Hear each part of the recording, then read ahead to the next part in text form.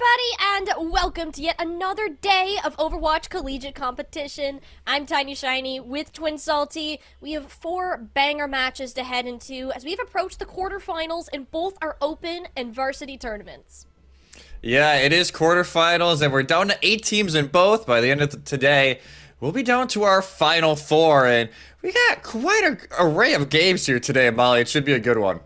Oh, it's always a good one when it's collegiate Overwatch. Jesse, you and I know this. We've been around this scene for a couple of years now. We know these players, we know these teams, and getting the chance to showcase them on this platform is always fantastic because the people got to see what collegiate Overwatch is all about. But as we said, it is the quarterfinals, and we have the opportunity to cover both 2 different divisions of the NACE season. It is the Varsity Premier as well as the Open, each with different implications. We will be starting our first 2 matches in that open format. It's accessible, open to everybody. We had a total of over 250 teams completing in a Swiss stage for a chance at the top 16. It's very flexible. It's great for any program, whether you're varsity or just starting out with a club, fully student backed. And then we're going to end our day with the varsity competition, which a bit more prestigious in terms of those requirements and often has some of the highest level programs we see. Yeah, so like an easier way to think about it is, right, Open is the traditional model that we've seen for Overwatch Collegiate for years, right? Open to everybody, giant tournament. Well, we ended up at 250. We started with about 300 plus teams that initially signed up for the Swiss stage. So this is the Open, the kind of tournament for Overwatch Collegiate that we're known for. Varsity is kind of this new iteration here with NACE now being the operator. A little bit more, a lot of varsity programs, in-person play required, so that'll be, a little bit more of a mix-up, but it's nice to have 2 different formats going at once, as there is also several teams that are playing in both, right? There are some that are just doing open, but we have teams like ISU in this first game that are in both. And in fact, we're actually going to see multiple of these teams and likely similar outcomes when it comes to these brackets, because that is where, a lot of collegiate Overwatch has been going. There's these programs that have continued to level up or have already been there for years and have taken the advantage of having several platforms to compete on and kind of show us what it's all about. So that's really exciting. But with no further ado, I want to introduce you to our 4 matchups today, because there are 4 of them. That's a lot, and we're going to give you a nice shiny graphic to look at to make it nice and cool. We're starting out with a banger, Jesse. Northwood and Illinois State will be our very first match. Before I head to St. Clair and Bryan and Stratton for the entirety of the Open, and then our last 2 matches of the day, Bellevue, North Carolina State, and then ISU back again playing against Ball State in that Varsity Premier. Yeah, I won't lie. This first game of today, Northwood ISU, feels like a grand final. Like, this is a matchup as old as time, 2 of the most storied programs in Overwatch, in collegiate Overwatch history, and it's a quarterfinal. Like, that is just a wild thing to say. We'll get into that in a little bit, but even, St. Clair, Bryan and Stratton, 2 teams really looking to punch up on a side of the bracket that seems wide open right now for Open. And we'll get later on for Varsity. NC State are the team that have really sprung onto the scene this semester, came out of nowhere, and they'll look to keep that miracle run alive when they play Bellevue. One of the other many joys of collegiate is that, of course, you have your teams that are returning to the top, such as Illinois State, but there's always opportunities for those that, with brand new programs, as you said, with North Carolina State, that can have that opportunity to punch up and show us what that program can do and the bright future that it has ahead of them. We are going to go ahead and shift gears, though. We have our teams. We know what we're looking at. Where are they going to be playing? I think is kind of an important question for a map pool in particular. And something that's kind of cool about this, Jesse, is that this is the exact same map pool that will be used for the OWCS World Finals as well. So for a lot of our players that, especially on some of these top teams that will be at that event in particular, it's maps they're quite familiar with.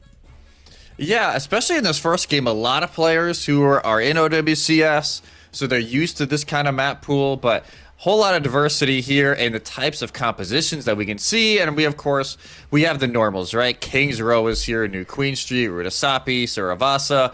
The one thing is, yes, there is no Lijiang Tower, so that is the one that is almost a collegiate specialty. We see it all the time. It will not be played here during the bracket stage. None of that. No Watch Point Gibraltar either. I mean, if we Yeah. really want to see dive, it's a Dorado, which has often taken a back seat to that. We got some of it yesterday, so I'm kind of hoping we get some more Dorado love as we head into our matches for today.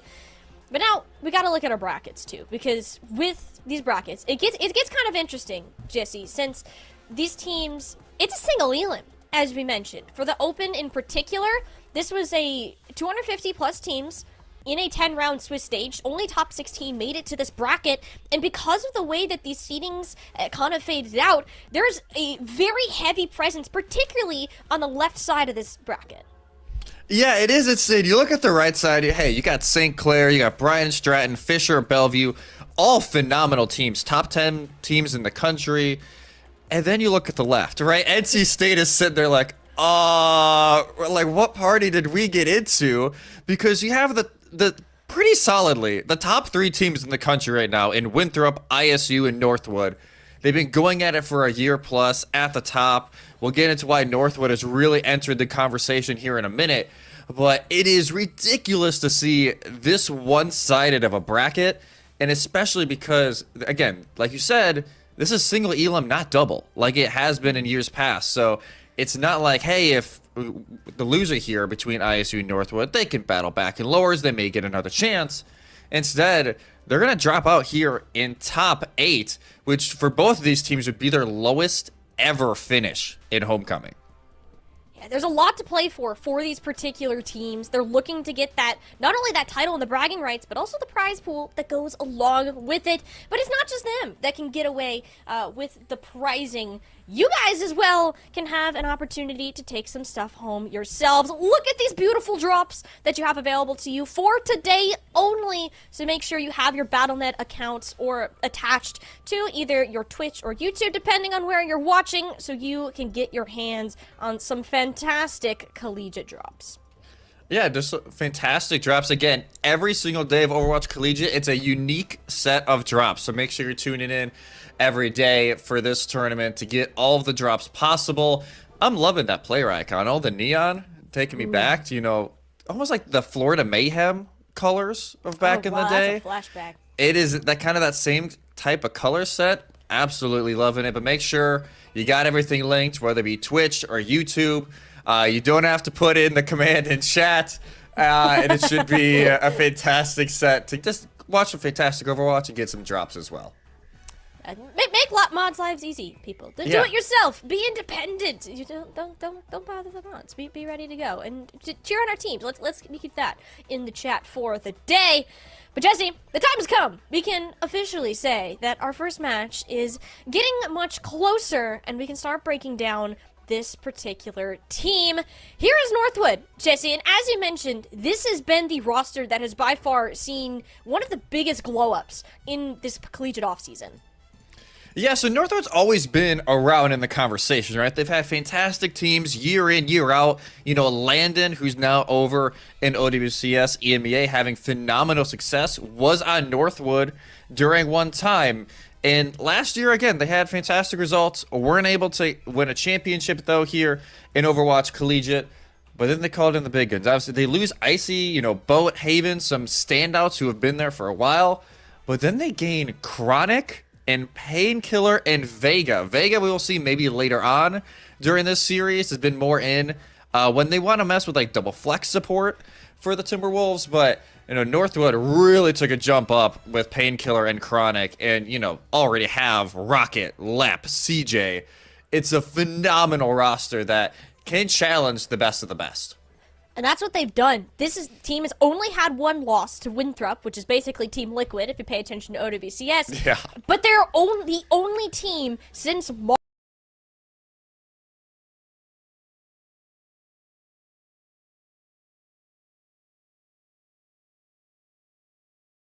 These new star players in Chronic, in Painkiller, who have found a home in Nightmare on SSG, like most of this team. This is one of the two teams that the entirety of the roster has competed in OWCS and in this past cycle. The other one, Jesse, is their very opponent in the Illinois State Redbirds. If you have ever seen Collegiate Overwatch before, you've heard this name, you have heard of this particular school, because they have been the kings of Collegiate for over a year now. Yeah, this roster has been absolutely unreal since its inception. And granted, Luke Muna was a little bit late to it. It was initially Skyle who was in that flex support spot for a little bit. But the core of this roster has been going on for such a long time. And like you said, they lost their first game since March to Northwood. That is the type of run that they have been on. It is absolutely ridiculous. Stars across the board, obviously a whole lot of GK representation as well. They've won, I think they're 170-7, I think, since this roster came up. It's something to that degree. I'll get fact checked, I imagine, later. But it's an unreal stat. But like we said, they lost to Northwood, and they'll be wanting to get some revenge here in that quarterfinal. And anything for a roster of the Redbirds caliber, anything less than a sweep is a disappointment for them. This is a team that knows that they are the best. They know that they've been the best in the past. So to see the rise of schools like Northwood, to get losses like that, this is your time to come back and get a statement against it. But reminder, Jesse, this is a single elim. Only one of these teams is going to move on to the semifinals, and one of them will go out in 8th place. Yeah, it's crazy to say either Northwood or ISU are finishing top 8. Like, that just doesn't even feel right. It's like they're always top 3, top 4. Again, the worst, either team, ISU has the worst finish, 2nd place in homecoming. And that was all the way back in 2021 when they lost to Northwood in their finals. So this is an ISU team that, championships, especially in the homecoming tournament, that is their expectation. Northwood are looking to win their first since 2021. And honestly, I could see it going either way. It's genuinely where it is with, these two teams in Winthrop. It is really a flip of the coin on what happens, and it may all come down to the bans. Yeah, bans are a huge part, especially for teams that are on an even foot, such as this one. They're going to play to your own flexibility. You're going to try to play to your own strengths. And we kind of talked about this before the game, too, about how maps are often win or lost based on how those bans play out, and a lot of times teams will come out either kind of mostly regretting their decisions when it comes to bans on a particular loss, and it's been somewhat of a struggle for those who can't quite get that full grasp on it compared to their opponent. So that's something we're going to need to keep an eye on, as well as this matchup between Kuffa and Painkiller throughout the day today.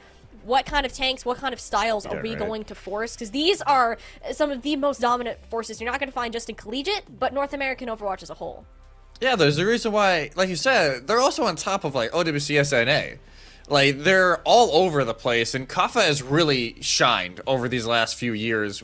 From their time on Timeless was obviously a name a lot of people knew, and all of a sudden, Kaffa is in the top of the conversation. We all know, this roster, pretty much, other than Luke Mino, having great success beating the top of Korea for a little bit during OWCS.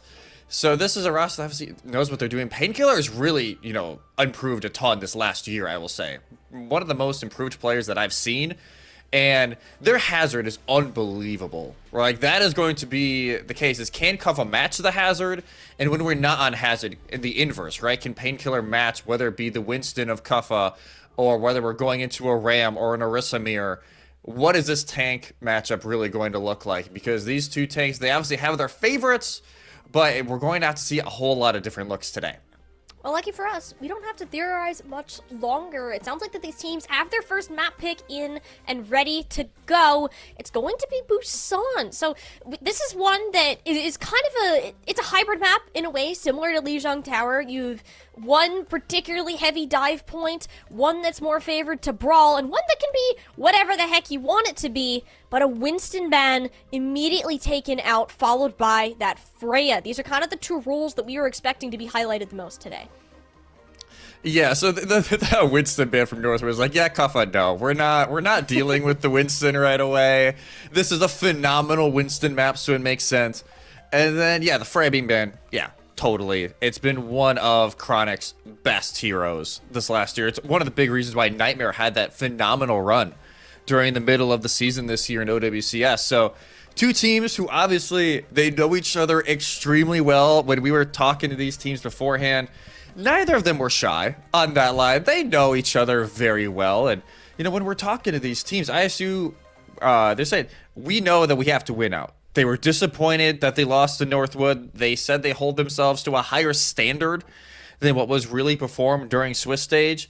But they also said this is one of the most competitive semesters they've ever seen. So they understand, they have that respect for Northwood, but they know they can play better. And for Northwood, they said, hey, it's the power of friendship. And that was one that you and I were dying about because that really just is kind of the energy of this team.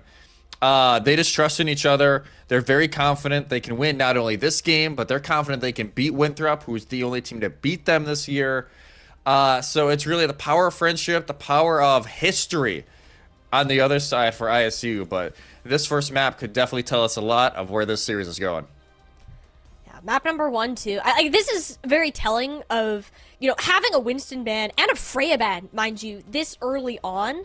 That's kind of scary to think about. Yeah. 'Cause, like, with people like Lethal and Chronic on this roster too. Chronic's another one that has had like a massive standout performance and really stepped into the spotlight this year. Whereas Lethal's, he's lethal. He does things that people are like left with their jaws hanging down to the floor. Like, these are the kind of individual matchups that we like to see cross comparing the rosters, and it's why it's so difficult for us, even having all of this knowledge, just watching these teams for years now, seeing the improvements and upgrades to each roster to figure out who is actually coming into this with the upper hand. And it's why the emphasis on these map picks, on these bans, and small things like this are going to be determining the outcome of this game. Yeah, especially with teams like this, we all know it's going to be just the most minute things possible.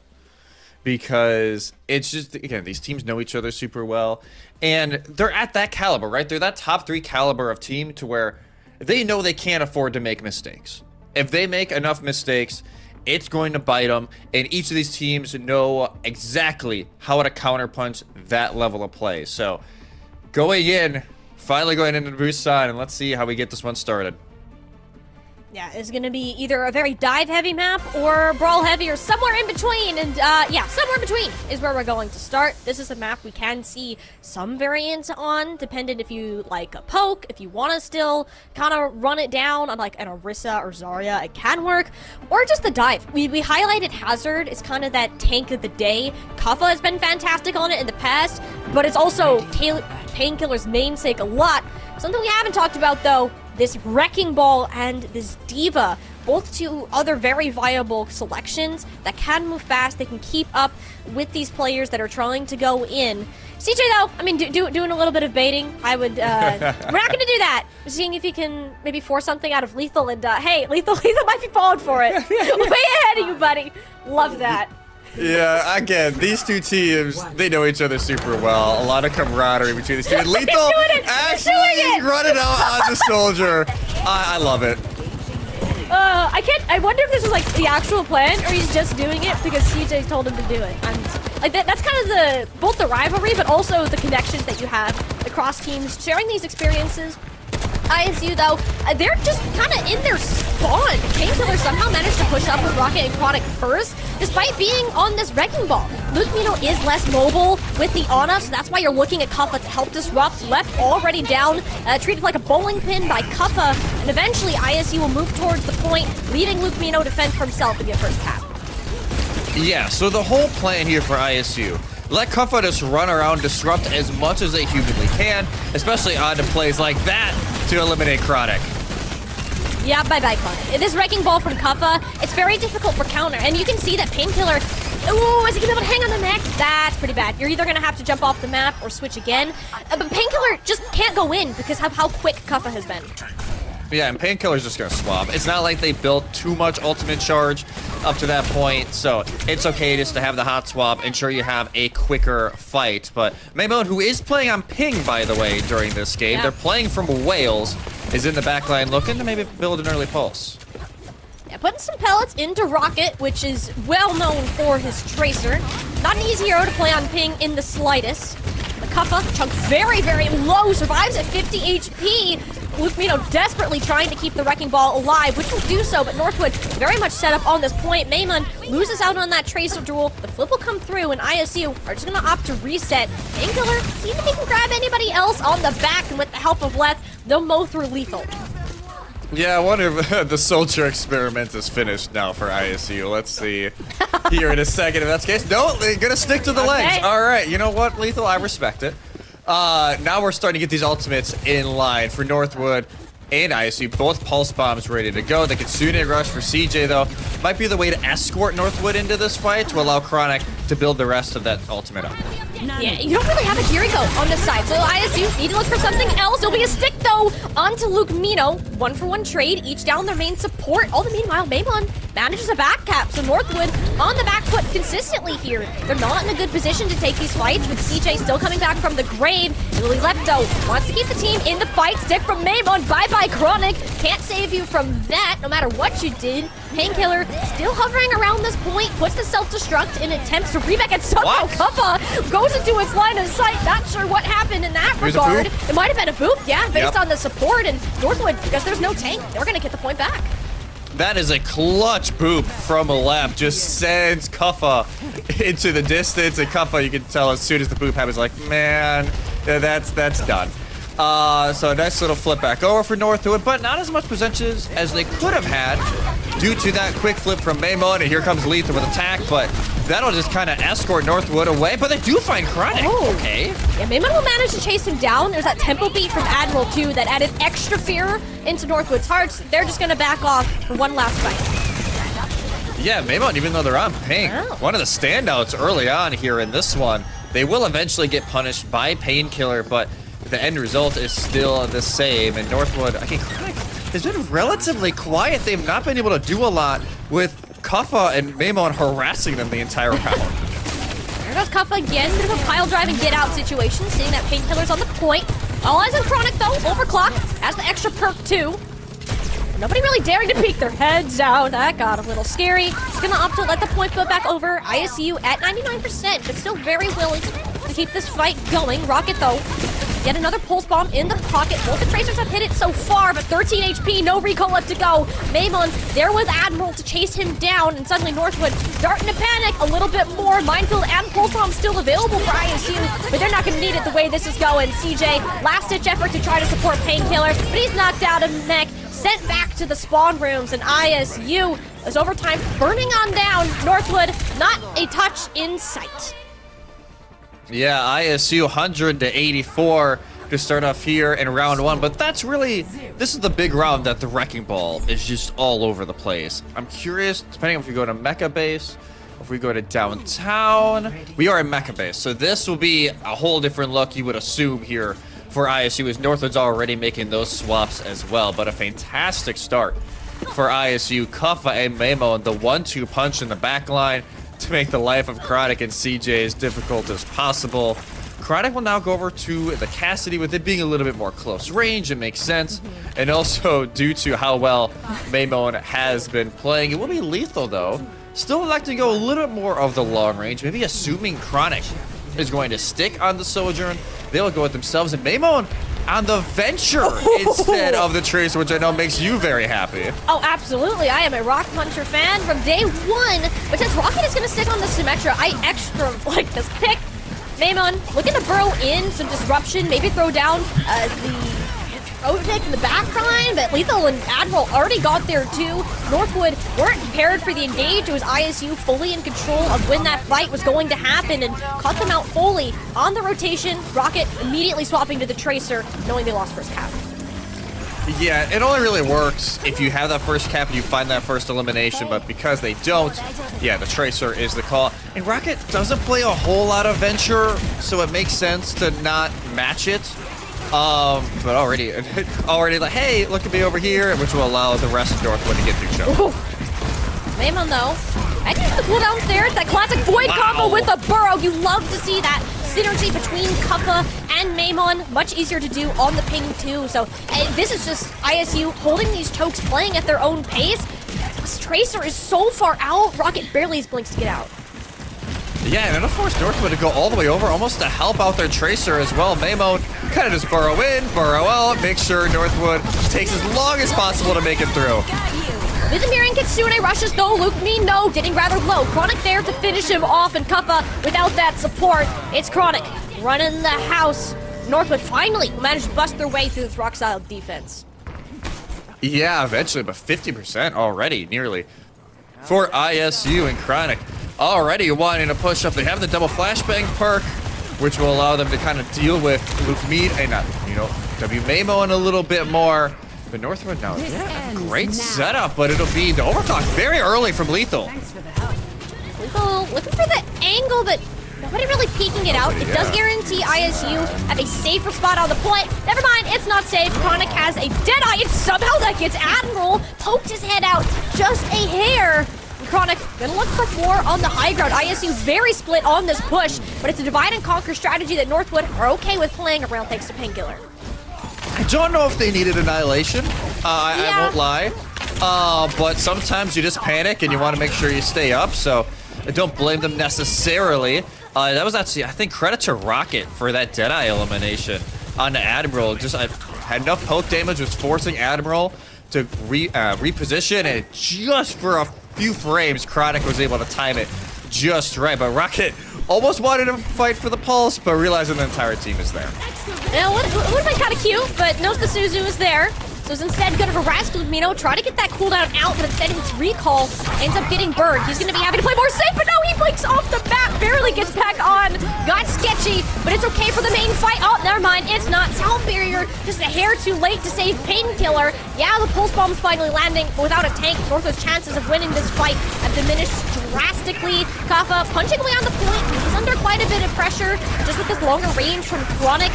Lethal doing his best to turn this around, but with Rocket still running around uncontested in this backline, it's been a lot for ISU to handle. They haven't closed out this fight, and by now Painkiller's back to relying on this Kitsune Rush to make something happen. Yet Chronic is still on the high ground. Nobody's touched him. Deadeye out again. Triple kill for him with every single button that you could think of. Looking for more. Lethal eventually shuts him down, but Northwood are already in overtime. They just need to take care of the last pesky Sojourn, and we're going to send ourselves straight to downtown.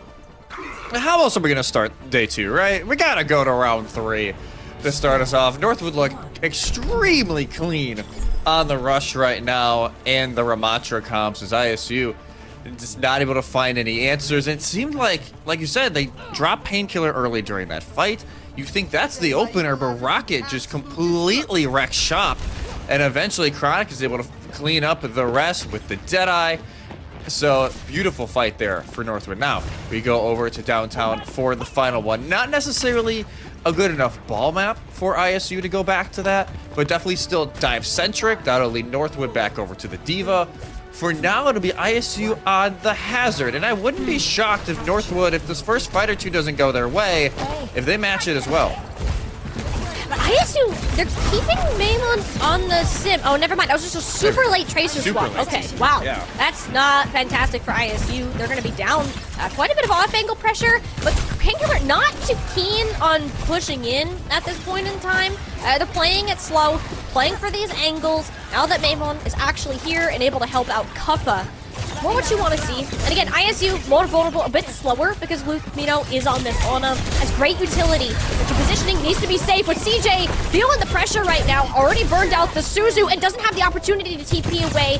Kuffa is there to burn it down. But all the meanwhile, this core of Painkiller, Rocket, and Lep, we're doing work on the point. They have the numbers advantage. ISU not going to bother contest for now. Yeah, even though it's a 2-for-2 trade, ISU lose both supports, so that'll allow the initial cap, and now both teams trying to regroup. ISU will take full advantage, and they'll sneak in another cap. So basically a net neutral fight, but advantage overall to ISU. I feel pretty good about this particular fight. And again, I think having Lucmino on this Ana where he's comfortable is a great advantage. But so far, it's just been the show of these DPS. Maymon versus Rocket. Rocket has found more so far. And eventually, once you buy enough space, Chronic has the opportunity to land these shots. The counter dive is never able to come in, and Painkiller there to bring out the broom. It's so much harder for ISU to keep up with the pace of Northwood right now due to the fact that they're on the Ana. The Kiriko just gives you so much more flexibility, and you have the cleanse as well to deny a lot of the big impact plays from Luke Mino. So a great start here for Northwood. Both DPS ults online, and Chronic we've seen for an ult. We'll use it now. Yeah, I was going to say, not an opportunity there. Kuffa identified, this guy's a bit of an issue. So Lethal now can actually do something, which feels great for him. Gets the D-Mech and Lep as he was trying to sneak away. Yet another flip in this game. Very back and forth for downtown. Yeah, nobody wanted to hold on to this point for what, more than 20 or so percent? As we were saying, you know, Chronic trying to use this Deadeye has actually gotten some value out of it for an ult that's mainly used for spacing nowadays. But ISU, what a clean dive that was to start off the last fight, and Lethal to clean it all up. But now, Nano on hand, probably going on to Kappa, you would think. Nano, yes, there we go. It will be on the Kappa. There are 8 shiny buttons available in this lobby. The sound barriers will be some of the first to be used. Nano Boost doesn't get a whole lot done other than make sure Kappa can buy the space. Northwood did lose out on Crockett to a stray shot from Lethal. And Northwood, they're going to play it slow. Not quite committing this Kitsune rush yet, even though that's their biggest advantage. Want to wait for their full team to be there. Yeah, the dueling sound barriers just kind of was the net negative. Let everybody reset. Now Maymon in the back, but you can tell Northwood are looking for it, but it doesn't matter. That's the stick you needed to land, and Chronic goes bye-bye. Northwood just can't take a full fight that they want. The self-destruct is committed for attempted rematch, but Painkiller's head now rolls on the floor of downtown. ISU now in final fight territory, denying Northwood entirely. Yeah, and the staggers as well onto Rocket and Lep. Rocket will not get the group respawn with the rest of Northwood, so the normal person that would touch is no longer in the fight, and Lep just gets sent to Narnia. Went a bit too high there in the sky to his own demise. And Northwood finally can lay down the Kitsune rush, but everybody from ISU is playing safe. The downpour ensures nobody can use it. It is a 1-for-1. Rocket still putting in the work with the help of Painkiller. These two holding hands, and that's a 3K between the two of them.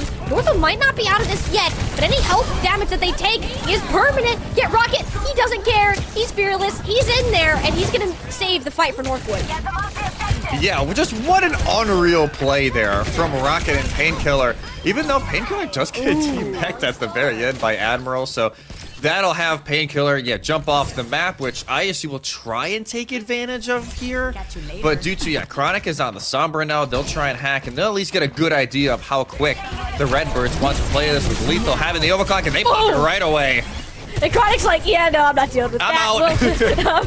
Give me out. I don't want to be here. So ISU, it gives them the flip entirely. It's 99% pressure is on Northwood to come up big. And this time, Rocket isn't going to have Painkiller to assist. He's already been sent out of the mech. But the touch has to happen either way. Pulse Bomb goes right between the two posts, which we're not playing football. Otherwise, that would have been pretty cool. Painkiller dead and dealt with. ISU, only a few more members to clean up of this Northwood team. Nano Boost out onto Lethal. And to give a little bit of extra oomph to the Sojourn. Everyone's being a little pesky, but eventually you can't keep the touches going. The ISU taking Busan and map number 1 along with it. And what a map, though. Just back and forth, and both teams obviously have their very clear win conditions.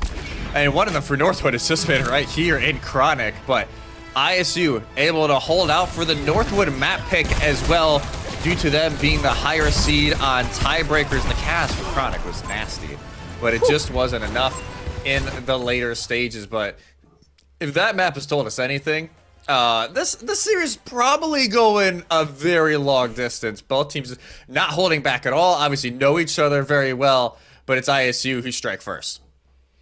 With Northwood in particular, too. Like, I think Chronic was like, all right, you're going to ban my Freya? Bet. I'm going to pull out this cast. It's going to be great. It was great. And then ISU realized, hey, it's a Cassidy. If he combat rolls away, we kind of just stomp him into the ground. So that's where we saw downtown start to slip away from them. And I think that Northwood, too, for the most part of that game, if it wasn't for Rocket and Painkiller specifically getting as much done in this series as they did, especially with that Tracer, I think we would be seeing a bit of a different outcome. Overall, it felt like an ISU-controlled map, but it was Rocket that really threw a wrench in a lot of these fights, making them a lot dirtier than they probably could have been.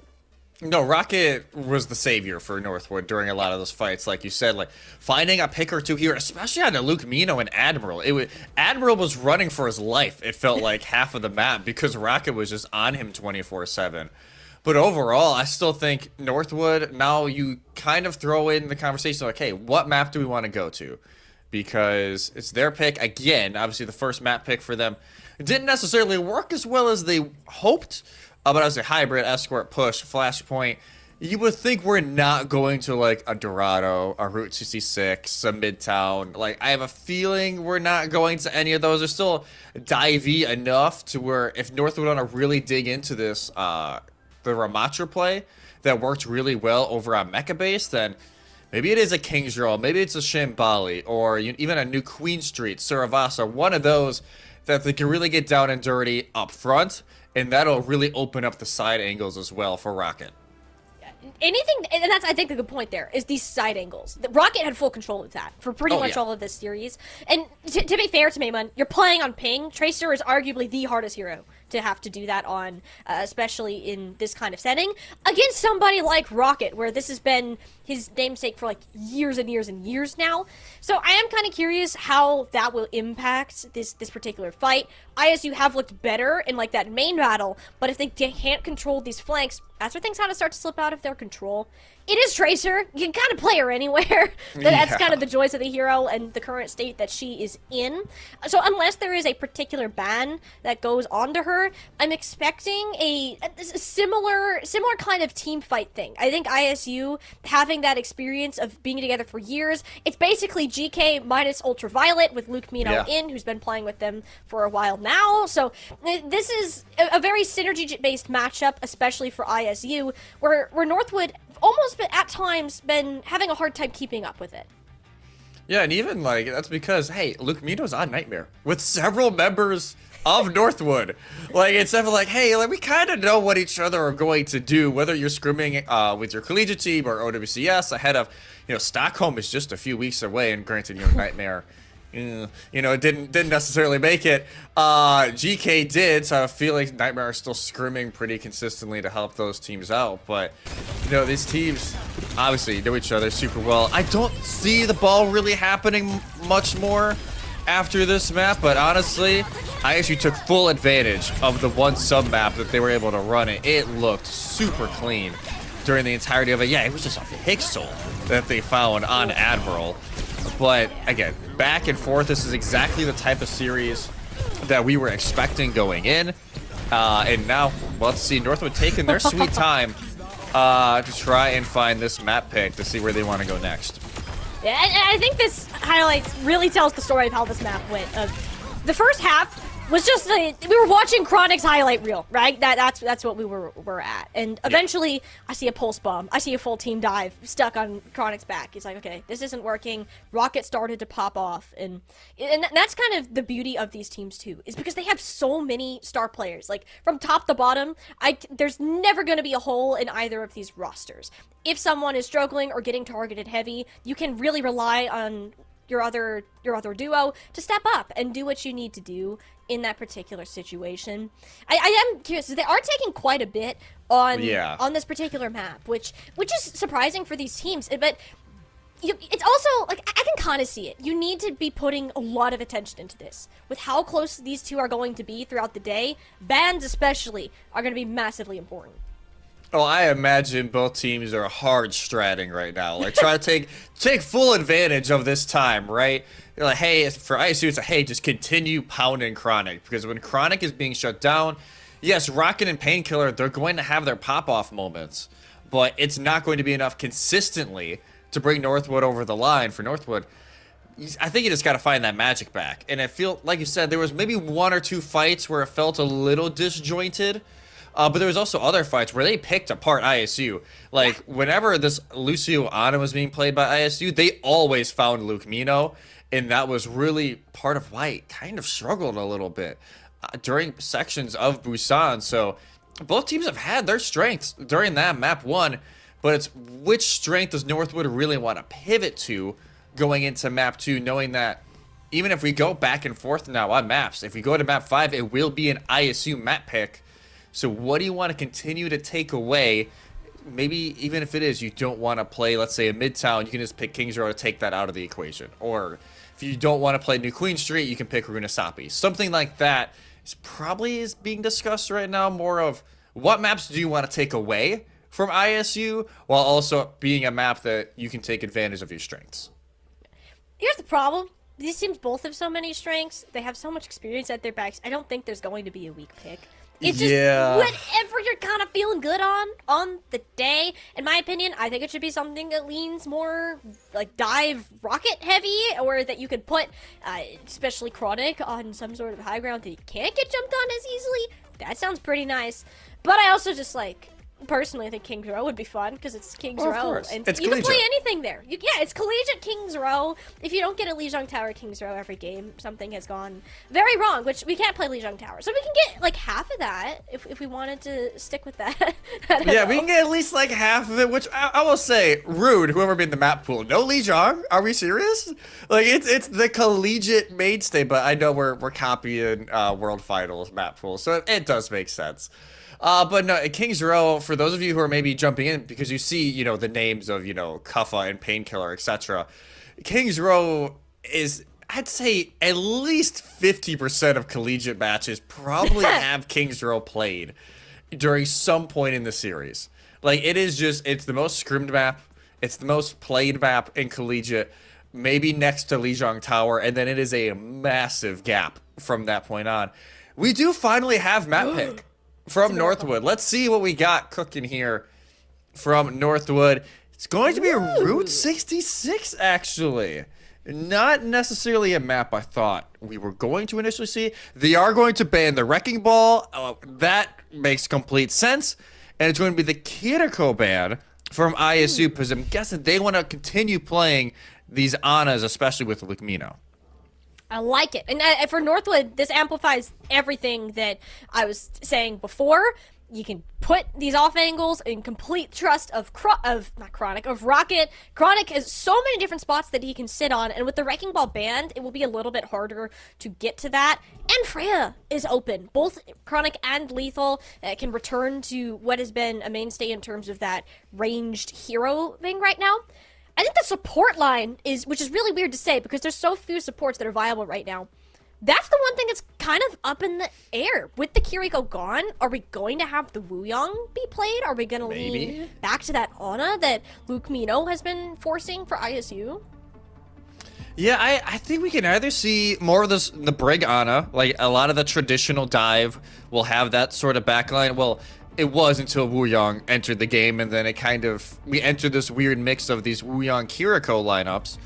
But with Kiriko gone, it does hurt Wuyong's viability a little bit, because you want them especially to be popping off a lot offensively. You can really have tons of damage, especially once you get the triple orb perk on the flex support. But we'll see what either side want to do. CJ will stay in. Vega will not sub in. We got told that Vega may come in if they want to really be heavy on the Wuyong, but with Kiriko being banned, they can't really run that double flex support. So yeah, they're just going to keep CJ in, and it will be the Ana from CJ. I'm not even going to... It's ISU, the Life Weaver at least. That, it can make sense and it can happen. So I have a feeling it's just for the Widow lineup, though, to start off. But Chronic, now that the Freya is unbanned, is locking it right away. That gets scary, especially at this first point. And ISU, they're probably going to swap their stuff around just after they get that first shot, see what Northwood are setting up at. But this is pretty standard for them. I think having the Diva here does multiple things with the peel. It helps with just diving and putting pressure on, assisting Chronic. So it just depends. One, is somebody's head going to get ripped off by Lethal? Probably not. Nobody seems to be peeking it, but how is this dive going to be orchestrated? And kind of this battle between CJ and Lukmino is going to go down. No, Chronic! Right in front of the crosshairs. That was the one thing that couldn't happen if you were Northwood, and Lethal took advantage of it completely. That is the worst case scenario for the start here for Northwood, because now ISU, they can take so much space. They'll actually stick the Widow for the time being, but Kuffa already on top of gas station, pressuring down CJ and left. Got the nade into the back line, which helps, but without Chronic right now, a good chunk of your damage is gone. He will be back momentarily. In fact, I just saw him walking over that little path, but no! Rocket gets caught out by Lethal's body shot at the tail end. ISU, they don't have a tank. You're not going to have any presence on that, so unless Lethal kills the whole team, we're just going to be chilling for a minute. Yeah, might as well. You have spawn advantage for the Redbirds. Just kind of relax, wait for the Winston to get back into the fray as Painkiller doing a nice job of just kind of poking the high ground, making sure that Lethal doesn't have full reign up there. But now with Kuffa back, this cart will continue to move on forward. And Northwood have to give him some space as Chronic already gets low and gets finished off by Maymone. Yeah, this is the exact same strat ISU were pulling out before. It is find the Chronic and commit murder. Like, he has just not been allowed to play the game so far, and Northwood knows that's a major asset on this map. They're constantly in 4v5, and with Painkiller getting DMAX, you're very likely to see this first point captured, and not even a contest from Northwood. Complete fly-through of the first objective. Yeah, Chronic, on a character that traditionally is one of the first to get their ultimates, is lowest in lobby right now. And slowest to build up their first one. Lethal, obviously, used their first already. So the target Chronic plan working to perfection right now for ISU Northwood. Trying to find some sort of solid base. His left, yes, is kind of speeding around Painkiller and Chronic a little bit, but hasn't really found as much. Nano onto the Winton.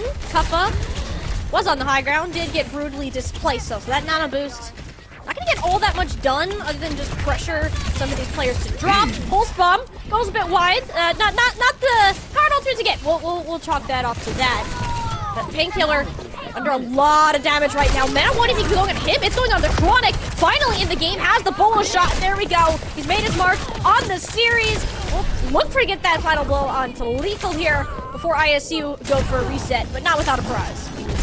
Yeah, Kuffa's popping Primal in the backline, trying to find CJ, and does with the help of Maymone, who just jets right on over to eliminate CJ. Now Painkiller completely left alone over by a point, and they have the self-destruct, but elects not to use it. Kuffa, man, is popping off on the Winston right now. Nice little 3K for the Winston. And ISU, again, so much free space. Chronic, all they can really do is break this bubble. And Lethal now, actually, they'll make a swap. They'll go over to the Sombra to add a little bit more panic into the backline of Northwood. This has been an ISU special, and it especially works towards this let's get Chronic mentality, and also just about Painkiller. Look how low he already is, had the hack displaced, and the extra stun into the backline. No! From the first person. That's a rough thing to go down on. Admiral at the perfect timing on the stun. Tank is DMAX'd. The Brig slapping people across the base, and ISU are running a mock through Route 66 on their signature Winston dive. Maymon will help clean this up. There were a couple of picks that go neither way, but Lep back from the grave and shortly sent back down. ISU 4 minutes, Jesse, for third point. I know we have, the Jordan flu game. Is this like the Maymone ping game? Like, this is unbelievable right now from the Welshman, as ISU nearly 4 minutes going into the final stage. And now Northwood will make some swaps. They'll go more to a traditional rush with Painkiller on the Zarya, which has really been on top of the meta recently, and CJ on the map as Kuffa nano on, charging forward. Guys, looking for the tank, but there's also a couple people in this back room. CJ, Immortality Kill burnt out, but Kuffa just was like a Winston in a barrel there. Can't quite miss in a small way that small. So Chronic, now recently swapped to the Cassidy, takes advantage of it. And ISU, they're going to stick with their guns. Yeah, you could tell Kuffa was trying to build Primal, because I'm assuming he also wants to swap relatively soon. Yeah. But just can't build it off, and time and Lethal in the back, ready for this EMP. Definitely thought about it. His team did just die to Chronic. Okay, he just casually walks in, gets 3, and walks out alive. So nothing ISU really did about that, because Chronic just hit the shot. Jesus. Okay. Yeah, ISU were getting ready for the initiation, waiting for Lethal to get into position. And then Northwood was like, oh, they're waiting, let's just go. And Chronic finds 4 eliminations. And yeah, just a beautiful play call there from Northwood just to be super aggressive. And now Chronic can reposition over to the high ground. And Kuffa, you can tell, is just wanted to get off this Winston, but wants to use Primal, and there it is. Primal and the EMP onto 3. So many players low. Chronic the only one that actually went down throughout all of it. Maymon still pocketing his pulse bomb. Won't quite hit its mark. But Kuffa, Luke Mino already exactly where they want to be. If this dive comp can get set up, it can work wonders. Northwood, they had the last fight where they disrupted it. They didn't allow ISU to say anything. But now on the back foot once more as payload is on the final stretch. CJ, amplification matrix, just gonna zone ISU for now. Yeah, that is just using, hey, back up. Like, y'all need to relax for a moment. Well, that'll allow Northwood, the rest of them, to come back. But a Chronic again, the dive target forces Lamp out early. It's really difficult to make this work. The Lamp, you're just kind of putting all your eggs in the basket of Painkiller's gonna hit a fat grab, and that's exactly what it is. Lands on the floor. Mortality field means nothing in that regard. Fight will be won. Kuffa, they're gonna get staggered at the tail end, and perhaps finally seeing that tank swap. Yeah, no, that was great play call there from Painkiller, realizing, hey, there's a few squishies up on high ground. Just take full advantage of that. ISU will, never mind. They won't stick. It just took a second for Kuffa to swap. They'll go over to the Ramacho, which, again, he's been a beast on as well over the last year. But now you gotta worry. I don't know if he will build the Annihilation. If it will, probably be close to overtime. And Painkiller already bubble forced out. Deadeye from Chronic. That'll just force ISU to hide in the corner for a few extra moments. They're just chilling. Not too much stress, although Rocket, his head has now been removed. That's a bit stressful. So Northwood, they're going to back it up. Left has a sound barrier. Hoping this lets get Ajax. Keep your fingers crossed for him. Amplification makes sure it's at a weird spot. Can't really do much for ISU unless they force Northwood in the main. This sound barrier will go off, but Admiral has one to match it. So both teams willing to fight fist for fist. That's a pulse bombs exchange, but only Maimons will get a final blow. Chronic blown to bits. ISU now down to 30 seconds to complete this push, but one clip from Rocket takes out the Baptiste. That's the majority of the healing, but the contest, less than a meter left to go. CJ helping the team sustain, and it's all lethal, hitting the shots. The one tap will go ahead and do it, but they can't quite stop the thing. It was all lethal at the tail end when ISU struggled across the finish line. Yeah, Lethal, who's been, you know, oddly quiet during this series a little bit. It's been definitely more the Maimon and Kuffa show popping off near the end there on the Cassidy. But considering how the first two phases of this map went, that's not a bad rebound for Northwood. They get it down to 19 seconds. Very playable. Even if you finish this in overtime during their attack, it's only going to be a 19-second difference. So it could be worse, but they still have to get the job done now that we are swapping sides. And Northwood, again, the Zarya looked better, but they obviously can't run the Zarya from the get-go, right? You're just going to get poked to holy hell if you run the Zarya from the beginning. So right now they're teasing the Diva for ISU. No real changes except Lethal on the Hanzo and Admiral. We were wondering if the Wuyong would be in with the Kiriko band. The answer is yes. Admiral is just waiting for the defense for ISU. Admiral has been doing his best here, especially with kind of swapping around to what's been needed, and has a pretty big hero pool for what was been typically referred to as main support jail on the Lucio break previously. So now with the addition of the Wuyong, there's even more poke for ISU. They want to make this work, but Chronic, he has revenge on his mind with the Widowmaker pick, but yeah, he's not even to go for it. It was just to investigate, see what's going on. It's gonna return, but just spots Lethal on the Hanzo, and we'll find the angle this time. Yeah, I wonder if that Jakey pick was like, hey, we know they're gonna sonar, so let's just throw them off for a few seconds. We don't. The Hanzo's been kind of creeping back into ranked play and even like top competitive play here and there. But Lethal's one of the few I'd actually trust to make it work. These sonars are just going to help keep track of Rocket and I guess also take Chronic's head off. Yeah, this is Lethal Hanzo, everybody. If you haven't seen it before, feast your eyes on what is about to be some heads with arrows stuck between the eyeballs. Rocket also burned down, caught in the middle of all that battle. Not exactly where you want to be positioned as a tracer. So Northwood, they're just going to do a soft reset and keep Painkiller and Mech on the nano. Yeah, that'll just be an easy nano farm for CJ easily. One of the highest in ult charge so far, but yeah, Lethal, they gotta respect it here if you're Northwood. I know it's kind of, you know, Logzo is still somewhat a thing, but you gotta make sure you watch out, especially when you're putting so much of your win con into Chronic, dealing a ton of damage early on. Speaking of damage, by Rocket, he just doesn't miss these shots, and that's kind of the main thing. These DPS from Northwood getting control of parts of these maps. That's how they're going to break through the attack, but between Maimon and Lethal together, there just hasn't been an opportunity to get in the positions that they want to. Even the nano boost onto Painkiller without the extra support is going to amount to nothing, just a demeched and dead Diva. Yeah, Northwood is struggling to get through the opening phase here of the map. ISU have it on a lockdown, and Yeah, even though with the Nano during that fight, Painkiller, there's no help. Everybody else is trying to deal with Lethal down main and Maimon as well. Nobody can help the D.Va actually take any sort of value out of the Nano, and now Northwood, yes, they have self-destruct. Got a few others coming, but man, they gotta get something going here soon. And even with the ultimates they have coming online, ISU are still at an advantage in that department. Literally have all 5. Nanabu's already on the Kappa, chasing down Lep, looking for Rocket because of the health pack being hacked by the Sonic. Kappa will get the last snipe onto him as well. And with only the Nanaboost too, that's all it's gonna take to shut down Northwood.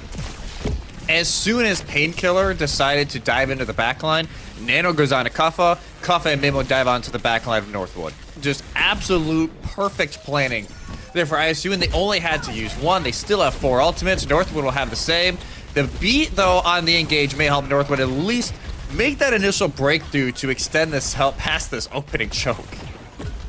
This is like a notoriously difficult spot to get through, but I Yeah. mean, Northwood, you finally have the resources to do it because ISU are so conservative in how they spend their ultimate economy. They have everything to match. It's going to be about the execution. Can we get a first pick? No, you can't. Maimon and Lucamino have already gotten 1 apiece, and it's the 2 most important players in this specific instance. You deny the dive completely, knocking Leb flat on his back, and Northwood, you're down to less than a minute and burned almost everything in the tank to do it. Yeah, that was practically everything except beat, which, yes, that's the one silver lining here for Northwood. It's still a massive win condition is available, but again, Northwood dives in, and ISU, they just have the better counterpunch ready to go. Even though ISU, they did lose a few members during that fight, so have to play this a little bit slower, but Kappa now has the primal. And there's the tempo beat. Northwood trying to bore in, but CJ, who didn't get it, Maimon burned him down in the back line with the disruption from Kuffa. He's still going to look for Lep, who isn't faring all that much better in the health department. He's going to be tickled to death. Northwood, no heals to come in. Another Winston snipe is the end of Chronic and ISU. They turned it around completely on Northwood's map pick. And what was a dominant showing from this dive, there is at least a touch to go in, but there's no real win con. Rocket's dead, so stalling this is going to be even harder. All that's left is this Nano Boost that chucked on a Painkiller and last-ditch effort and managed to burn through Kappa, but there's basically no tanks with the D-Mech coming on in. Returning Nano. Delvin Maimon trying to do his best to shine. That pulse bomb will land anywhere but the sleep dart. Make sure that kill on a Chronic looks easy, and it'll just be this Tracer shredding through the backside of the point, and Lethal to follow on up. Northwood nowhere near this point as ISU put their foot down and are moving to match point. ISU on match point absolutely silences Northwood on their map pick for the 2nd map in a row. Now 1 map away from a potential game against Winthrop. Obviously, they are playing that game currently against NC State, but yeah, Lethal, I think, really woke up during this map as well, whether it be on the Cassidy or the Hanzo. But man, Northwood, they took a swing, right? Like, they know this dive from ISU is very good. It's how they won map 1, and the swing did not pay off this time around. No, not at all. And in fact, in the complete opposite. I mean, ISU know that the strongest points for Northwood are going to be setting up this DPS line, right? And making sure that they have a chance to do anything. But from this shot right here, you could already tell that this was going to be a nightmare for Chronic to have to play into. He got a little bit done on the 2nd phase, but at that point, ISU had already designated him as public enemy number 1. He couldn't do much on the defense, and it resulted in that full cap. Yeah, and by the way, Winthrop have actually won that game already. So the winner of this guaranteed to play Winthrop in the semifinals. But yeah, right now it's looking to be ISU. Northwood just have no answer right now to the plays from Maimon and Kuffa, especially. I know we're saying it a lot, but you know, Maimon, historically speaking, has kind of been the more quiet DPS, because you obviously you have Lethal to pair with, right? Yeah. Who's just been absurd over the last year and a half. But it's really been Maimon's lobby so far. And it is nice to see them kind of break out of kind of the shadow role a little bit, who's usually assisting a lot of these big plays for Kuffa and Lethal. This time, he is the main star of this game so far. And somehow, some way, Northwood have to find an answer for it. But now they have to win 3 straight maps, and they're going to have to find that solution real soon. I think another huge part in this, too, was Kuffa's Winston, which was banned in map Fantastic. number 1. It is, I think, honestly, his best hero, maybe second to like a Hazard or something. But this guy loves playing the Winston. It's such good setup, and it's a great way to buy space and isolate, and it makes the job of WMAMon a lot easier. I think he struggled a little bit on map number 1, just trying to match Rocket on those instances. You don't have as much support from the tank, like with the bubble. You have a lot more people looking at you in those particular moments, but on Route 6, both of them managed to work together and shine in that regard. I think if you're Northwood now, you need to try to divert away from this dive composition. You figured out that this just isn't going to work for the way that you want. It is the comfort zone, the bread and butter, however you want to say it, for ISU and the Redbirds. If they have the opportunity to play it again, Northwood, they better have something crazy hiding up their sleeve if they're going to attempt going against this Winston comp again. I personally would try and go hybrid, and whether it be, you know, King's Row would probably be my pick, because then you have push and flashpoint left, which inherently you can run both the dive and the rush. Instead, let's say they pick Survasa here for map 3 and they win. ISU could easily just pick Blizzard World, right? And that is an extremely dive-heavy map. Even the Wrecking Ball can get played very well on that map. So for me, I would maybe go King's Row, really lean into, hey, we just want to force the Ramatra duel between Painkiller and Kuffa. Painkiller was able to get the better end of it during Busan.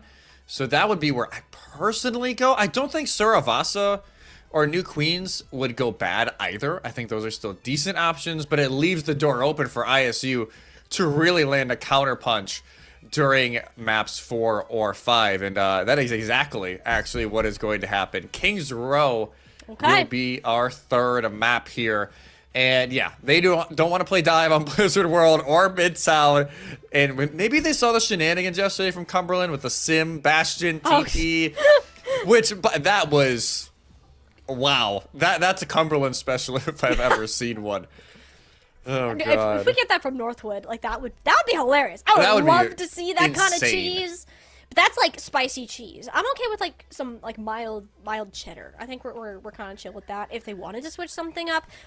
My question again, you're going to a map where a lot of compositions are viable. What's going to be your ban here? Because a lot of these players have quite similar hero pools, and it's going to be hard to find that weakness. And I think that the Ana ban is a fantastic choice. ISU have practiced with the Ana a lot more than a lot of other teams who have been leaning more towards either the Kiriko Lucio or like a Wu Yang in that way. So taking that away really only affects ISU for a lot of the plans. And of course the Symmetra, no spicy cheese this time around, so we will be playing some good old-fashioned face-to-face Overwatch. Yeah, you could tell Northwood, okay, enough of the Ana, enough of the nanos. We don't want any of it, right? So that's going to be the pivot now for Northwood. The Sim, I think, yes, it's been all over the place. ISU probably just haven't ran a ton of it. So they want to lean more into, hey, let's just keep Maimon on the Tracer, and let's keep Lethal doing exactly what he's been doing on the Sojourn and the Cassidy. Let's try and not complicate this too much. So it makes complete sense for ISU, both bands.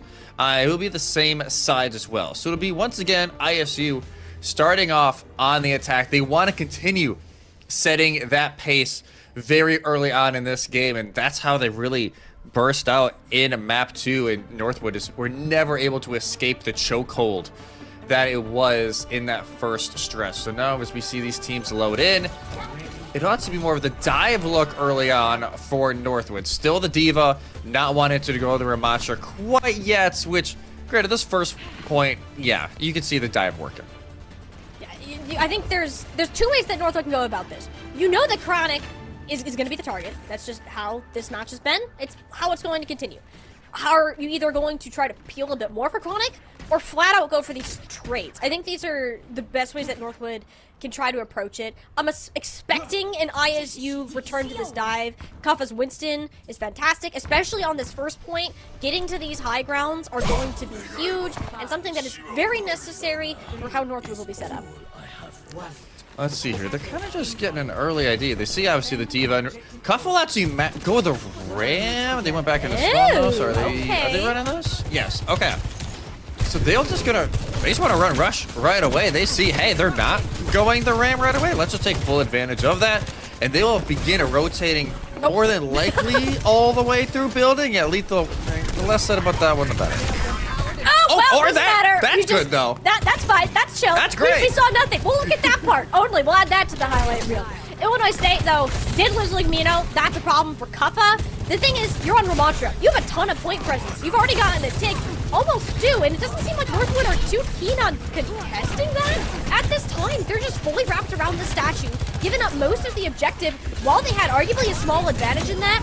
And by this point, Illinois State already have the positioning they want. Chronic has been dislodged, and there's just not a point in Northwood keeping this contest up much longer. Speed run of the objective, very well played. Yeah, extremely well played from ISU, realizing they read the setup perfectly from Northwood, and they just wrap all the way around, but they keep Lethal at the main choke. They find Rocket as soon as they know the flank risk is gone. They just move right over the point, even though they don't have their flex support for a majority of that. Northwood now, they'll make the pivot over. They'll just match the rematch where we thought this was honestly going to start at the beginning of the map. Lugmino playing a very dangerous game, but gets out. Advantage the Kiriko. You have 10 ways till tomorrow to survive if you actually need to. I like this Brawl Mirror a bit better. You kind of need to have something like that in this phase of the map. Now the only composition difference is this Freya versus Eagle Sojourn. Maimon, though, will force left out of hiding. He'll hop on away. The Tsune Rush race is won by CJ. Illinois State booking it backwards, and most of them been able to get out. And it's in fact Maimon who comes up with the first pick. He's still frying from what we saw him do on last map, even without the support of a dive tank such as the Winston. Yeah, even though the Rush is used there, Northwood takes so much space, but they just don't find any sort of elimination. They're always looking around behind them to see where Maimon is, and rightfully so. Maimon does get an elimination during the back end, and now Lethal on the high ground pops the overclock and just starts to chunk down Painkiller. Oh boy, yeah, Lethal looking for heads, Rockets! Almost had his rolling, but we're chilling for now. Nothing's happened yet. Instead with the Kitsune Rush from Lugmino.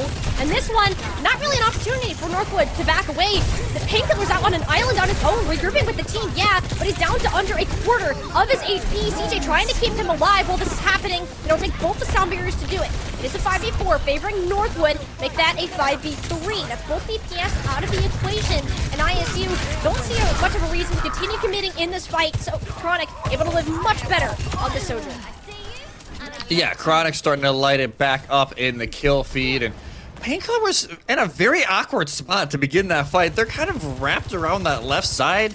They weren't able to fully retreat out. ISU, they try and jump in. Northwood actually play the angle is really smart, and they use that mega health pack. And eventually, the pinch comes through. Northwood able to stop the momentum, at least for a little bit. Now the Annihilation's ready for Painkiller. Maybe just waiting for ISU to fully commit. I'm honestly thinking more Kitsune Rush angle. CJ and Lugmino, they're very off-tempo when it comes to matching each other, so Northwood do have a huge advantage. If they're able to do it, it is a bit of a wraparound from ISU, and this is where Painkiller decides, I want to go in.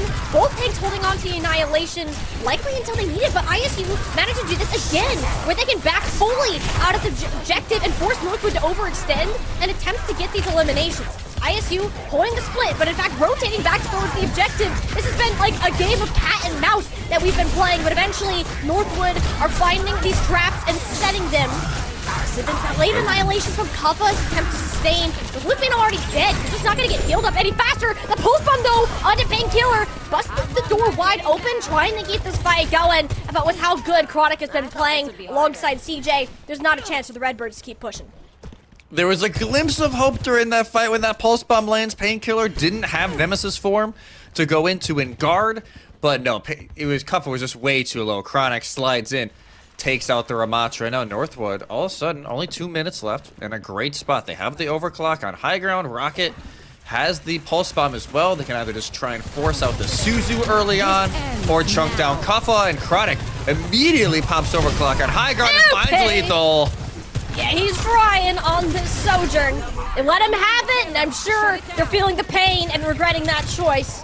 With 2 on the overclock for him and ISU, and they're getting down to this final 90 seconds. Think about how much time they had heading into the second point. Yeah, they had so much time as well. what, 5.5 minutes, something like that, going into this phase of the map, and now down to a merely 75 seconds. So ISU gotta find some sort of answer soon. Again, they'll wrap all the way through high ground, trying to avoid some of these early pickoffs, and they almost find one themselves. It was close. And Chronic has been... You see, the problem is, if you can't kill Chronic, he's gonna murder, like, your entire team and your family. So, this has been a big issue for ISU. Struggling to contest him. They're hoping that the Kitsune Rush from Luzmino can change it. And there we go. Chronic instantly dealt with by Lethal. Overclock of his own. Looking for an angle. Looking back around. Looking for the spot. And there goes left. No sound barrier inside. Was that an Ajax? Again? Did I see that correctly? So. No, it was not an Ajax. Okay. Just making sure. We're chilling in that regard. But Admiral is still alive. Still kicking. Same goes for Painkiller, though. If he's not taken out now, I worry for the chances going on, but he's built up yet another Annihilation. Lethal panicking just a hair. Rakava's still in this fight. Everyone's coming back from the spawns, and if Northwood do decide for another contest without their tank, it is smart for them to reset. They're going to opt, go to fight this at third point for under 2 minutes. Yeah, Let maybe wanted to try and get in for one extra touch, but it actually will lead to a few staggers. Both supports gone. CJ will get a delay spawn as well. Yeah, the beat went off. It was just, I think, the very end of like that cooldown where the ultimate is still technically up, where Lep was finished off. Now 80 seconds to go. Mamo, another pulse in hand. Kuffa as well for the Annihilation. Northwood have nothing to start off this fight, and that's going to be the go button for Kuffa. It might be the back it up button for Kuffa. Yep. In fact, he is very low and under a ton of pressure. Just gonna let the ultimate expire and be glad he could walk away with his life. ISU moving this payload forward, and Northwood are opting to just fully bunker on this left side of the point. And they've given up a ton of cart progress because of that, and the staggers they had earlier on. This Maimon looking to bust the door open on this particular engagement. Still has a pulse bomb, and Kuffa completely isolated though. CJ, his student rush will make sure that final blow goes through. Everybody from ISU doing their best to escape and avoid staggering. Yeah, beautiful engage there from Northwood. Just quick Kitsune Rush, just chunk down Kuffa, and the fight. Kuffa debates about swapping, goes back over to the Ramattra very quickly, but now, one fight remaining. A lot of ultimates here for ISU. They will just not have the Annihilation. Northwood are starting to build theirs up as well. The sound barrier from Admiral left not quite up to his, and he's gonna pay for it with his life. Chronic, not this overclock, not a blink of fear in the eyes of Illinois State. Lethal, his time to shine, his time to strike. Tremendous damage into Painkiller. He's stuck on an island away from his team before he's spent rudely back to the spawn. It's overtime now for ISU. One final push for them to make it, and Northwood only just going to be respawning. Couple of blast swaps to attempt a touch, but with Rocket going down as quickly as he did, there will be no final battle. Full cap and nothing left in the bank for an ISU finish. ISU, they beat Engage early. Northwood just don't have it yet. They're about 20% off from left, and that's why ISU, they just chase the Lucio immediately, because they know if they can take out the Lucio, they have full beat advantage for that fight, and they can win the fight quick enough to where the beat is not a factor. Later on, Left doesn't even get to build it near the very end, and CJ also gets isolated. Just a perfect fight there from ISU, understanding the scenario that they were in and knowing that they can just throw everything, all their ults at once, and they're going to win the fight. Yes, it is in overtime.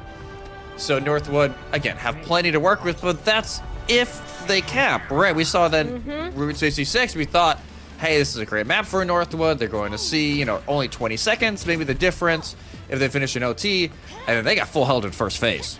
Hell, first choke. So Northwood, I think they got to win, the first or second fight here if they want to get that boost back, if they don't want to get held in this long-term full hold again.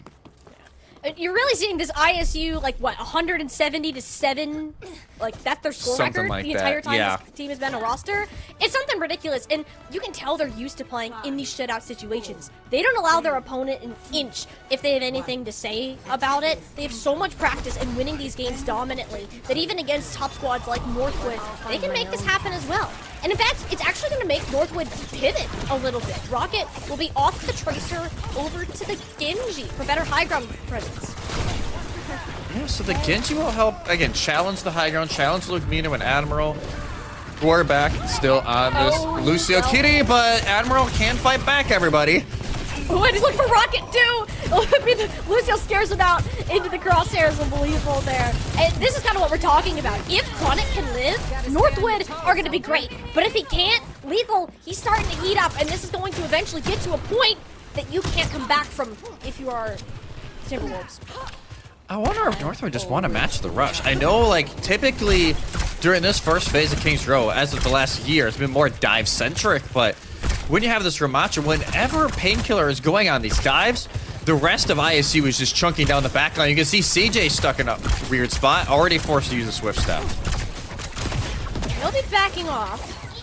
Northwood, it's going to be a process, right? You need to get your players on the high ground. You need to figure a way to get through this hotel, and eventually it'll be Painkiller grabbing around behind, attempting a death sandwich. But just with Suzu, everyone from ISU, basically full health unless your name is Kappa. You take a bit of a poke damage towards the objective, and Painkiller just gonna full send it at the tank with no support, but still manages to burn him down just barely as the reinforcements came in. ISU down a ton of objective presence, so it should start taking up for Northwood, but no, Painkiller just wants to win the fight first, force the objective later. ISU growled almost in the Northwood spawn at this point as Kappa turns on the ball with Mino, ready to help them pinch back and support the tank. Pile drive is down, these Kitsune rushes basically on top of each other. It looks pretty short, but it's not a pretty result for Northwood. Knocked out of the mech, a dead Rocket. Little to work with, but it does guarantee the remech, but it's gonna be short-lived by the looks of it. Painkiller rudely thrown straight back into the air as the ISU wrecking ball will allow them to stall this point further. It's almost just like how ISU's first phase went, right? Like Northwood on the defense, they wrapped around towards the beginning of Choke, but ISU were still able to find those stragglers and cap. That time, Northwood, yes, they eventually gets a point, but ISU were able to Kitsune rush back in. You also have Kappa swinging in on the wrecking ball, and there's so many different angles they have to worry about. They're not able to find one consistent target, and now there's only 80 seconds to go. Lethal, that's an overclock, and Northwood holding those S keys for dear life. Kappa looking to catch any stragglers on the wrecking ball, but everyone will bunker up on the high ground here. Still a minute left to go and a ton of ultimates to work with. That's beautiful. The pulse bomb that Northwood needed. Rocket, let's open the door for this fight. Will the floodgates fully break is the question. I wanted to get back to the point for ISU, but Painkiller not even going to allow it. Pushes up so far and denies Kappa and Admiral entirely. Northwood, 3.5 minutes through the point. 3.5 minutes, and we have a pause requested here from ISU. So we'll see. So, assumingly some sort of tech pause going on there for the Redbirds, but Northwood, again, 3.5 minutes. This is a doable situation, I will say, for the Timberwolves. Obviously, not great. You know, I was saying, like, hey, you probably want to get in the first 2 or 3 fights, but still a decent amount of time. And it looks like ISU is sticking to this wrecking ball. You see Lethal going over to the Sombra. So they are just full on chaos comp, going full like Chengdu Hunters almost, it feels like, with this. So you wonder if Northwood maybe not expecting that kind of look on Kings Row, and I'm curious how they're going to respond. Yeah, it's not a great place to run that comp typically because of how narrow it is. There's not, like, yeah, there's like little alleyways you can sneak through and kind of quietly tiptoe, but it's so narrow. You can't find a lot of that space and actual holding. So yeah, Guffa going over to the Ramacha makes a lot more sense. Yeah, and Lethal will be going back over to the Sojo. So this is more what we were expecting, the exact same from the previous fights. Yeah, this is what we were expecting. I was about to say, like, if they stick this bull, I know Kuffa's confident in the Hammond, but that is a pull of a century here in a national quarterfinal. But Northwood don't actually match until Painkiller goes over to the Orisa to help counter out the Ram, and they just get bullied. Bye-bye, Lethal. This time, ISU cannot cut away from the Kitsune rush, which they've been pretty good at before. Northwood, make sure they can pull the trigger before anyone can react. I love that immediate swap from Northwood. Just immediately go over to the Orisa. I know she isn't the best right now. ISU were like, okay, you want to go Orisa? Cool. All right, Kuffa's locking the Zarya. It's not his best hero. I will say he's definitely more comfortable running the Ramachura, but considering how much he's had to play it for OWCS, you gotta think he's had a good amount of reps on his left, maybe looking for an aggro beat. Well, or just might not get even Kuffa. need it. Or, no, he's Yeah. gonna use it anyways, just to make sure this Kitsune Rush isn't a problem. Kuffa pops like a balloon before you could say Zarya, and suddenly Northwood, they're just through that point. Illinois State, stuck in a bit of a mystery of heroes now, looking for an answer for this Northwood comp, and because they've swapped so much, they're gonna struggle to find it, and in fact, potentially getting staggered out more if it wasn't for Lethal. Jeez. Well, so yeah, Lethal single-handedly denies the stagger from Northwood, and actually it's a massive fight because this cart will stop before rounding that first corner. It's at least a sigh of relief here for the Timberwolves, but what a great snowball through second phase, gives them plenty of time to work through the final as the Mystery Heroes maybe is done now for ISU. You hope so, if you are a fan of the Redbirds. Mayman, though, a bit off in La La Land, Sneaking aka around. these Northwood spawns. He's chilling, he's got mobility. Look at the Kitsune Rush. Response to the sound barrier and the Deadeye. That's a backpedal from Northwood if I've ever seen it. It is quickly canceled with a post-up Terra Surge combo. All in for a group hug, and then the fireworks go off. Oh my goodness, Northwood. That is how you win a team fight. That is a phenomenal fight for Northwood. Just the Terra Surge into the Pulse, wins it. And now 2 minutes left entering the final stretch. And ISU, they make more subs. Lethal over to the Honda trying to find that little one pop potential here. But it's a giant risk, Molly. This is going to be rough to have to work with, especially with Chronic. The overclock, he's deep into the backline, and Admiral doesn't respect it. While the bull support's ripped out from underneath Northwood, that's going to be a much bigger issue going forward. So unless Chronic decides he can single-handedly team wipe, it will be a chance for ISU to defend themselves and guarantee another round. ISU needed that. They immediately find Lep and CJ and stop the bleeding, because then it really felt like Northwood were going to be able to finish it there. And if they did, or if they still finish it with more than a minute remaining, the best ISU can do is a draw. But now Painkiller already chunked down supremely low, and it will take more time for this engage to go on, and maybe a Grab Dragon combo late. Well, that's a classic for sure. Bringing us back, yeah. Ooh, yeah, the days of the Crack Dragons and somewhat Goats era, but there wasn't a hundred of them. Kuffa will have that online for this fight, or even a Grab Pulse is another option. Lex does have a sound barrier available. It's gonna pop it. There's the Pulse Bomb. No Suzu this time, and it still manages to blow up the Lucio. And Northwood don't have a ton to work with in terms of the speed. Painkiller, though, hanging on for dear life with all the pressure that's thrown at him. The escape cut off by Lethal's Dragon Strike. Northwood, full reset and one more shot at keeping themselves in this series. The Dragon isolates Painkiller and the supports off to the side, doesn't let them retreat, and staggers out the fight even longer. 30 seconds now. ISU don't have much to work with. Eventually, a window from Luke Mino, a beat coming in from Admiral. It'll be CJ. This Kitsune Rush needs to be massive from the Kiriko to find that opening pick and to give Northwood a chance of extending this series out. And it needs to be fast. You cannot allow ISU to build up these support ults. Because if that happens, Jesse, this game, this Northwood villain in the open bracket is done. Gun is already out, yes, but the Kitsune Rush, there you go. Lupino close to a window, doesn't have a ton of HP. Doing his best to run out. CJ goes up in the high ground to attempt to contest Lethal. There we go. There's at least the window up. Admiral very close to a sound barrier. 1-for-1 trade through the DPS. And Chronic almost have a door clock here, but not before the sound barrier is out. This is where it starts to get a little sketchy. Something needs to happen in order for Northwood to push the spell through. Oh. It's Kuffa exploding under the crosshairs, under the pressure the Chronic is applied to him. The Annihilation is up. And there we go, Northwood gonna pull it together in the final hour. And it's down to a minute apiece to determine King's Row, and for Northwood to determine whether this open bracket can still be in their hands. I won't lie, I thought Northwood were done. As soon as that beat pops off, we were saying, hey, they need to find that opening elimination with the rush. They find one, but it gets traded out, so you start worrying like, hey, is there enough here to get through the fight? And a very clutch shot from who else but Chronic. Does a headshot on the Kuffa, takes out a ton of the payload pressure from ISU, and it gives Northwood a chance. And now a minute each, ISU will be the first to attack, and Northwood, they're not going to play any games this time around. they will just start off with this Ramacha rush. Not going to worry about going to dive with the Diva, and Chronic will just be on the Sojourn as well. And ISU, they'll take their time now. I think they're trying to see if Painkiller is on the Diva or not, but Painkiller, you can see at the bottom of the screen, hiding. Does not want to be seen, does not want ISU to have any sort of game plan until those doors open up.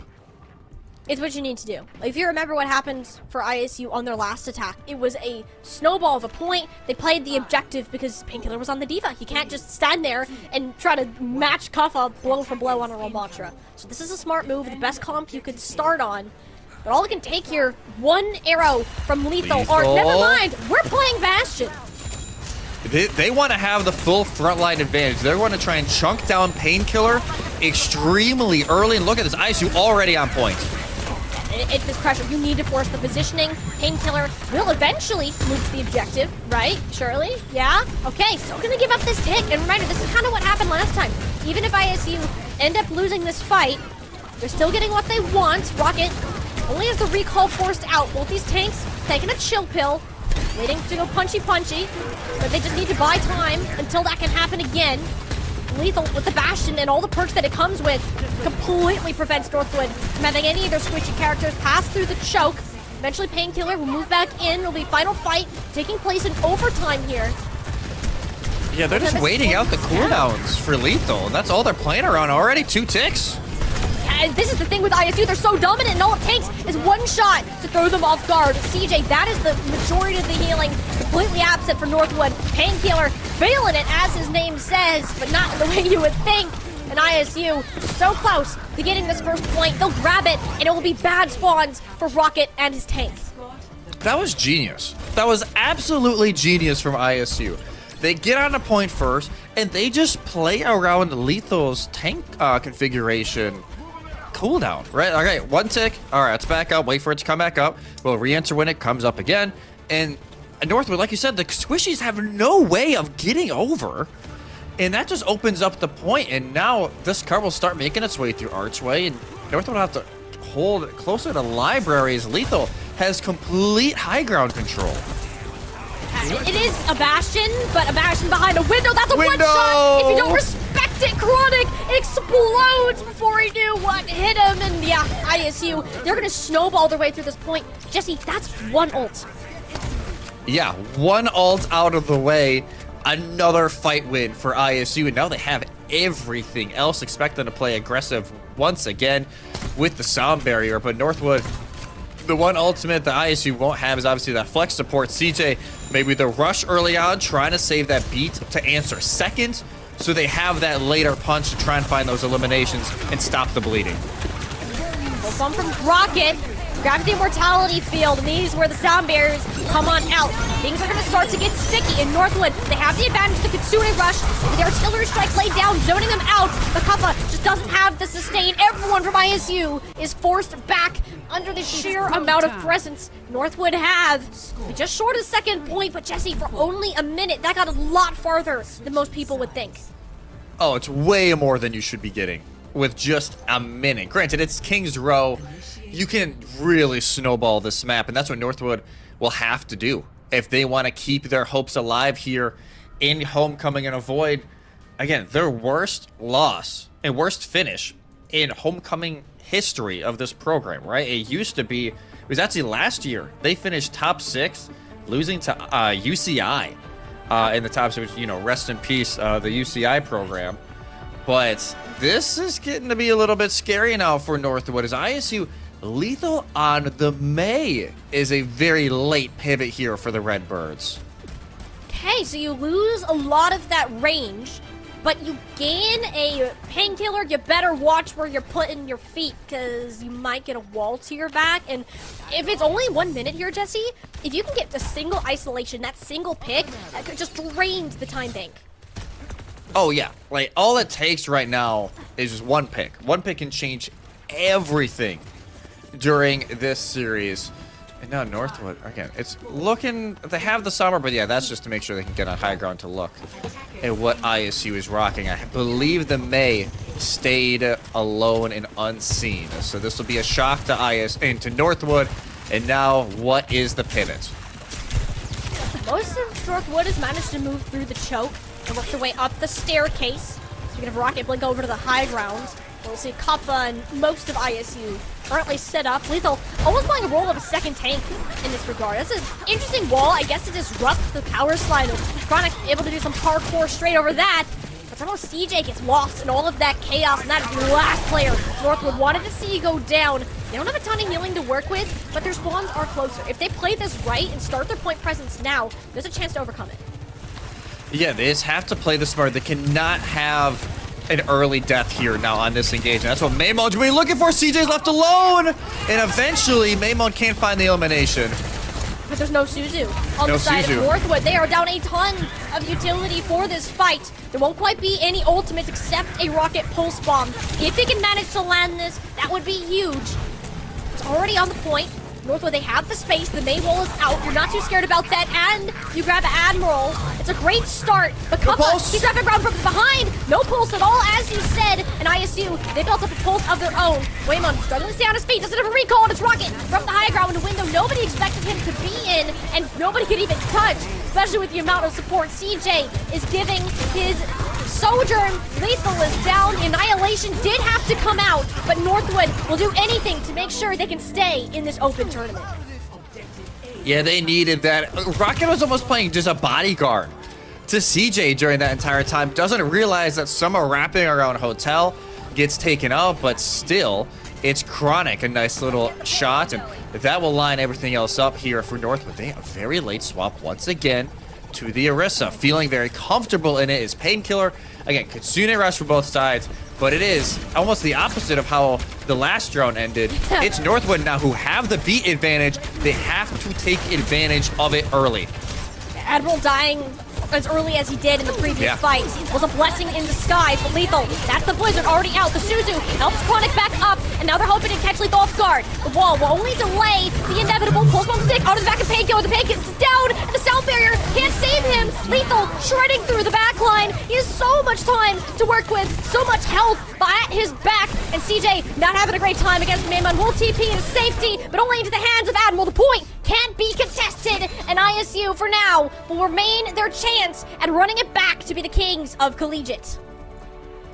ISU, they avenged their loss during the Swiss stage to Northwood, which was a 2-0 for Northwood. This time Northwood is not able to find the same sort of magic. They will exit in the top 8, and I would say, even though, yes, it'll have that note of the worst finish in program history, I'd put an asterisk in victim of circumstance. Their only 2 losses, Winthrop, ISU. It's a rough way to go out here for Northwood, but that's just how the cookie crumbled. ISU just look unbelievable right now.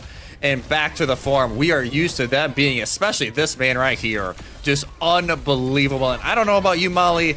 He's got to be my MVP of that match. He's got to be. Oh, without doubt. I think that Maymon stepped it up when it was needed the most.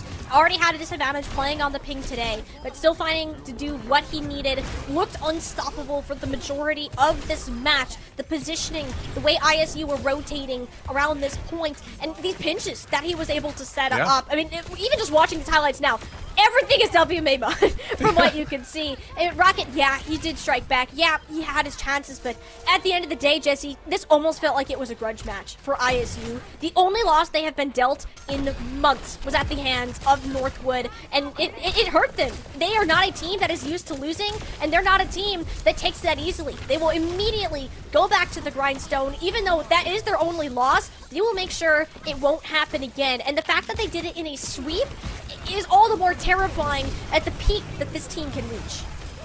Yeah, once this team, we say it almost, I swear, every time of year when we get to these playoffs, whether it be the fall or the spring, this team just enters a flow state where it feels like nothing can go wrong for the Redbirds, and that was the buzzsaw that the Timberwolves kind of ran through today. And yes, Rocket had some phenomenal moments, so did Chronic, even Painkiller. Everybody had their moments for Northwood, but it felt like ISU were just able to find those little mistakes and just stretch the impact of those out so far to where Northwood just not able to. Even at the very end, right? We say the lab probably wanted to use the beat early, gets caught off guard, not able to use it to save Painkiller in time, and that was the nail in the coffin for Northwood.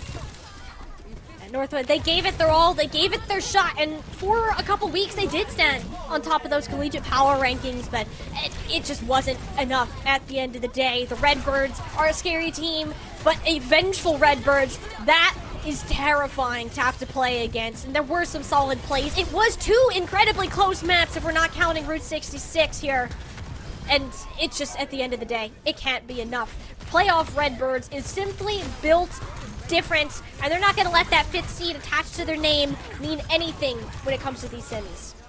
No, they don't care about the number next to their name. All they care about is the number at the end of this tournament, which they want again, which is number 1. They've won 10 straight championships, Molly, across third-party leagues and Blizzard tournaments.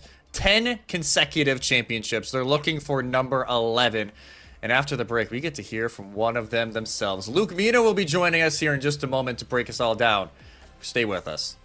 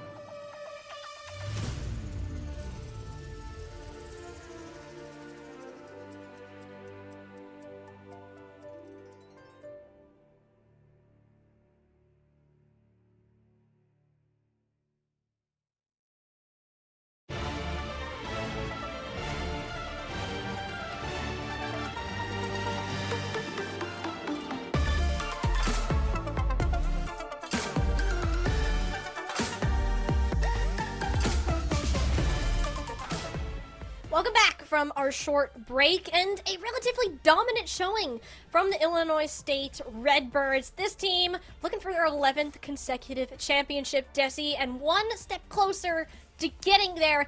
We've hyped them up all day. We talked about how important this match against Northwood was going to be and what the future will hold for them, but we're going to let the players themselves break it down. It's always better to hear it from them, and luckily for us, we have Luke Mino, who's joining us on the desk for a bit of an interview. Luke Mino, first of all, how are you doing today? How are we feeling after taking that 3-0 win against Northwood? Feeling good. You know, I feel like, I don't know if I even played that good today so much as my team is just too good to be in collegiate, so. Too humble, too humble. Yeah, sometimes, hey, with you guys, it always feels like somebody is popping off on any given day, whether it be you, Admiral, Kuffa. Today was W. Maymon. How was it for you guys? Did you just feel like the energy was starting to go up, even though he was playing on ping? What do you felt went right today that led to the sweep? I feel like our draft was really good. Hard for the enemy team to do anything, and I mean, Lethal put up a classic Lethal performance. Everyone's dead off TD. It's just easy for me if I pocket him.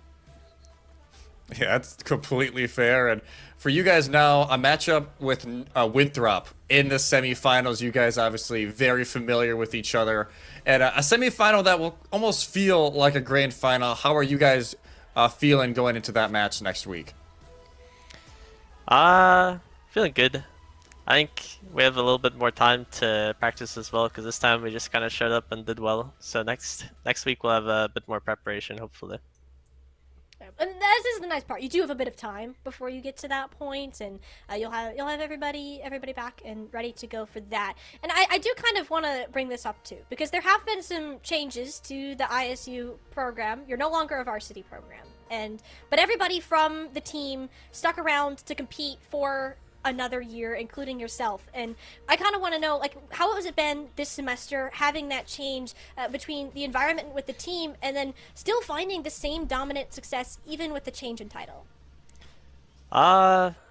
It's definitely interesting. To be honest, things don't feel too different besides there being like a lot less structure, but I feel like the team is still the same. Players are still equally as driven to win regardless of the program status, so we just want to win, look good. Well, hey, you're on the path to do it, especially in this bracket. But I think Northwood, Winthrop, a massive opponent, still lies in the wait. And before we go ahead and let you go, I want to hear what words do you have for Winthrop before you head into that game, knowing that will be a bit more of a challenging one compared to some of the other matches you've had so far in this bracket. Tell him. Be prepared. Carry UV. I'm looking for a flex support gap in this official. Ooh, I can do it. Okay. It's coming. I All right. believe. We'll keep an eye out on that. And despite what you said, Luke, you played fantastic today. You made that auto work. We were kind of questioning it a bit, but it was great. It was really fun to watch and a really fun taste of the ISU meta. So thank you so much for taking the time to come up on here and give us a bit of insight onto the ISU team. And we look forward to seeing you next week in your match against Winthrop for the semifinal. And later today against Ball State for the varsity team. All right. Thank you. Thank you, Luke Thank Vito. you. Oh boy, this is I think this just sums up ISU. I think this is a team that they go into everything expecting to win. They put such high expectations on themselves because not only the name of the program and the history that has, but also how talented and how close these players are to each other. Yeah, like this team, like they're just consistently locked in, all right? Like it doesn't matter when they're playing, who they're playing. They just know exactly the game plan. They know their win conditions, and they just play to their strengths. And it's a super scary kind of thing to go against. Obviously, like you said, we're going to see them later today against Ball State in the varsity bracket. For that game, Maymon will not be in, so that maybe will give us a different look on how ISU want to flex around. But man, that ISU Winthrop game, mark your calendars. Next Saturday is when that'll be on stream. That is going to be a ridiculous game. Yeah, actually, I'm going to be staying tuned for that one, as you all should. But the good news is, we still have more Overwatch before we get there. In fact, a lot more Collegiate Overwatch. We're going to head and get prepared for our second open match of the day. It'll be St. Clair College taking on, I believe it is the Bryant and Stratton, Virginia, for their second quarterfinal match. Looking to spot to continue onwards. We're going to go ahead, send it to that quick break, and we will be back with more Collegiate Overwatch.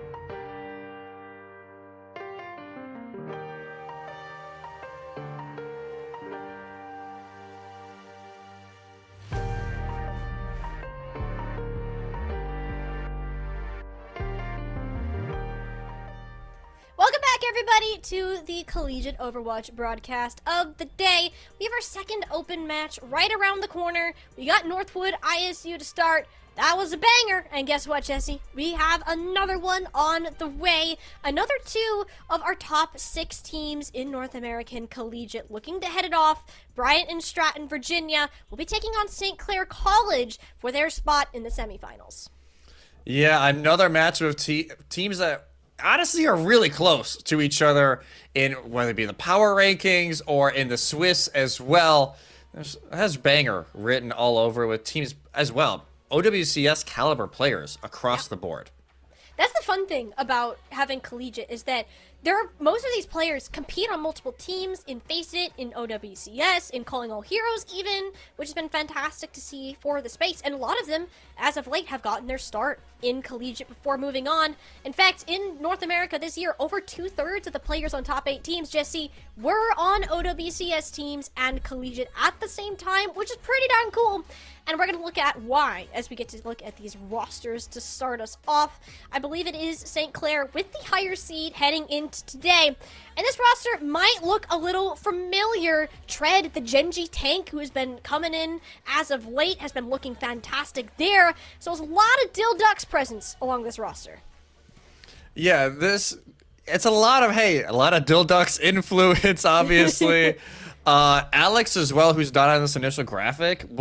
There's a chance we see them, whether it be sometimes Juice will go out for Alex to go in.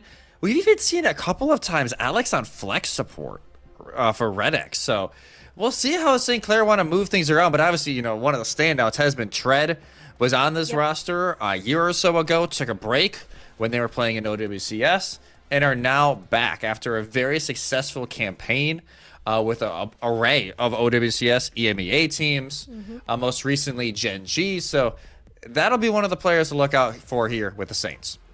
St. Clair, too, have had that other team that has a massive upgrade from previous years. Before, they were just kind of middle of the pack, on the outside looking in, but now they're like right there. They've been consistently that top 5 team throughout the season, just below ISU, Northwood, Winthrop, and even Fisher at times. But St. Clair, those have been their only major losses. They have managed to win almost every other series this year. It is a strong squad known for their team coordination.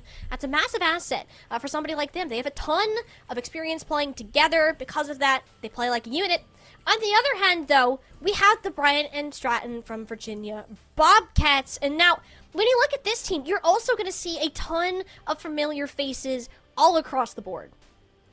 Yeah, obviously, Peace is one that stands out right away. Nenwai, I don't believe it's supposed to be Pantera over there. I believe that's supposed to be Proto. We'll see Pantera maybe occasionally, but Dion is the solo new member of this roster, and it's been playing absolutely fantastic as of late.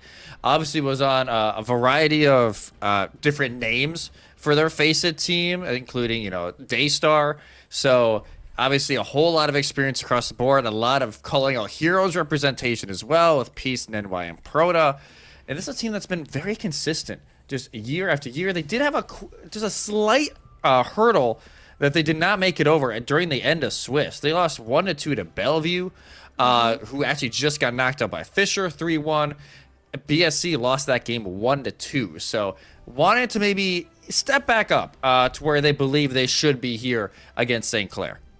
This is a team that will play around their DPS 100% too. I am kind of curious, because the reason I'm only hesitant about this graphic too is Bryant and Stratton is a team that has had a hard time this season just with scheduling, because their roster is on so many different teams competing at various levels.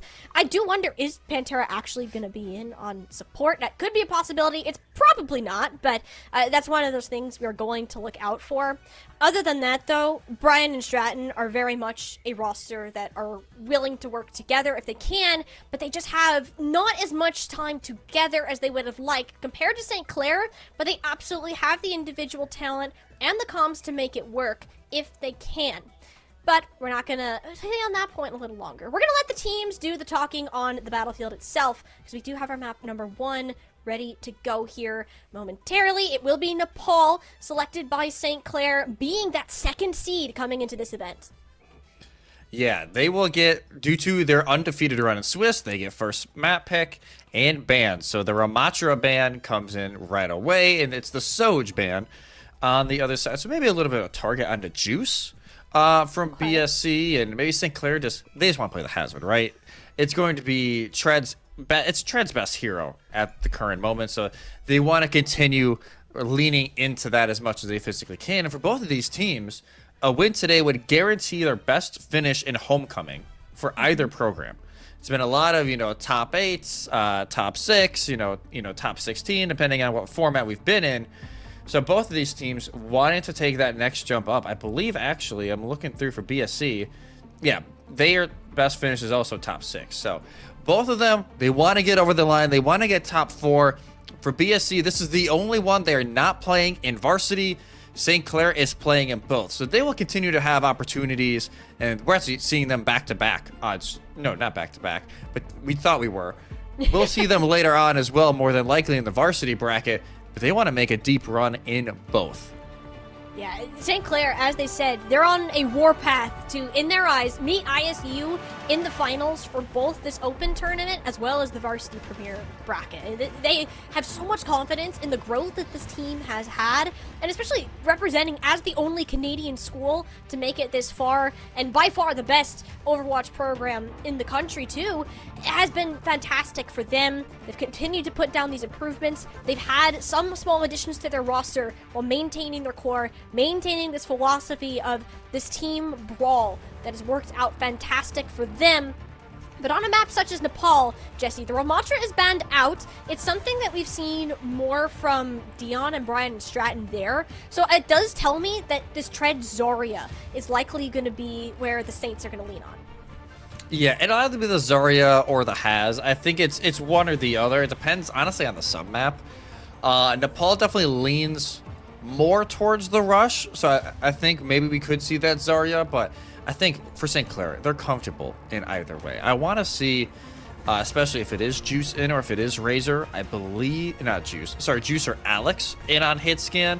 Razor is going to be on Tracer duty the entire day, right? Unless it's banned, and then maybe we see a little bit of a mix-up of, Venture or Genji, whatever it may be, but it actually will be Alex in for Juice. So that's kind of what we thought, what we saw yesterday during their game on stream.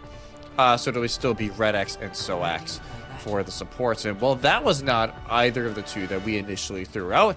And eventually we'll swap. There we go. Oh, let's say, please no more Magometa. Please no.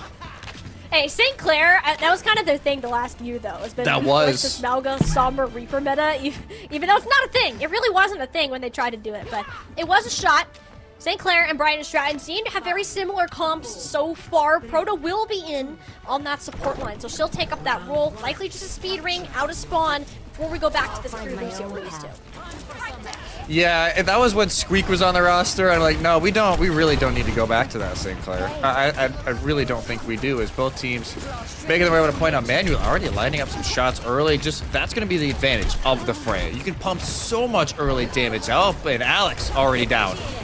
And the fact that that's on the caster too, Peace is so much freer. I can just roam about this map, not worried about the hit scan or the hinder nade without getting too close. Brian and Stratton will move themselves over towards the point. Is a bubble forced out just to prevent some poke onto Nenwai? The point actually captured for the Bobcat. St. Clair like, okay, maybe it's time to drop on down, start to do a little bit of control across the map. Yeah, just try and get the heck out of dodge. And BSC, they do lose Peace now. Now that Alex is back in the fight, and manually gets caught out.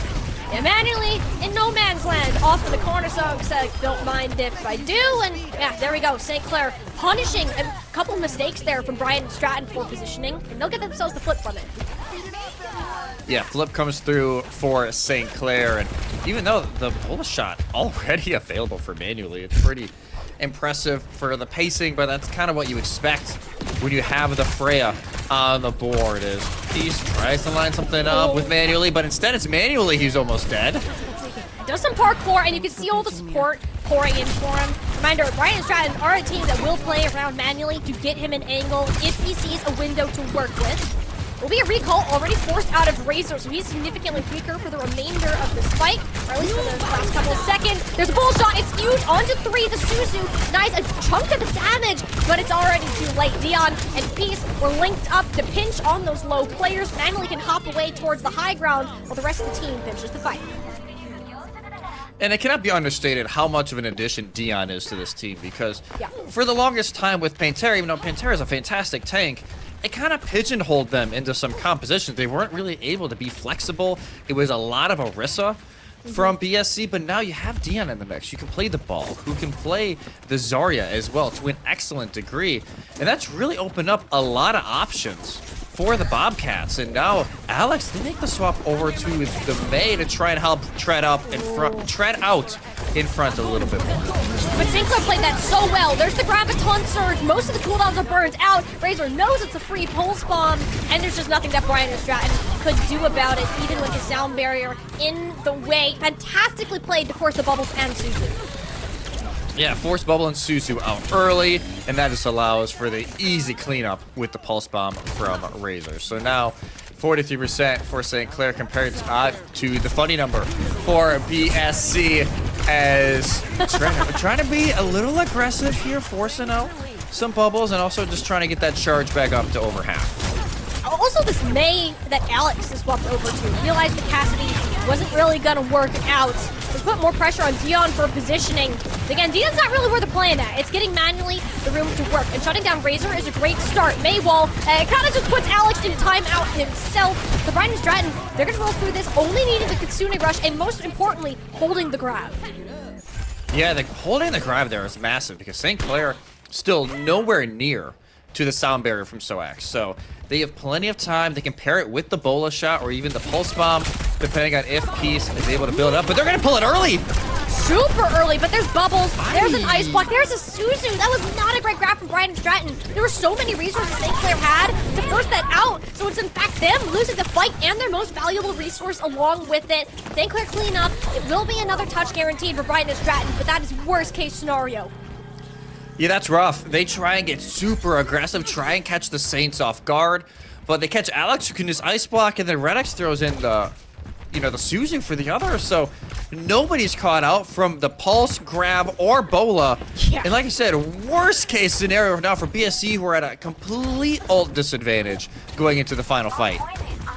It's not a good spot to be in. Yes, you have the touch guaranteed, but Razor's on your Kiriko. That's a bubble. That's a Suzu gone, and your Kiriko is just dead. Rhoda couldn't even teleport herself to safety there. That's how quickly Razor was on it. Dion is forced back. There's just not any healing. And St. Clair, you can see how much macro knowledge they have, how much game sense they have to work with it, and they're just going to completely run their way through the first round. Yeah, that's going to be a mistake that the Bobcats are going to want back. That just opens up the door completely for St. Clair. And credit to the Saints, they take full advantage. This is a team that if you open up the door, they're going to punch it wide open, and they will win round one. But honestly, this Mei swap has been a little underrated from Alex as well. It's made Dion a little bit more tame on how aggressive they want to be during some of these mid-fights, especially early on. Dion was getting the better of Tread once the fights started to develop, so a nice little early adaptation there from the Saints. And now both teams, yes, they're showing the sim because they want to TP up, but relatively the same comps as we go into the next round. Exactly, the same comps for each side. No changes made, and honestly, that's a little concerning, I think, for Brian and Stratton.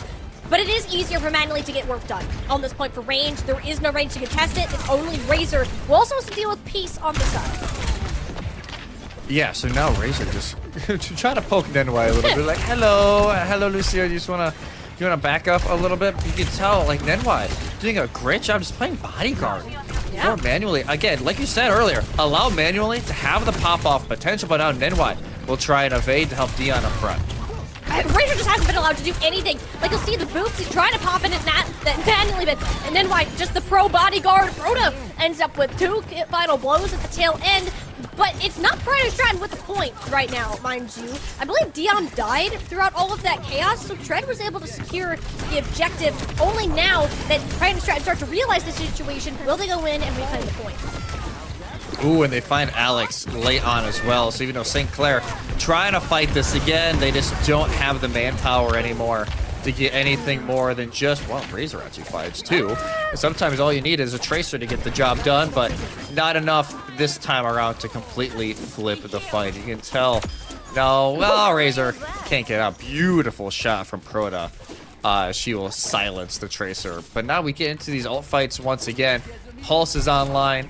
St. Clair might actually just wait for the Grav Pulse Bomb combo. Brand Stratton probably not going to wait that long. Dion's only at 56%. They're going to rely more on the Bola and that Pulse Bomb, maybe in Crota. A good 15% ahead of Red X for this Kitsune rush. Not a great spot to be, and that's kind of why I like to see these bullet shots shut down as soon as you get them. And even there, Peace in the backline, both supports immediately taken care of. We've seen Razor so occupied with getting these trades that it just doesn't matter. But the front line of Tread and Alex is still a force to be reckoned with. It's only now that Manually gets the pop-off that he's been looking for, the pop-off that Brian and Stratton set him up for. And this dust will slowly settle. It'll be a retreat for St. Clair. Yeah, manually once again just trying to survive. It's like, Razor back up. Like I do not want to fight you during this scenario.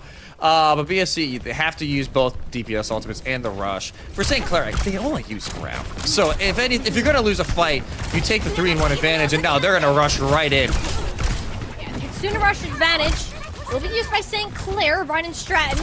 You get everybody out in time. They might give up the point in trying to do that, but he doesn't stick around a little too long. Ends up with an ice goal between the eyeballs, and Maywell excellent at preventing the escape from the remaining players. So just a bit of ult charge fed over to the Saints. Yeah, ult charge for the Saints. Now has to start climbing up a 90% for the Bobcats. Yeah. It's a great stretch. And again, they still have Beat and Grav, which now obviously Beat wasn't used for the Grav from Tread, so they can use it more aggressively now, or just use it to kind of push through this Blizzard from Alex, who will more than likely try and use it to, slow down the attack with the Grav. Graviton Surge, remember last time, didn't work so well, so let's see how this goes again here. Not great! Maywall, Sound Barrier, all out, everyone's gonna stay alive, but Nenway does guarantee that the later beat is in favor of the Bobcats. It's just not gonna be enough to save for the Blizzard. Alex was ready for plans A, B, and C, and just went with the way that the tokens fall. Brian and Stratton, like, they just cannot convert on their own ultimates.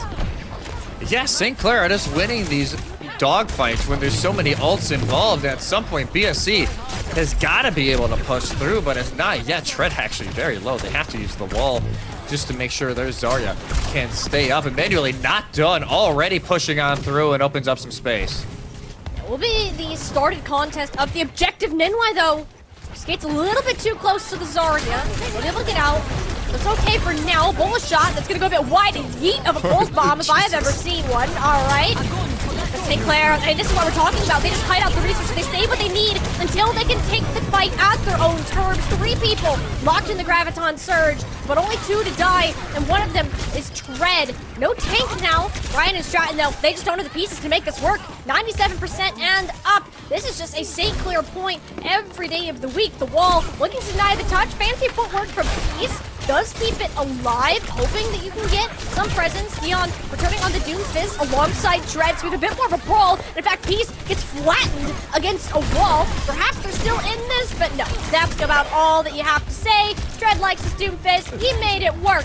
And St. Clair sending a message early with a 2-0 win on Nepal. And a 2-0 win that you could argue could have been the opposite way as well. BSC had their chances during both of these submaps, but just not able to convert. And St. Clair with their map pick, and Alex had a fantastic performance. Whether it be, I didn't even realize that was a May highlight. I thought that was a Tracer highlight from the first look, I won't lie. But St. Clair, again, they take advantage of the little mistakes that BSC make, and that is what the great teams do. Good teams, yes, they win the ult fights. They try and have good game plans, but the great teams take advantage of when the slip-ups happen on the other side. And that's exactly what the Saints did right there. And, even like the support line, Red X, SoAx, they made sure that the pace was always so quick, and that is what St. Clair is known for. St. Clair are a team that will strike fast and will strike together. That's what they have been good at all season long, and it's a big part of the reason they've been named this the biggest step-up team of the year. Yes, manually can put out these highlight reel-level plays. That's great, but it doesn't matter if St. Clair are winning the macro game in terms of these ultimates, these positioning, the kiting. Brighton and Stratton aren't taking the time to force out resources before they engage, whereas St. Clair, they're playing it slow. They're putting all this pressure onto Proda, making sure that she doesn't have these key cooldowns, that the bubbles are out of Dion before the Saints start their push, and it has won them almost every fight, or even the ones they've lost, they've been in control for the majority until Manually shows up. Yeah, it feels like BSC, their game plan is, can we get Manually in a position to get a pick? If they get a pick, great. We're just going to move on in. And a lot of those times, they did capitalize on the early eliminations from Manually. But if he doesn't get that first pick, it seems like BSC, they kind of just stutter out a little bit. Yes, there was a few times where Dion would step up, and they would get that first pick. But it really feels like if there's not an early elimination from Manually or Dion within the first 3 to 5 seconds of a fight, St. Clair are able to draw it out earlier, and they just are able to win those longer fights. So that'll be something that BSC are going to want to clean up as we go into Map 2, which is their map pick. And for those of you just joining us, it is still the OWCS World Finals map pool, which isn't that crazy. Only, 3 weeks away from finals in Stockholm. I know a lot of people are going. Sadly, I think you and I are missing out this time, but that is going to be unreal out there in Stockholm. Yeah, it'll be really cool. And I think it's a great experience for, and again, there's a lot of collegiate players competing in that event. But even the ones that are on the outside looking in here, there's a lot of room for collegiate that has almost been this either way to get other experience or even a way to put yourself in the spotlight for the first time through a lot of these collegiate programs. It's where a lot of these pro teams have been pulling players from, and why we see so much of that presence there. It's these high levels of gameplay, and St. Clair, of course, the majority of the roster being on the Dill Ducks for this past season. Not only is that additional level of experience playing with each other been, I think, great for them, but also the fact that they're able to sub out these different pieces, still look like an absolute unit of a team. Yeah. But continue to play like lights out. And it just felt like that whole time, even when we saw Brighton Stratton holding the points, winning fights, outside of a few moments, that they were always in control in one way or another, whether it was in your face or just pulling the strings from behind. Yeah, it's been phenomenal from St. Clair. They just understand how to approach some of these fights. Even in the one that Dion gets super aggressive with the Grav, right? Not a fight that, they're going to be expecting, right? They're probably thinking, hey, we got a few seconds to kind of relax, and then we're going to get into this. No, Grav throwing in right away. They have the perfect answer. Ice Block, Suzu, and they burn down Dion because they realize, hey, this is kind of a rogue agent play right here. There are no supports even remotely close to the Zarya. So they take full advantage, and that really got the momentum back into the Saints' favor. So those are the types of fights that we need to keep seeing here from St. Clair if they want to, like you said, they're going for the run of, hey, they want to make grand finals in both Varsity and Open. Only really them and ISU really have that potential left. So let's see if they can do it, but obviously a long ways to go before then. Oh yeah, this is only quarterfinals after all. It doesn't almost feel like quarterfinals with kind of how these games are going or just some of these matchups look like on paper. But that's just the reality of it. It's a single ELM bracket. There are so many talented teams this year. And we've heard it from several teams as well, saying that, the overall talent and skill level in collegiate, that ceiling has gotten a lot higher. But also there's a lot more teams that are vying for that very top spot and are contenders for it in many ways. Yeah, no, it's awesome to see kind of just the extension, right, of Overwatch Collegiate has really just expanded the last year or two. Part of it is, ISU, once they started running the table, everyone's like, hey, that's weird. And then Winthrop really buy in, and Northwood have this second wave. And yes, we've had some of the older programs sunset, like UCI and Maryville. We're seeing a lot of new blood going into this, and St. Clair has always been around as one of those teams that's really going to shine. And same thing with BSC, two of the teams who have always been top 5, top 10 level. They're looking to burst into that top 4. We finally have our second map here. It's going to be old reliable here for Collegiate. It is Kings Row. We were talking about it earlier. Of course, we're getting it again. It is, though, the Kiriko ban coming in from BSC. So trying to nerf Red X a little bit there, and the Zarya ban is the answer from St. Clair. Interesting. Okay, so they want to switch it up, presumably to a Hazard. That's what we've seen Tread play more. Or just the Ramatra. That's also available since this isn't a ban. And it's a very good tank on the particular map. But again, my concern isn't necessarily about these picks and bans. It's more so has to do with how fundamentally Brian and Stratton are playing the game and how they're getting caught out in some of these more aggressive positioning choices or flanks that might work against other teams, but against the likes of St. Clair, they're going to punish you for even the most microscopic of missteps. Yeah, they are going to stretch any little mistake from an inch to a mile, and that is what BSC need to clean up, because for I would say 70% of Nepal, they almost did look like the better team, but it was just St. Clair. They took advantage of the little pieces here and there, and that is what, and they played the objective really well. And that's how St. Clair won map 1-2-0. But yes, it screams to me that Hazard is the play for St. Clair. It's what we've seen Tread on a lot, whether it be here with St. Clair, over in OWCS, EMEA with Genji and Alcatia and Peps. You know, they've been all over the place. But that is probably what we're seeing from St. Clair. I am actually curious for BSC what the answer is, because Dion a lot of the time is on Zarya. Like, if they can play Zar, they're going to. So does Pantera sub in now and they maybe lean into the Orisa a little bit more? What is the exact play here for BSC? And it will be Dion staying in. Same rosters by the looks of it on both sides, which makes sense. I think it's very rare, especially in higher levels of Collegiate, to have subs unless there's a very, very specialist thing that some other player can absolutely not touch. You have not earned your license on it. Brian and Stratton, though, I can definitely say Dion has earned his Ramatra license. I think it's one of the tanks that he has looked very well on since we've seen him start coming into the scene when he was just 16. Now being on a collegiate team has been looking good. He has a lot of solid points, but in a defense like this, where St. Clair are a team that has a tendency to snowball, again, they'll take an inch, but they're actually going to take a mile instead. So Brian and Stratton, they need to be very solid on this defense. They can't afford small mistakes and picks. No, they definitely cannot. St. Clair actually, great, this could easily be bait, but showing the Wrecking Ball early on is maybe just trying to get an early look. Alex does get a nice little shot on Dion, but that's really about it. And yeah, there goes Shred back to spawn. So now we'll get the actual look from St. Clair, and it will be actually the Diva trying to maybe negate. Oh yeah, this Red X, the Juno. But Juno hasn't really been seen in a long time. This is an interesting choice from St. Clair. Juno was hit with quite a few nerfs. I thought the Speed Ring and Diva work so well together. As you can see, Peace just got lawnmower treatment by Tread, and there's not much you can do when a Diva sets sights on you that quickly. St. Clair already have a numbers advantage, no flank control, and there's just Tread moving through the hotel, trying to pressure out Dion. He's the only one that's opted to remain this far into the fight. Does force all of his cooldowns, so St. Clair, they're going to take a bit of a chill pill.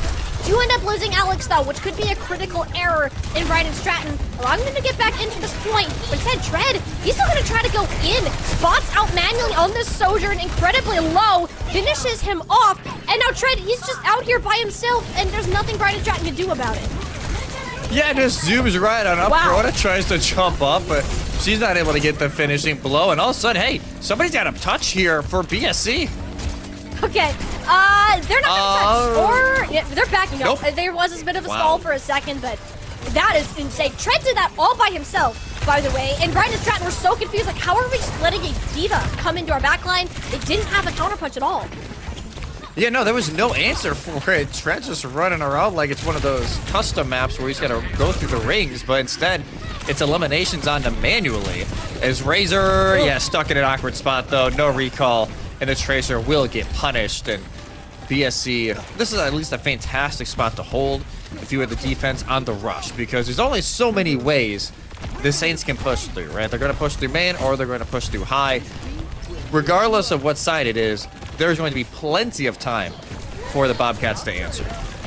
They do have a giant space laser, though. I think that's the best way to get through this choke. Oh, never mind. No more giant space laser. That went bye-bye thanks to manually, and that's just a great way to delay the fight. Only needed the amplification matrix. Proda, very good with her time in there. Yeah, perfect timing with the window from Proda. Like I said, Red X wanted to use the orbital ray, but I'm going to have to wait just one more fight to do so. Sinclair, honestly, the Juno has been working. I wasn't expecting to see it nor have it work, but they're allowing Tread to really just fasten up these engages, and here comes the ray. Orbital Ray now. Everyone backpedaling for Brian and Stratton, but oh no, the defense matrix just gobbles up pieces full spam. That was the chance of Brian and Stratton like moving in really fast. But yeah, everyone does get out of line, and that's kind of the key point for them. Tread can't do the same. Manually blasts him out of mech and then rips his head off straight after. Sound barrier now from Nenwai, helping Dion walk forwards at the rest of the team. Perhaps a bit of an overinvestment considering there wasn't much on the other end, but with how much St. Clair ended up using themselves, you take those any day of the week.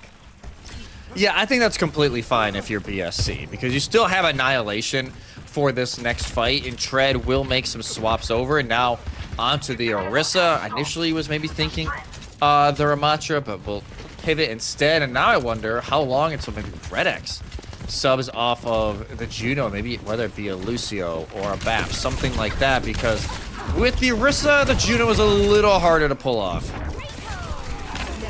Not quite as easy, especially because it's not the same amount of burst healing. It'll be harder for St. Clair to walk up, especially if Razor is just burned down by Peace, who was on his tail for quite a while there. And the Annihilation's gonna get popped out. Alex has no chance to get anything done with the overclock as Dion is melting the entirety of the Saints in a purple blaze. Yeah, just laying the battlefield in purple is Dion. And also in this timing that looked so incredible for St. Clair, only just over 2 minutes, and still a long ways to go here for the Saints. Razor is getting marked unbelievably well by Peace. Whenever Razor's starting to get in a position to put pressure onto Proda or Nenwai, Peace is there every single time, and now Peace is a pulse bomb for their reward. Hopefully this one can't get gobbled up. It can technically in a Javelin spin, so that'd be kind of crazy. We'll be manually looking for anyone through the amplification matrix. Instead, Tread has no choice but to bunker the room with 3 players, thinking his chances were better there. Newsflash, they were not. He is still dead, and St. Clair gonna have to reset. Yeah, another reset. Tread just gets stuck, like you said, in that side of the room. It's either like you stay there and get shot, or you walk in front of a window. Not really a good way to go at it, either way. So, St. Clair finally maybe a win con during this is Razor again in the backline, trying to look for this pulse bomb, but getting marked again by Peace. As Red X has the orbital ray for entry. Razor just has to use triple blinks to get out. Eventually we'll use regroup with the orbital ray, but he's already found their target. Alex blown to bits, and Tread just couldn't get anything done with the Terracer. Just a Orisa swap has not been working, and neither has the support line. Brian and Stratton are playing their own game. They're not allowing themselves to get punished, and most importantly, Jesse, they're now taking the initiative with Dion in the lead. Yeah, Dion just popping off. We weren't sure because the Zarya is obviously the signature here for Dion, but the Ramatra is not too far off of it as well. 45 seconds, and BSC once again playing aggressive, but they cannot make a critical mistake like they did at the end of Nepal round 2. They gotta make sure they hold on here. Tread will make the swap over to the Hazard. We had a feeling we'd see that at some point during this map. Rally available for Soax just to give everybody a little bit of armor to start this last fight. It's gonna be difficult to move forward with just a rally, but it does guarantee the reset. And then why? Stunned up or even just dead at the impact of the shield bash itself. So it's doing so much in this fight, not only starting it, but also peeling for the Tracer that was pieced in the backline. With Dion dead, St. Clair can move this payload, yeah, but it's already overtime. Yeah, overtime is already starting up. Peace did actually a phenomenal job of stalling that out. And it's not like it takes the Tracer very long to get back into it. Alex will be looking to start us off with an overclock elimination. Maybe stall a little bit of time for Razor to build up that pulse, considering there is no Kiriko due to it being banned. Dion, though, has the annihilation, and already Alex fires some shots. Alex is going to burn through the Ramatra, and not an easy thing to do with how much armor that has, especially with Dion's annihilation on the way. They're going to run it down to the backline. Redix is dead. The support eliminated for St. Clair, and Proda looking to end it completely for Tread, while Dion takes care of the rest. In the front line, completely divided and conquered were the St. Clair Saints. Brian and Stratton looking so much better on King's Row. It's crazy what that Kiriko ban has been doing for BSC. Right, like you take away the extremely fast pace with that Lucio Kiri comp that St. Clair love, especially with the Red X Soax support duo. And they're taking over. Look at this. 15 and 2 for Peace, 15 and 1 for Dion, 17 and 1 for Manually. Across the board, phenomenal performances. Proda has yet to die. She has yet to die during this map and also leads the lobby in healing. That's absurd. This has been a full lockdown for Brian and Stratton. It's Yeah. what the Bobcats needed to do, and most importantly, tighten themselves up. They were letting themselves make way too many mistakes from what we were seeing from them in positioning in terms of over-aggression. They did just that on the defense, and not to mention the sheer presence that Dion has in this map is straight up just ruling the lobby. Yeah, they were just like, hey, this is my lobby. Y'all can get out. Like, it's my house. Party's over. St. Clair now on the defense. They will change up the support line. They will abandon the Break Juno. They will actually go to the BAP Wuyong.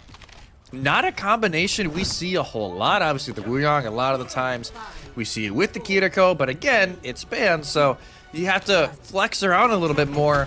My initial worry with this only is Red X is easily jumped because there's not really going to be a whole lot of support for when Peace, who is now on the signature Genji, comes into play. Yeah, it's a happy day for Peace whenever they can pull this pick out. It's what they are known for the most, and it's not even close.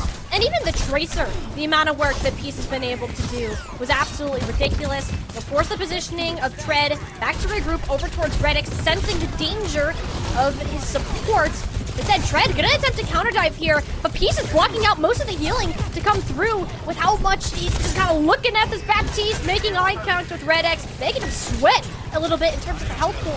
All the meanwhile, Dion is on the point. There's like 10 different things happening on the screen right now. Brian and Stratton very much like to divide their opponents and try to make them make their own mistakes. But St. Clair haven't done anything yet that has actually thrown them off. Everyone still is on the high ground, and Peace only now moving forwards and Tread out of mech. That's where things will get sketchy, and the Saints, without that tank presence, Dion can walk forward undeterred, or at least until he's healed up a bit more and continue the point capture. Yeah, you say the T-Mech comes through, you would think Dion's pushing through, but actually Dion dies. The final blow is the baby mech of Tread. But now windows up. Yes, St. Clair completely turned this fight around. I thought this play was done. I think you and I both thought that, Molly, the way that fight was starting to develop, but a great answer. And because of how long that setup took for BSC, we're halfway through this time bank, Molly, and they only have a tick to really show for it. Dion only 50% of the ult. They were kind of just postured. They weren't really getting a whole lot of damage done throughout the entirety of that push, so it's a little bit of a tricky spot now for the Bobcats. Dion was kind of being ignored on the point before, but there's kind of the main concern we were worried about was Redix being very vulnerable on this Baptiste. Manually made just that happen, and Peace finally has their space to slice and dice as the Genji does. It'll just be Tread isolated off in the corner, while at this point continues to capture Brian and Stratton. Didn't press a single shiny button throughout all of that, and they're gonna get a huge stagger onto this baby diva. Yeah, poor Tread. This is a rough stagger for the diva. Yeah, just eventually sent back to spawn, but that'll deny even this archway hold that BSC held on for what, 4 minutes? St. Clair won't even get the opportunity to do it. And now Razor has got to watch out. Manually's on the hunt. It throws out the pulse bomb as well. Okay, absolute outplay from Manually. You cannot ask more from him there. That's a fight just flat out denied from St. Clair. They have one fight to defend this point, and they're back. Yeah, no, that was a major pick-off from Manually because it just stalls out this push. Once again from St. Clair. Alex has the overclock, but hasn't really found enough with it so far during this series. And now Peace, you gotta worry as well. The deflect can be very powerful in these tight of angles.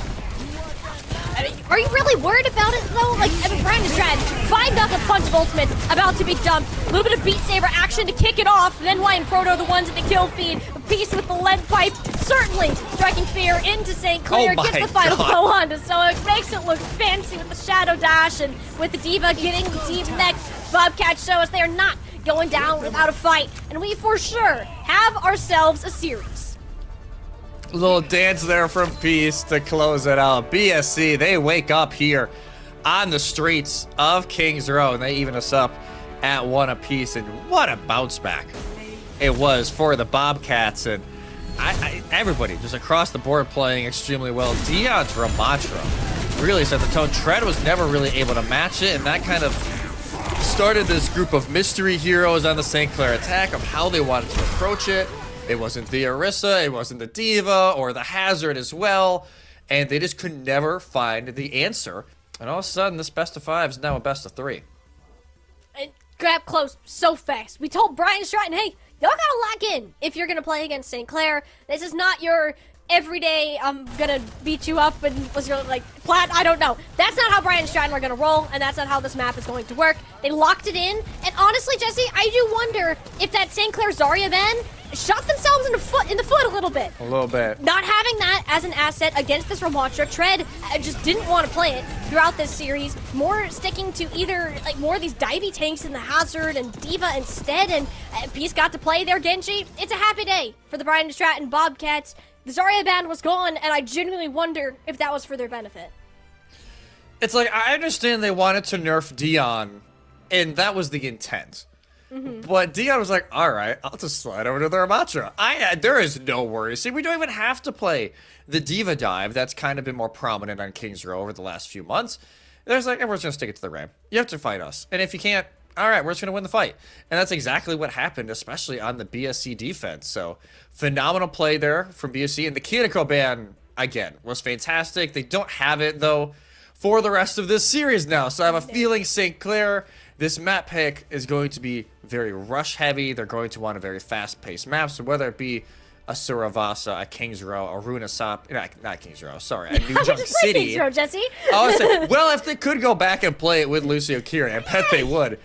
Yeah. But yeah, Runa Sapi, Survasa, something like that to really bring back that Lucio Kiri, because that's really the bread and butter of this team, and it definitely felt awkward, them not being able to play around that.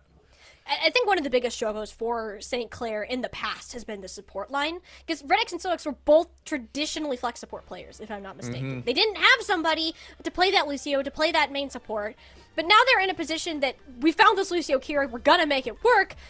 You get that take and wait. I did not like the Juno Brig at any point in that map. I think it is a very weak backline. It's not enough sustain. It's very squishy, and you just get run over outside of the orbital ray. It wasn't the right choice. So with that being back, is it honestly a Lucio ban now to try to keep that away and force like a Wuyang Kiri?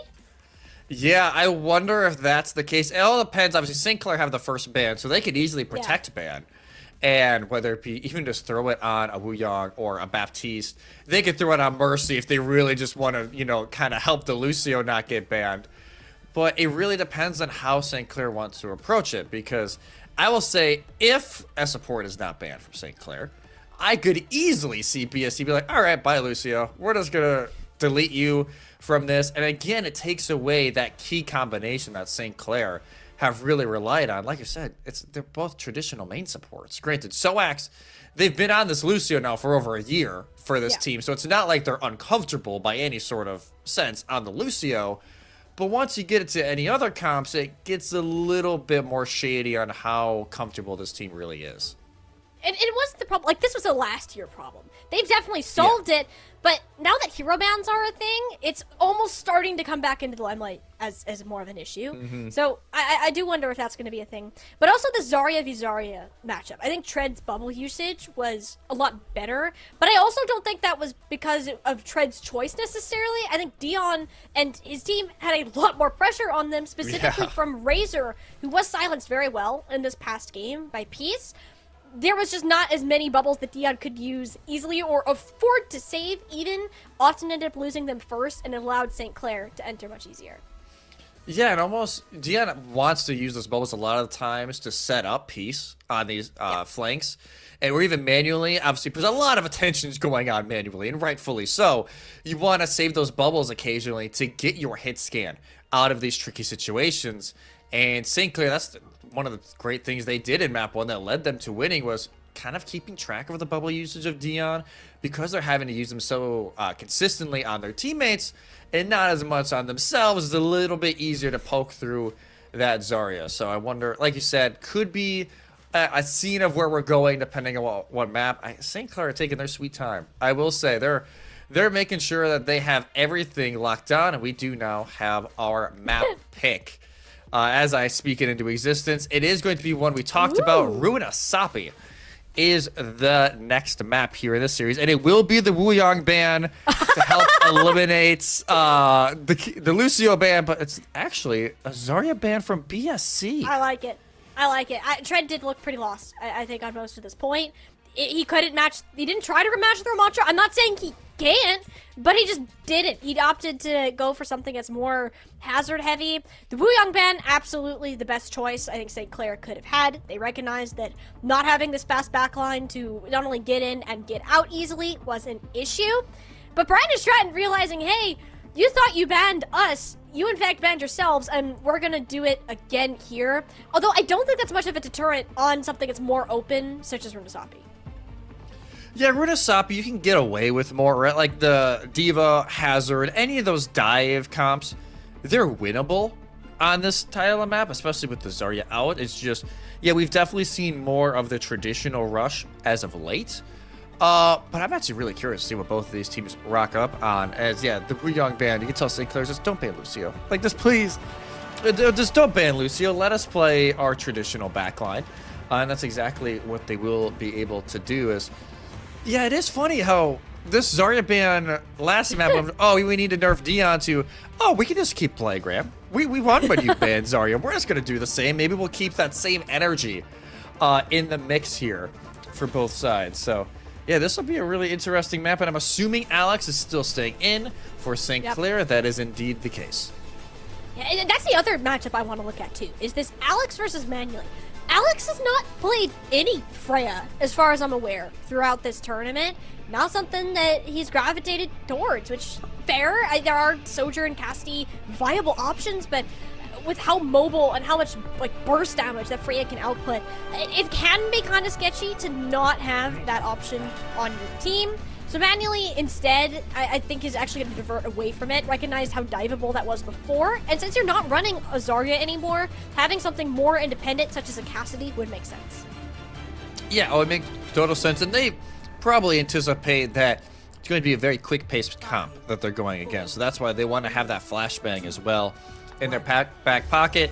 It will be Tread on the Hazard here for St. Clair, and this is just a full-on death ball. Tracer, Genji, Hazard, Lucio, Kiri, you're going to blink and they're going to be in the face of BSC. I'm very curious, especially with a Baptiste, could definitely be vulnerable to these rushes. I fear for the life of Proto. I'm not gonna lie. Too. Seeing the Baptiste, the Tracer Genji. Alex, also something that he did pull out yesterday, if they wanted to, like, heavy dive on that, it makes sense, and I also think it makes sure Manually can't do as much. Look at how many resources just had to be burned, and Manually still died through all the chaos. Dion doing a nice job of walking into the backline and trading it out, cutting the losses where they are at. It's just not going to be enough in this comp. I'm expecting some changes from Brian and Stratton coming out, seeing how fast St. Clair are going to want to take this pace. Yeah, there's just no way to combat it. Well, Pisa, yeah, wow. Pisa has no right to get anything, let alone two during that fight. But St. Clair, they kind of lick their wounds and get this bot started, but they will actually, for now, Molly, they're just sticking it.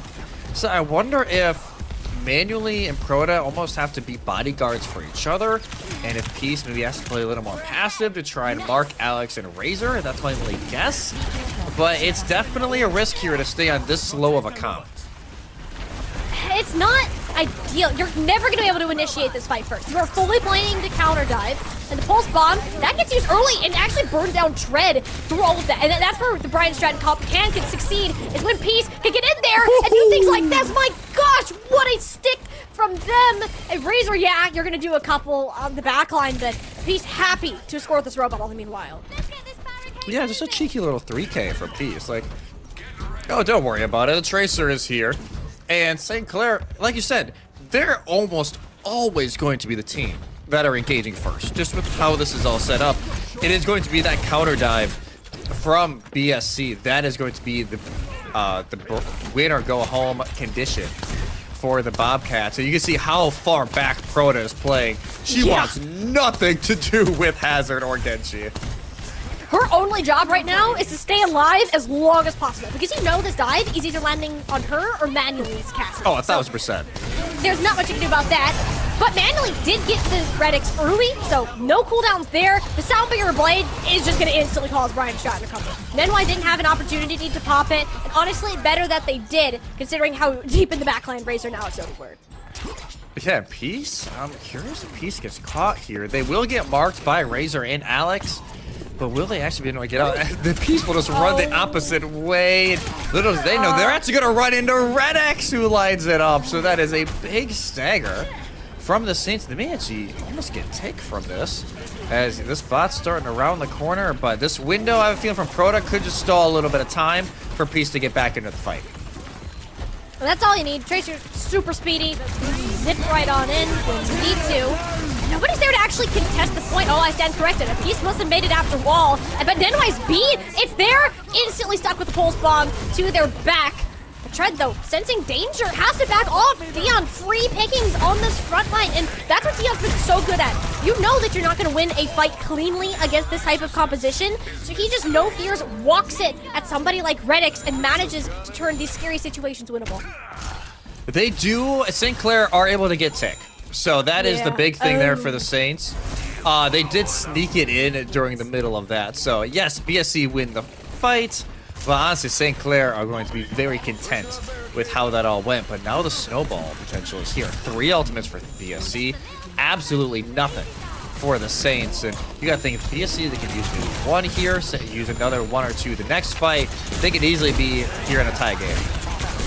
Oh, but look at that void accelerator. There's just not much you can do against it. It zones out St. Clair. Half of them are split, and Razor walks straight into the Deadeye. Manuel's making me think it's a good ultimate, or maybe he's just that good. Triple kill for the Cassidy. Make it 4. Brian and Stratton, this is what happens when they can play their game, and Manually can do what he wants. Quintuple kill for Emmanuel, and they hold on to the Annihilation as well, Molly. So that is a major boost here for the Bobcats. They will get tick, but not the lead quite yet, but they will here momentarily. St. Clair trying to rush back. Not let this advantage here for BSC get too drastic. They're taking it slow, though. I think you know that St. Clair is the high ground. There wasn't enough time for Brian and Stratton to rotate up. In fact, it is not advisable to go ahead and do that with this composition. Ideally, you want Manually to be in a position to actually shoot things. So you can see Dion attempting to put pressure. Did end up burning form early. Still has the Annihilation to hold on to, but that's a problem. Proto, she could not weather that storm. There's so many players jumping on her with the amount of health. But here comes the counter punch from Dion. That's 2 going down with the help of the tank buying space with Manually and Nenwai at his side. Brian Stratton can slowly start to inch this payload forward. Nenwai, though, explodes. Wasn't expecting Tread to land on top of their head. Brian and Stratton, they're going to still try to push everything they can in this fight, although I doubt committing ultimates at this point is advisable, and eventually St. Clair will close it up. Yeah, no ults late in the fight. St. Clair, what a nice little dash and slash there from Tread. And now all of a sudden, this ult advantage completely flips. It's only Soax's Sound Barrier, which will be absent here for the Saints. Everything else is available. It'll be a question of Nenwai. When can they get this Sound Barrier up? Because if they can get it up in time to even answer whether it be the Blade or this Rush, it could give BSC a chance. Could, but they're gonna not be at a massive disadvantage driven with No!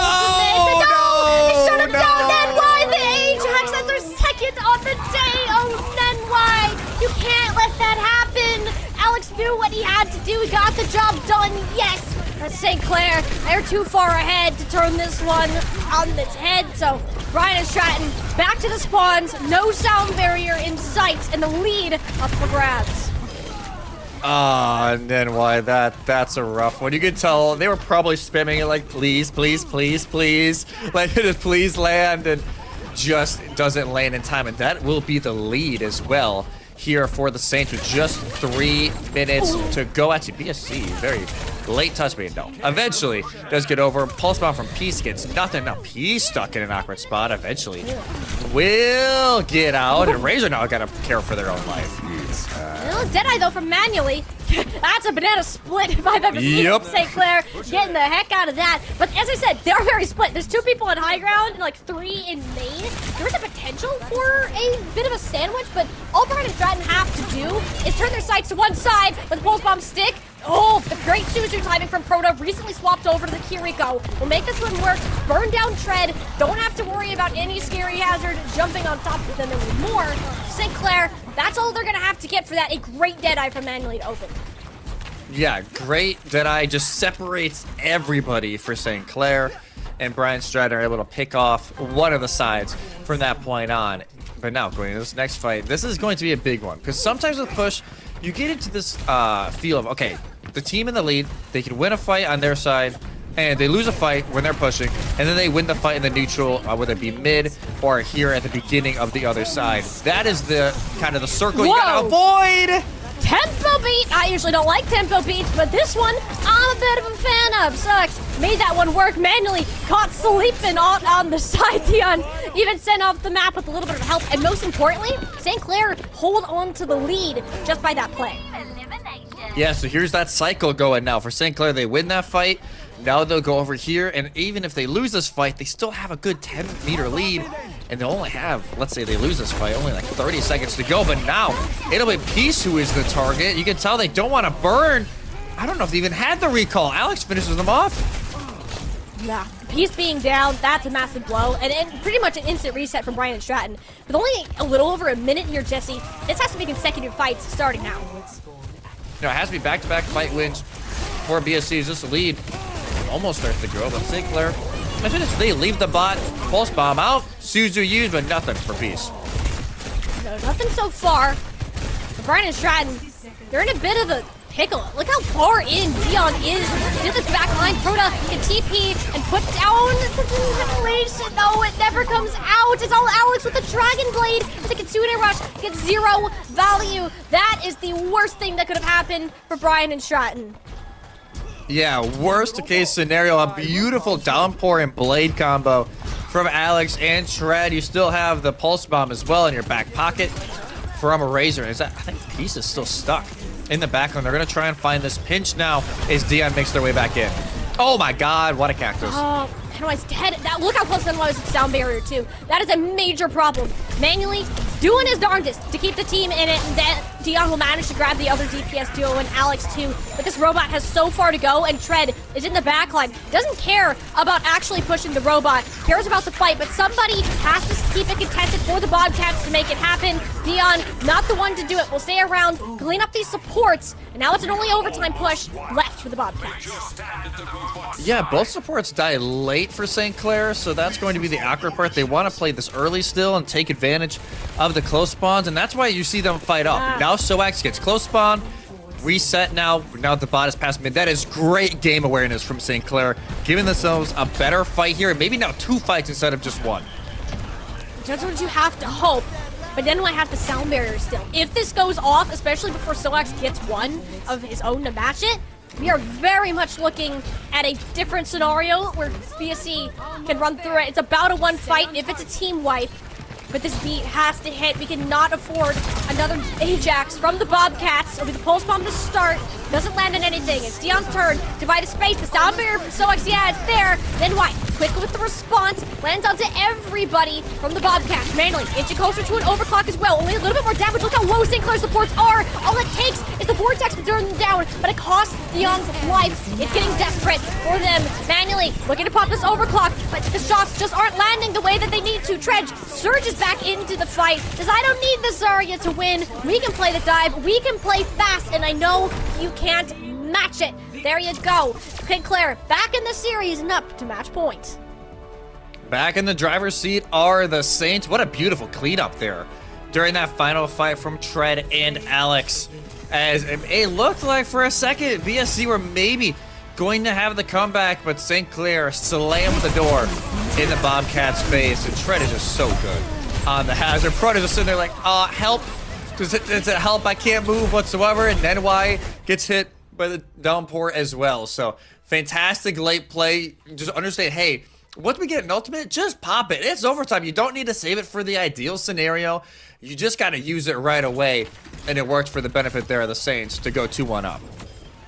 I think from the very start, when we saw these compositions roll out, we knew that St. Clair were at a significant advantage. I never like it when teams play reactive, because you're always at the risk of making mistakes, and much bigger ones at that. You were able to punish the dive sometimes. You did catch St. Clair off guard. Manually had a great time when he was able to buy the space. But something just clicked in St. Clair, especially in Alex. They were playing way too fast to keep up. Even with Proto swapping to the Kiriko, it just wasn't enough to keep the Bryant and Stratton comp moving. They ran out of gas at the end.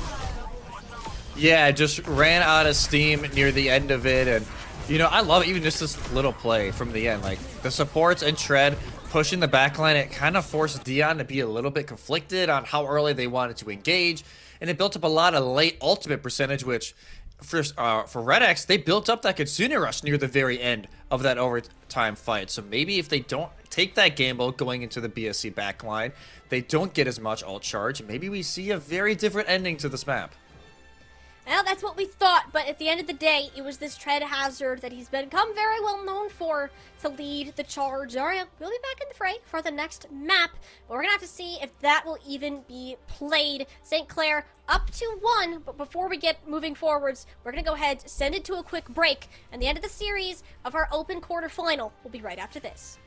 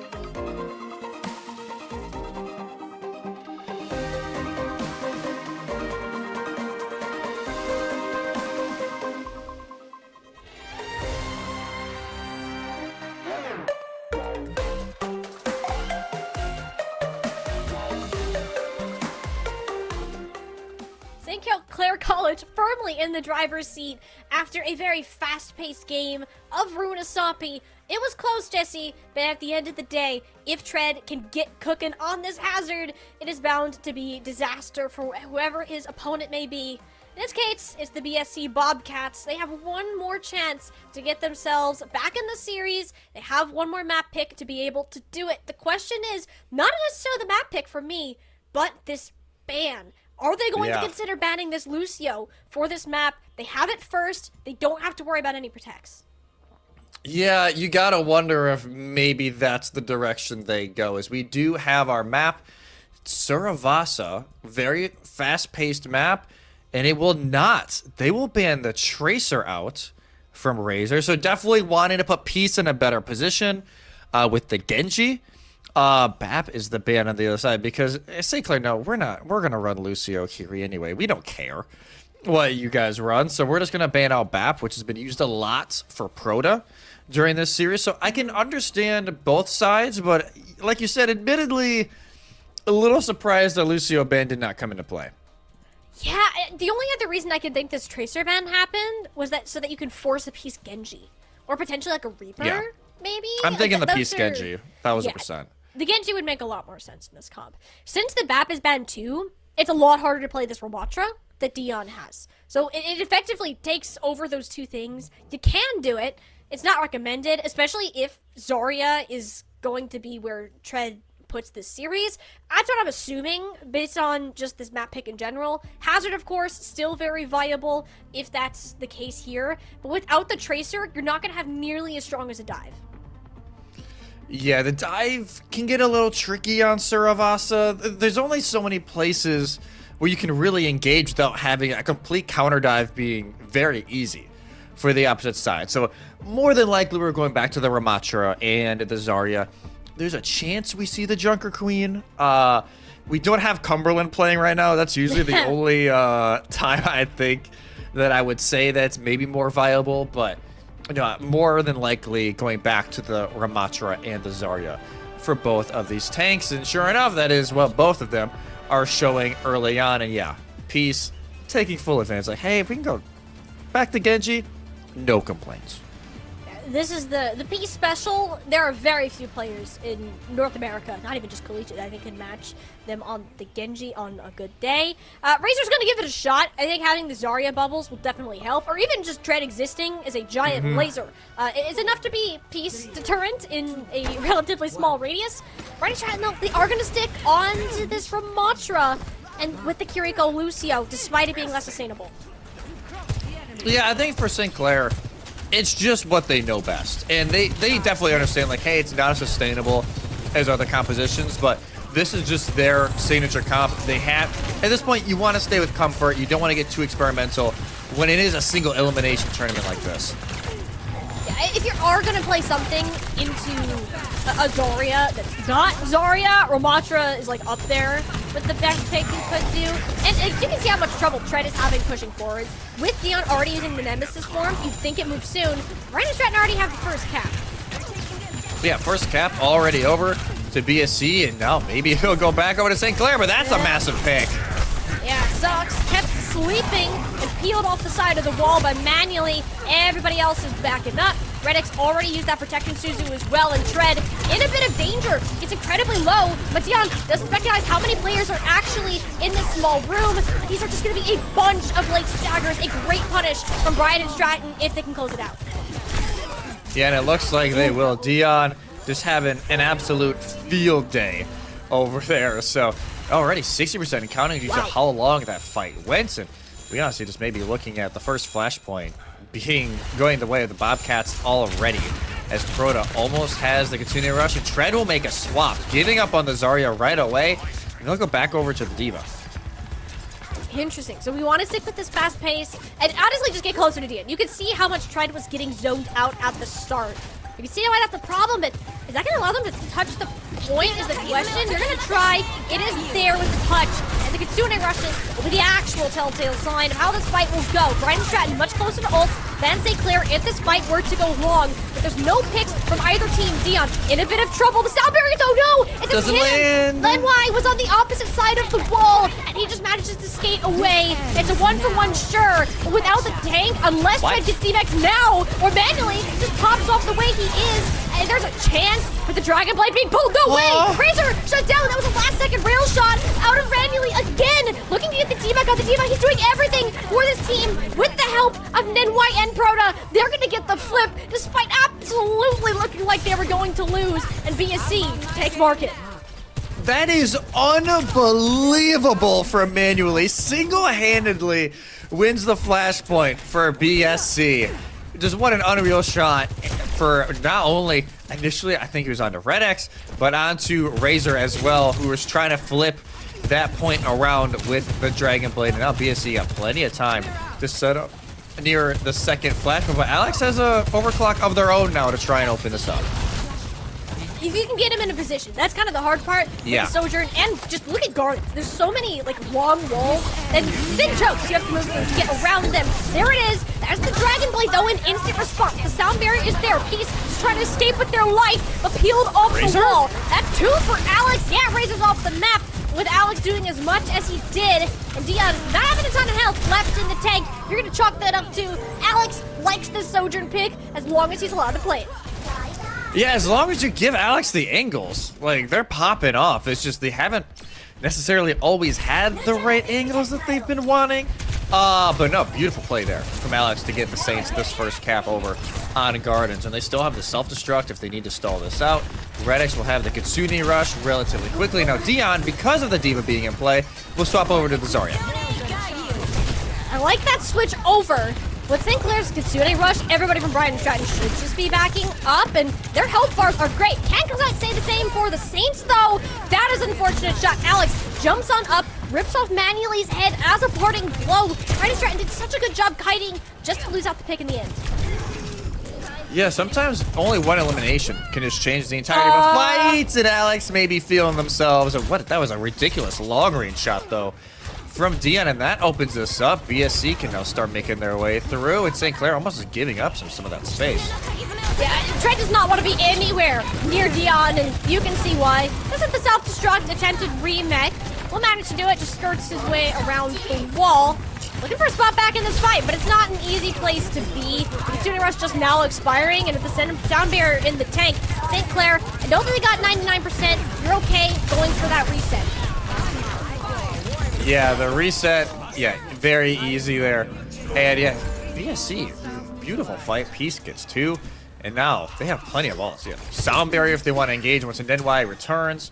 Soaks 10 away, so again, it might just be a battle of who gets the sound barrier off first and who wants to hold on to it a little bit more and take the game of, hey, can we last a second or two, then pop our own so we can really take full advantage of this fight for that bonus second. And Manually, they've been popping off on this, so can they do it again? There's 4 ults right now from Brian and Stratton. Whole lot of Qs. Let's see, can we actually get something done with the grab this time? We've not had good luck so far for the Bodcats in that regard. And they're not even going to use it. I was wondering if they would use it to stop the Kitsune Rush. They got No, it got deflected! Razor just says right back at you, pal. That is not the way you wanted that to end. Pieces Dragon Blade also caught up in it. Oh, tragedy strikes for Brian and Stratton. Then it's all at the hands of Razor. St. Clair, they're going to get themselves their first point in Gardens after a fantastic play. If they can clean up these stallers fast enough, which they should be able to, I hope. I do. They'll have enough time for them to get back. Wait a minute. No way. That isn't where the fight. Razor will not let that happen. He's like, I just did the coolest thing ever on camera. Everybody saw it. And this is not about to end in a losing battle. Dion gets the one, but he's not coming back in for a second touch. Is that play of the tournament? That was, I mean, that the best read I have seen in ages there from Razor. Deflects the grab, knowing that, hey, St. Clair are getting super aggressive with their own sound barrier. BSC are going to look for a way to re-enter the fight, so they're going to grab when St. Clair get aggressive. He reads it perfectly and sets up a ridiculous fight win for St. Clair and wins the second flashpoint. But this time, the grab from Tread, that will land, and that will do the damage that is needed. Yeah, it's just a terrible thing. If a Graviton search is online for Brian and Stratton, it's not going to end well. Dion swapped back over to the Ramatra. Probably not just because of that, but a much better opportunity at contesting the points, and St. Clair got it first. Yeah, you basically get grabs in back-to-back fights if you're St. Clair. Yeah. Oh, we got to deflect theirs, and now we get our own. Yeah, it's just an unfortunate scenario there for BSC, who, due to some of the swaps, yeah, not really going to have much to work with. Razor itching to use this Dragon Blade, but instead it's just St. Clair. They're going to abandon high ground, not wanting to fight that early. Alex has the overclock first, and the Dragon Blade is going to be pulled, but instantly shut down by Manually. That's a more realistic look of what it's like to be a Genji in 2025. Alex making sure Peace has the same treatment, though, to make up for the loss of his teammate. St. Clair going to keep the control for the time being. Since they're on even footing, Brian and Stratton, they're okay with continuing to pressure, poke in and out. With losing NY there, a lot of your staying power, or rather, getting out power in the sense. You don't have a Kitsune Rush. Time to back the heck up. Dion, though, going straight back to the spawn the long way. And Manually is here late with an overclock and fight Tread sleeping in the corner. That's about it. There's not a real way for Brian and Stratton to win this fight. Yeah, Nenway gets one, but at the cost of Peace, there's another Graviton Surge up for Tread. He really doesn't want to use it, but won't hesitate to do so if possible. Redix, though, chucking knives like it's every other day. And we'll go ahead and get this a complete sweep. One more point needed, and St. Clair have the best ults you could ask for. Yeah, they have the grab once again. Soaks has the sound barrier to answer anything BSC throws at them. And it's just a fantastic spot for the Saints to be in full-on map rotation. We are going to the complete opposite side, which thankfully for if you're BSC, it was way closer to their spawns. So they will have plenty of time to set up, but you can tell Tread, they're just actually going to take that advantage and rotate all the way around. They're gonna take the far side, try to catch someone off with the grab, but it grabs Dion and I believe Nenwai on the other side of the wall. That is not the person you wanted to get in your LOS. And Dion's just happy to pop this Annihilation inside the Kitsune Rush, force everybody back. And the sound barrier's out of soaks because of it. Nenwai still held on to theirs. If St. Clair decide to push it again, which inevitably they will, but not without Razor, there's still an answer for the Bobcats. Yeah, the Bobcats now can just, they're going to try and stall this out a little bit. And now they find Tread stuck in a corner. Suzu out, will not matter. Zarya down, and that should make the end of this fight. Yeah, it'll be the Stragglers finished off. You can see Alex just trying to make something out of it. They do kill their doppelganger, but that's really about it. And that was at least a beautiful answer from BSC, considering it was just every single fight after fight with St. Clair for the last 2-3 minutes. They finally find a way to win one and just settle it down, bring the pace down a little bit. And the fact that they had controlled the point that whole time, too. This is basically massive. territory. So, Brian and Stratton, all you gotta do, win this one. Matching Dragon Blades, almost matching Overclocks. The only thing that's different are these support ultimates, Sound Barrier for BSC, and a Kitsune Rush for St. Clair. St. Clair usually the ones to initiate in this sense, and it'll be about even this time around. The Kitsune Rush, though, completely zones out manually. It has to be the Sound Barrier to get him in the position that he wants to be. Sox, though, ripped out of the sky, and Brian and Stratton, they're looking to try to burn down Tread, but he has so much health. Alex has the last final blow onto the Sojourn counterpart, and Razor, that's the Dragon Blade, goes in, gets a couple swings, looking to go back to the team, prioritizing life, knowing his team is down and beaten. Look how quickly Dion is looking to re-engage. Tread can go nowhere near this point with how good this launcher is at controlling that space. Yeah, and it was a 3v3. BSC just don't want to play into the blade, and now the rush to enter back in. They're straight back into this fight. Sox returns to the grave with the sound barrier, but it doesn't really amount to a whole lot. Dion still on his feet, has the Annihilation in sight, instantly popping it for the extra armor, staying alive. But there's the Graviton Surge, this time again, only on to the Soldier, but no, it grabs manually at the tail end. Thankfully, though, for Brian and Stratton, still in control of the point for the whole time that this happened, so St. Clair have to win a couple fights to block out the map. Yeah, we go from maybe one fight territory back to two because of the fact that Dion is able to flip that. But you can tell Tread as soon as Annihilation gets popped, it's like, no, just back off. Like, pop the ground, finish off the Ramacha. Like you said, I believe Nenwai accidentally jumps into it as well. So that was kind of the nail in the coffin. But instead of BSC are going at this very slow, the base swap as well from Peace. We are truly in one fight territory here, Molly. Yeah, that took a while for Brian Stratton to get back to the point, but you wouldn't have had that time otherwise. May will have to use to stop the collapse onto the Brian Stratton backline. Tread was on a mission back there with Soix. The ice block is out. Peace not in a very healthy position. Now they're looking at the tempo beat. Nenwai surging forwards, looping onto the Kiriko. The bubble is there for Redix, but can't have one onto Soaks at the same time. Brian and Stratton looking to fight through this Kitsune Rush. In fact, completely ignoring it. I believe it was the wall that ended up blocking it off, but it doesn't matter for Tread. He still managed to burn through two members of the Bobcats and is looking for even more on it. Dion, very low in health, doesn't use the block. The flip is there, and St. Clair, that is just going to do it. Map is done, and the Saints are moving on to the semifinals. The Saints beat the Bobcats here in the quarterfinals, and the Saints will continue their run. Now potentially looking at a top 4 finish in both varsity and open brackets, and guarantee their best ever finish in overcoming for BSC. A good performance overall. Definitely some things they are going to look back on, but honestly, I believe this will still be the same roster going into spring. A whole lot to look forward to if you are a Bobcats fan right now. But for St. Clair, they really, especially map 1, you could say they snuck it away. They took advantage of the few mistakes from BSC, but that ended up honestly just being the entire series storyline. In one way or another, whether we saw St. Clair win the map or not, I think the exception is King's Row, but St. Clair looked like they were the ones that were in the driver's seat, and Bright and Stratton were constantly reacting to what was going on. It was very rare we saw a first engage. It was very rare that we saw their ultimates work out the way that they wanted, unless it was from like this insane pop-off play from Peace or Manually or Dion identifying a window to just walk on the backline. It was St. Clair just doing what they wanted to do. Bright and Stratton were just living in the Saints world. Yeah, typically you want to play very proactive and not reactive, because yes, playing reactive sometimes can really work when you're running counter dive, but it's so much harder to consistently play that correct.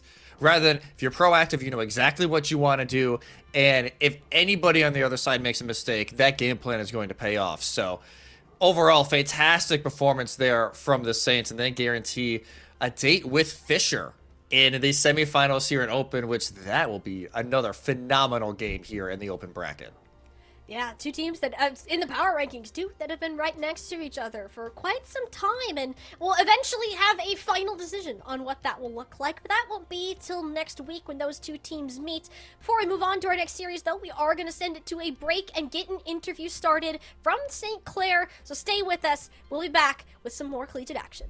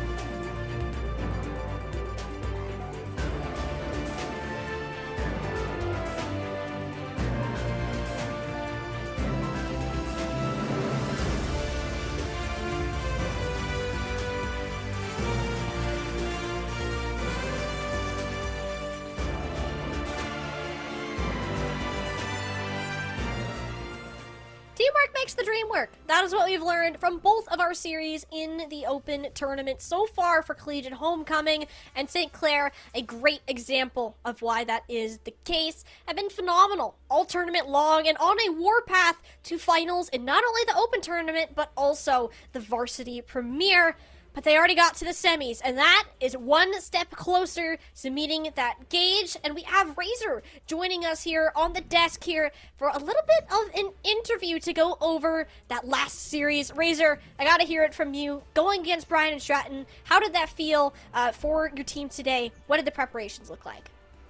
The win feels good. I think that's the first time like St. Clair has beaten Brian Stratton. I think me personally, I'm like 7 losses to Nenwai to now I have 1 win. So 1-7, not unlike Dilduck's map wins, something like that. Preparation wise, I think we kind of we wrapped up our game yesterday pretty cleanly, and we kind of sat down and watched their match against it was Cumberland, I believe, and kind of looked at their comps, decided what our game plan was going in, and it turned out pretty well. Yeah, I'd say it turned out pretty well, and obviously I gotta point out there was a few giant moments in this series to where even in map 1 it felt like you guys were kind of getting pushed back and forth. Was there a time after map 2 that really felt like you guys locked it in? Because maps 3 and 4, it felt like it was you guys all the way. Yeah, I think like the kind of ban sequence and like the comps, like I don't think we really practiced like too much like what we decided we wanted to play on King's Row, so we kind of just chalked it up, said, okay, go next map, we're going to do double flex, and it turned out pretty well, and we kind of just rode that momentum onto map 3. Or map 4, definitely. Sorry. Yeah, King's Row was definitely a little wonky, but, you know, it was definitely weird with the Kineko being banned. So now you guys are one of the two teams who are in the top 4, potentially, for Varsity and Open. Obviously, Fisher is your next opponent here in Open. How are you guys feeling going against them, as you two are both 2 of the 3 teams that finished undefeated in Swiss? Yeah, I think we're pretty confident going in. I think their style, like tank-wise, is going to be a lot more similar to ours compared to like Bobcats. But I think we really want to make grand finals in both. I think it'd be really funny. So that's what we're gonna try and do. That was kind of the joke when me and Jesse were preparing for this tournament. We're like, are we gonna get St. Clair in like 2 different finals matches throughout this bracket? Like you're definitely on that path. And we spoke to your coach a little bit too before this tournament started, and they also believed that you're going to make it that far. And I kind of want to hear from you. You've been on this team for a while. You've been on the path of growth, and now being the highest placement for St. Clair in one of these events. What has that path been like between when you started at first as a student for St. Clair between now making it to the semis? Yeah, I think like for me personally, when I came to St. Clair, because I've been playing tier 2 for like, I think I was playing contenders in 2020. I took like a good break from competing for 2 years, so getting back into like the team swing of things was always like kind of a challenge. But I think over like the past, I mean, this is going to be my 3rd year at St. Clair. I graduate soon. I'm really happy that we're having our best run we are right now before I get to go. So that's all I'll say on that. Well, hey, it's been fantastic to see you being part of this team's growth, and you played an excellent match today on both the Tracer and Genji Delight. And actually, I do want to touch on this too. That grav deflect, like, what was going through your head at that point? Like, what was there like screaming? Were we freaking out? Were you anticipating that, or was that a reaction? So I think we alt tracked and we said that they had grav and it was going to be like a hard fight to win. And I thought in my head, like I could like this, it's possible that I could play. It's never like a win con. You should never win con to try and deflect grav. But I think we kitsued cart and pushed them on the corner. And I knew like that looks like such a juicy grab. So I kind of just like threw it out there. And I didn't. And I think Soaks in our comms said big grav, but we just swapped to Zarya that fight. And then I think we realized after that it was not Tread's grav, it was actually my grav. So yeah, it was very much like a I thought about it for like half a second. It was like this could happen. It did happen, so it got us that fight win. So, you know, I can't be too mad about it. Hey, you take the win conditions where you think about it. Even it shouldn't be a planned one. I honestly, you did it once. What's to say you couldn't do it again? Would like to see that. I think that would be like historical, getting 2 and 1. But it was a very cool play. We were joking that's the play of the tournament. So we'll see if you can top that in your match against Fisher. But we are gonna go ahead and let you go, Razor. I know that you want to go ahead and celebrate with your team, and you still have another match left to be played today in the Varsity division to prepare for too. Yeah. Thank you very much. Yeah, of course. Thank you for Thank coming you. on. That's great. I had a feeling that was kind of just like, oh, we're gonna deflect when we go around this corner, because like you never think about that, like, oh, they're going to grab, so I'm going to deflect. But like you said, he has the hunch of like, they could do this here. So it's like, big grab. Oh, it's not ours. Oh, all right, I'll take it. And the poor guy's like, give me some credit for that. I just add that out there. But I'm sure he earned his cookie for that one, I gotta say. Oh, yeah.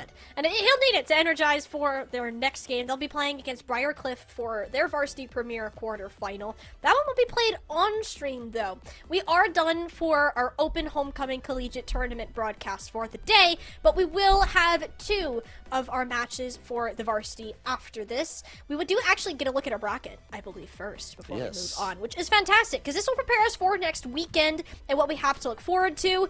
Winthrop versus ISU and St. Clair versus Fisher are our 2 matches, Jesse. Man, it feels like on the left side, you have the title favorites, right? Winthrop, ISU, the 2 Goliaths of Overwatch Collegiate going off in the semifinal. And on the other side, you have the dark horses, right? St. Clair, Fisher. Both have been teams that have consistently been, top 5, top 6, always wanting to punch up. One of them will finally get their chance to book a ticket in the grand finals and get that opportunity to try and pull the upset against either Winthrop or ISU. Saturday is going to be just absolutely fantastic. Yeah, and it's nice that the homecoming bracket, they'll have the open bracket will have a bit of a break. They get to rest. Unless you're ISU or St. Clair, you have Varsity Premier competition coming up, and that's exactly where we are headed as well. So stay tuned. Much more Collegiate Overwatch still to be played today.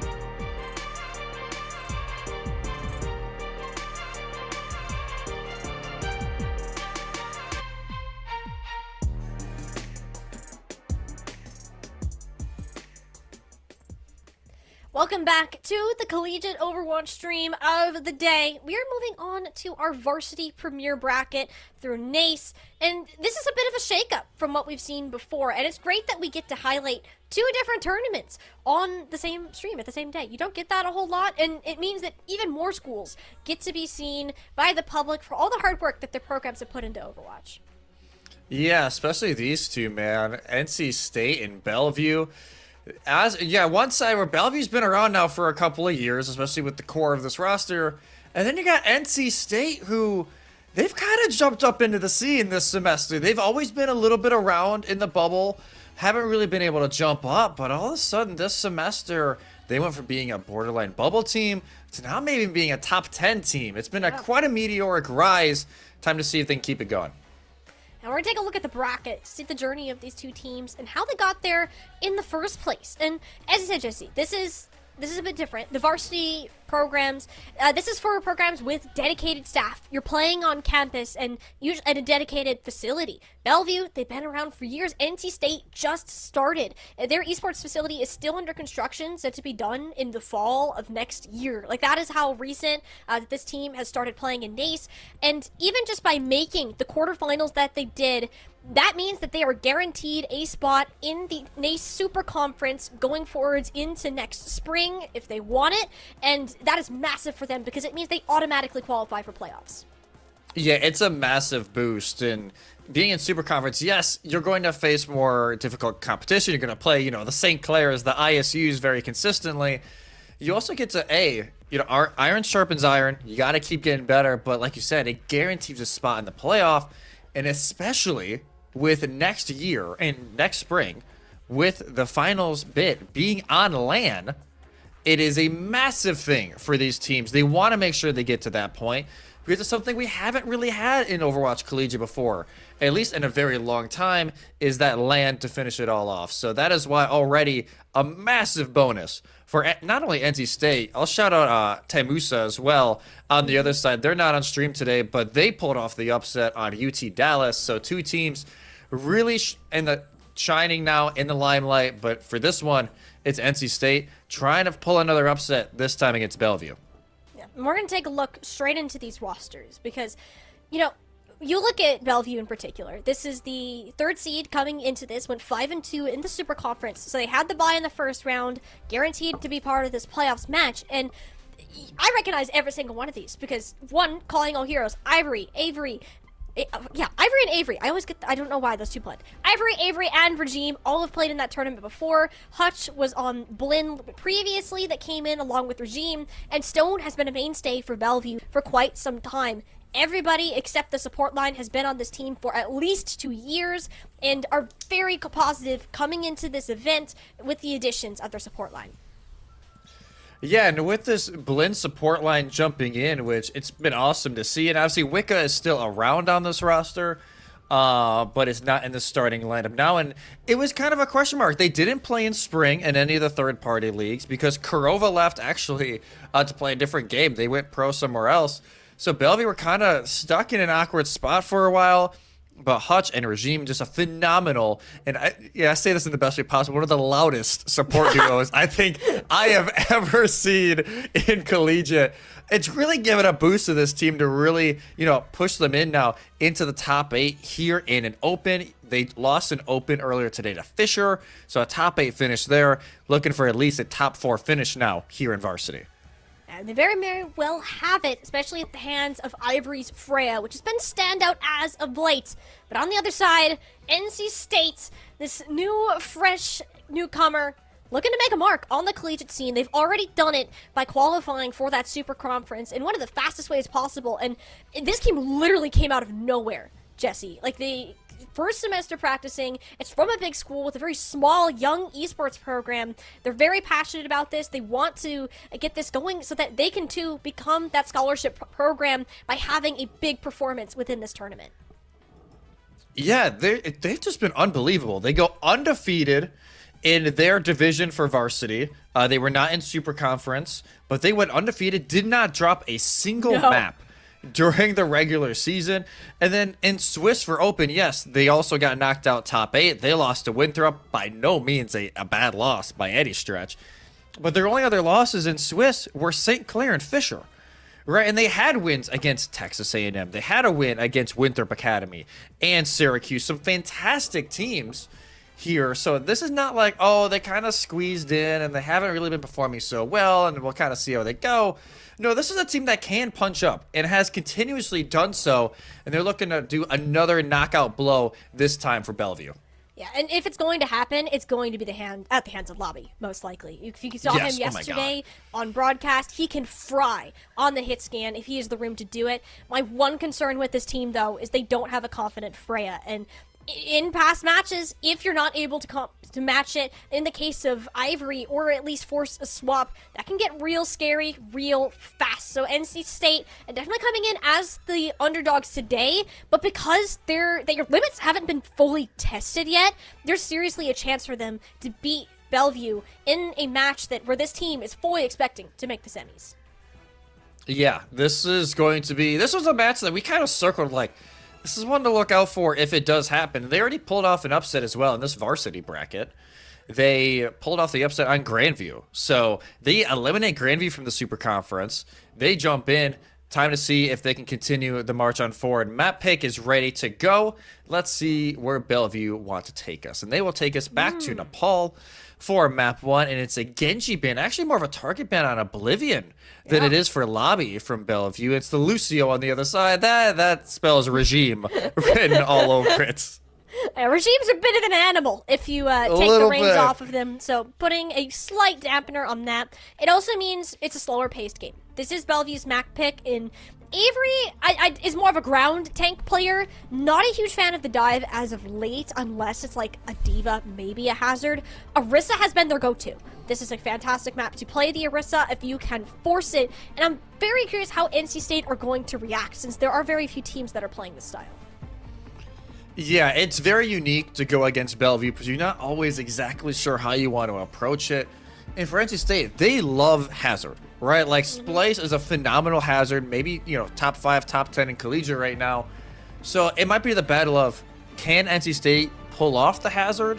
Even though Bellevue, they love playing the Survasa, and it can often be a very good counter to the Hazard in these kind of lower to the ground, not as divey maps where Hazard can be played, but maybe isn't ideal.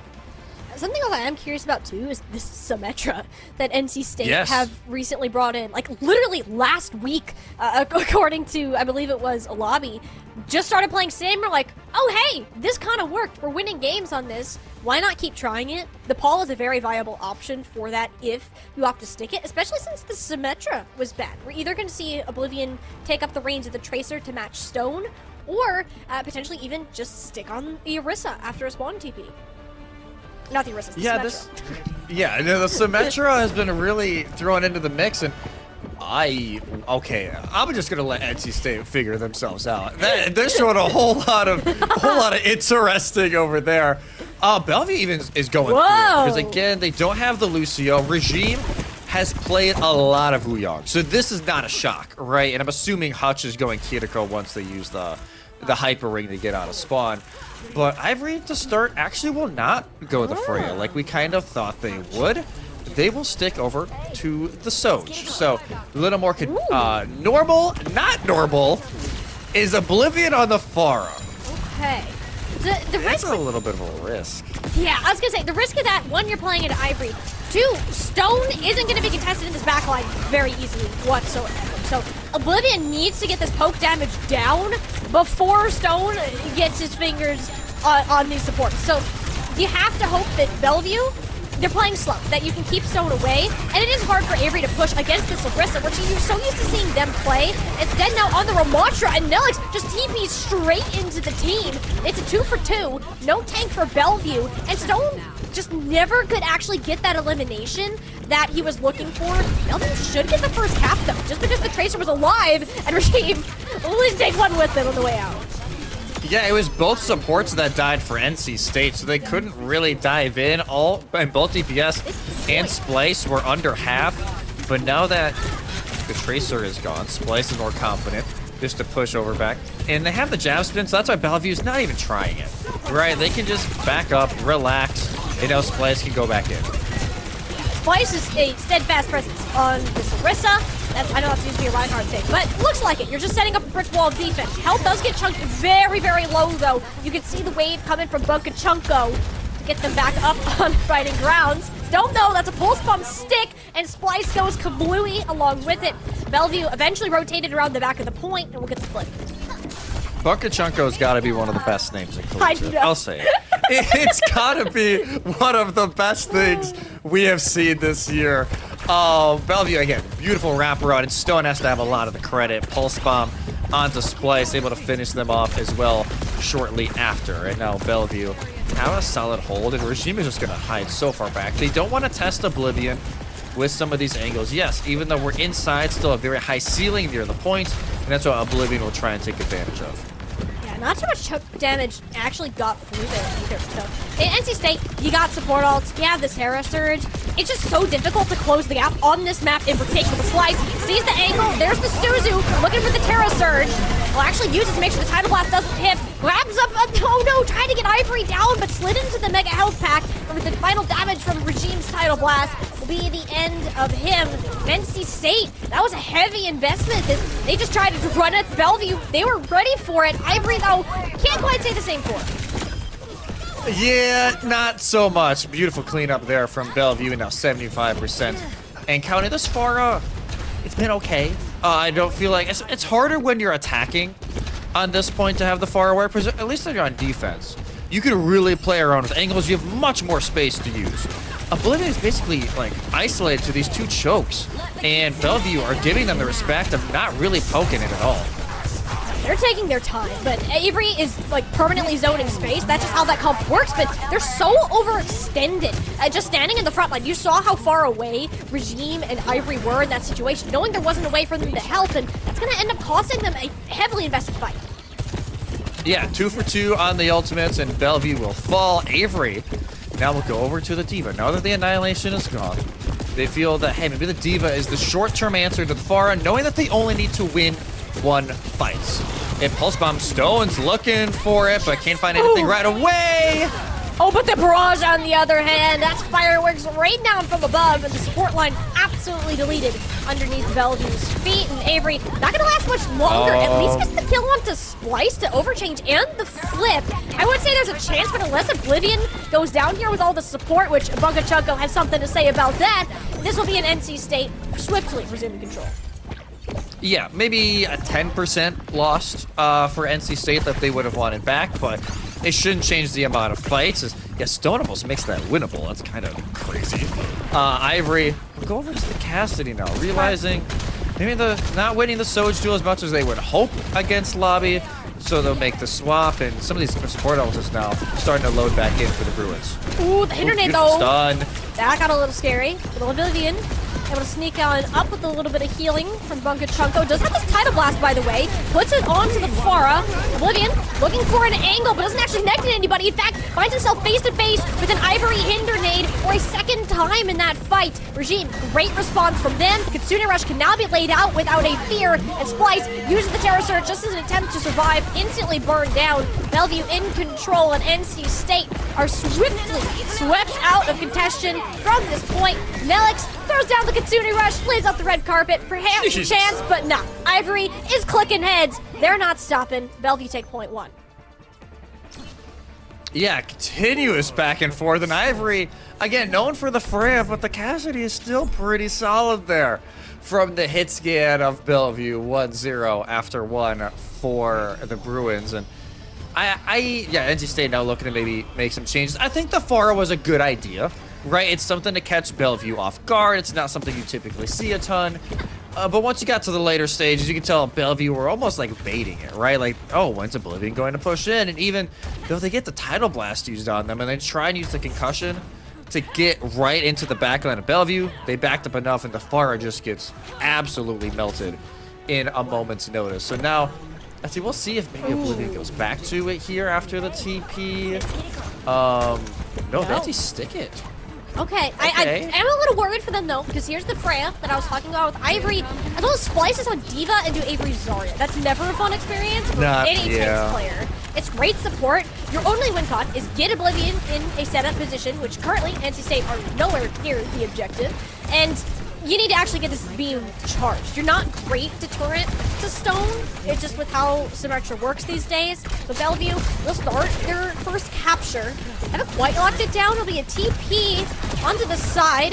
This gets them a couple players in position to fight, but Oblivion still trying to push forwards. That actually is enough to scare them away, but oversteps enough for Regime to be there on the punish. If this kill feed is a whole rainbow of colors, if you look at it, but Avery is alive, Splice is not. At the end of the day, that'll be the trump card.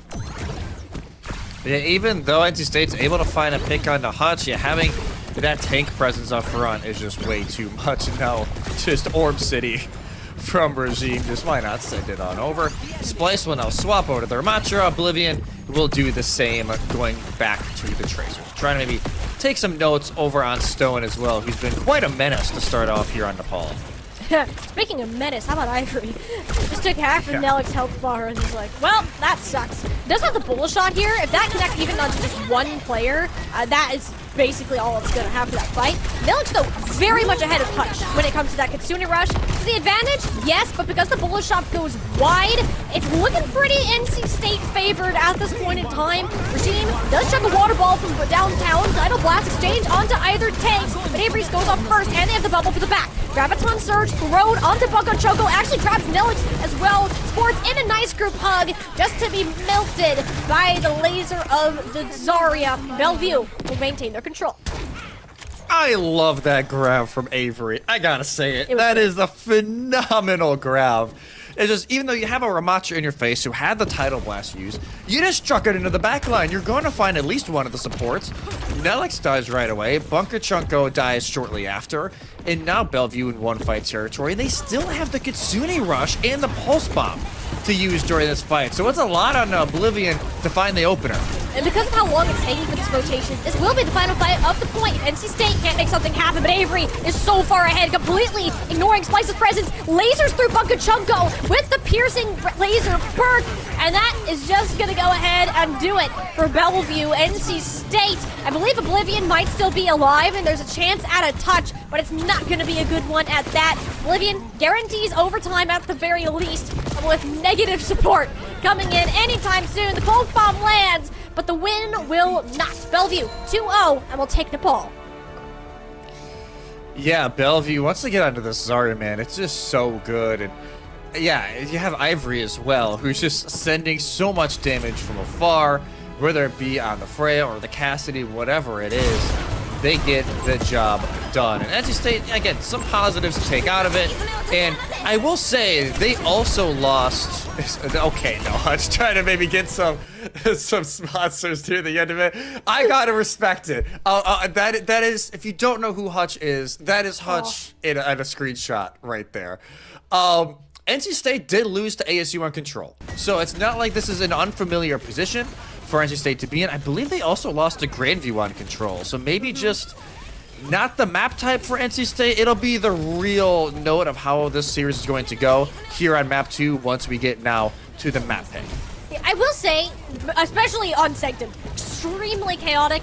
It did not look like one team was in control very well at any point in that round. Now, Shrine, very much a different story. This was Avery's day on the Zarya, and it's not something that we've seen NC State play, is that tank. So the Ramatra has been the answer if you're not going to do it, but it's still not a great one. I think Avery still had way too much impact on how that fight was going to go. It looked much more Bellevue favored. However, as I said, it could just be the control curse. Some teams really struggle with it, and especially knowing NC State's strengths are often in putting Lobby on a ranged character that does better in maps like Hybrid, like Escort, or even Push in some regard. Yeah, so now you gotta figure out, hey, how do you want to pivot out? They picked King's Row against ASU when they lost Ilios, so, you know, maybe not necessarily the long range that you were talking about, but maybe just going back to comfort is also a direction. But the worry is there, you let Ivory on Freya on that map, it could get a little dicey. I don't know if I'd be a giant fan of it, but still got plenty of time. They can always ban it too. Like, they didn't ban it right away. They banned the Lucio for map 1. So the Freya ban is completely available. Genji is now going back into the mix, which will also help Oblivion support Lobby a little bit more in some of these fights. It was, and I don't even think there was like particularly a standout player in this. If anything, I've got to say Regime with the Booyog. I think that was one of the huge difference makers for Bellevue, especially on Sanctum. The long range shots, the tidal blasts were perfectly timed, mind you, so that even you always had the advantage on the upper hand, even if they were used in the exact same fight. And it's things like that, like. I don't think you guys understand how much Regime loves that particular character. So if they get to play him, it's a happy day. So that's another possibility when it comes to it. Of course, we'll have the Lucio available as well. It does depend, of course, on the map. Even something like King's Row that allows like Lobby to sit on a high ground easier, I think would be better. As that's been their win condition. I'd like to see them focus more on this dive, perhaps make Avery uncomfortable in that type of situation, since it's not been their strength in the past. A hazard on hazard mirror might be the best bet if NC State can find a way to force it. Yeah, if they can find some way to move around it, I think that's probably the best way. Whether it be, you ban the Czar out, or you go to a map to where, like, the Czar is just not good, right? Like a Route 66, something like that. But we'll see here in just a moment where we decide to go. I believe it is now in. As we'll see here in just a moment where we're going, but it will in fact be King's Row for our second half. So taking the page just out of yesterday's book when they played ASU, and it is the Zarya ban. So letting Avery know, let's cut it. Let's get done with that. Yeah. Symmetra ban on the other side is a pretty good ban from Bellevue, considering we know NC State, they like running the Symmetra lineups. King's Row, especially as of late, has been all over the sim. Yeah. Another thing to kind of note about NC State that we didn't bring up is that they don't have a coach. They're making these decisions entirely for themselves with these maps, with these bans. It's all that discussion in the team, which is an interesting dynamic. I think there's been less of that just because of like the map pick ban and hero pick ban system changing in the last couple of months. So NC State, I think, also have the opportunity to collaborate a lot more on what they think is the issue. In this case, that Zarya coming up as that number one, get this out of my face kind of deal. Understandable, knowing how Avery is on it. And perhaps this does force that hazard or even Ramatra mirror that would be more favorable to NC State.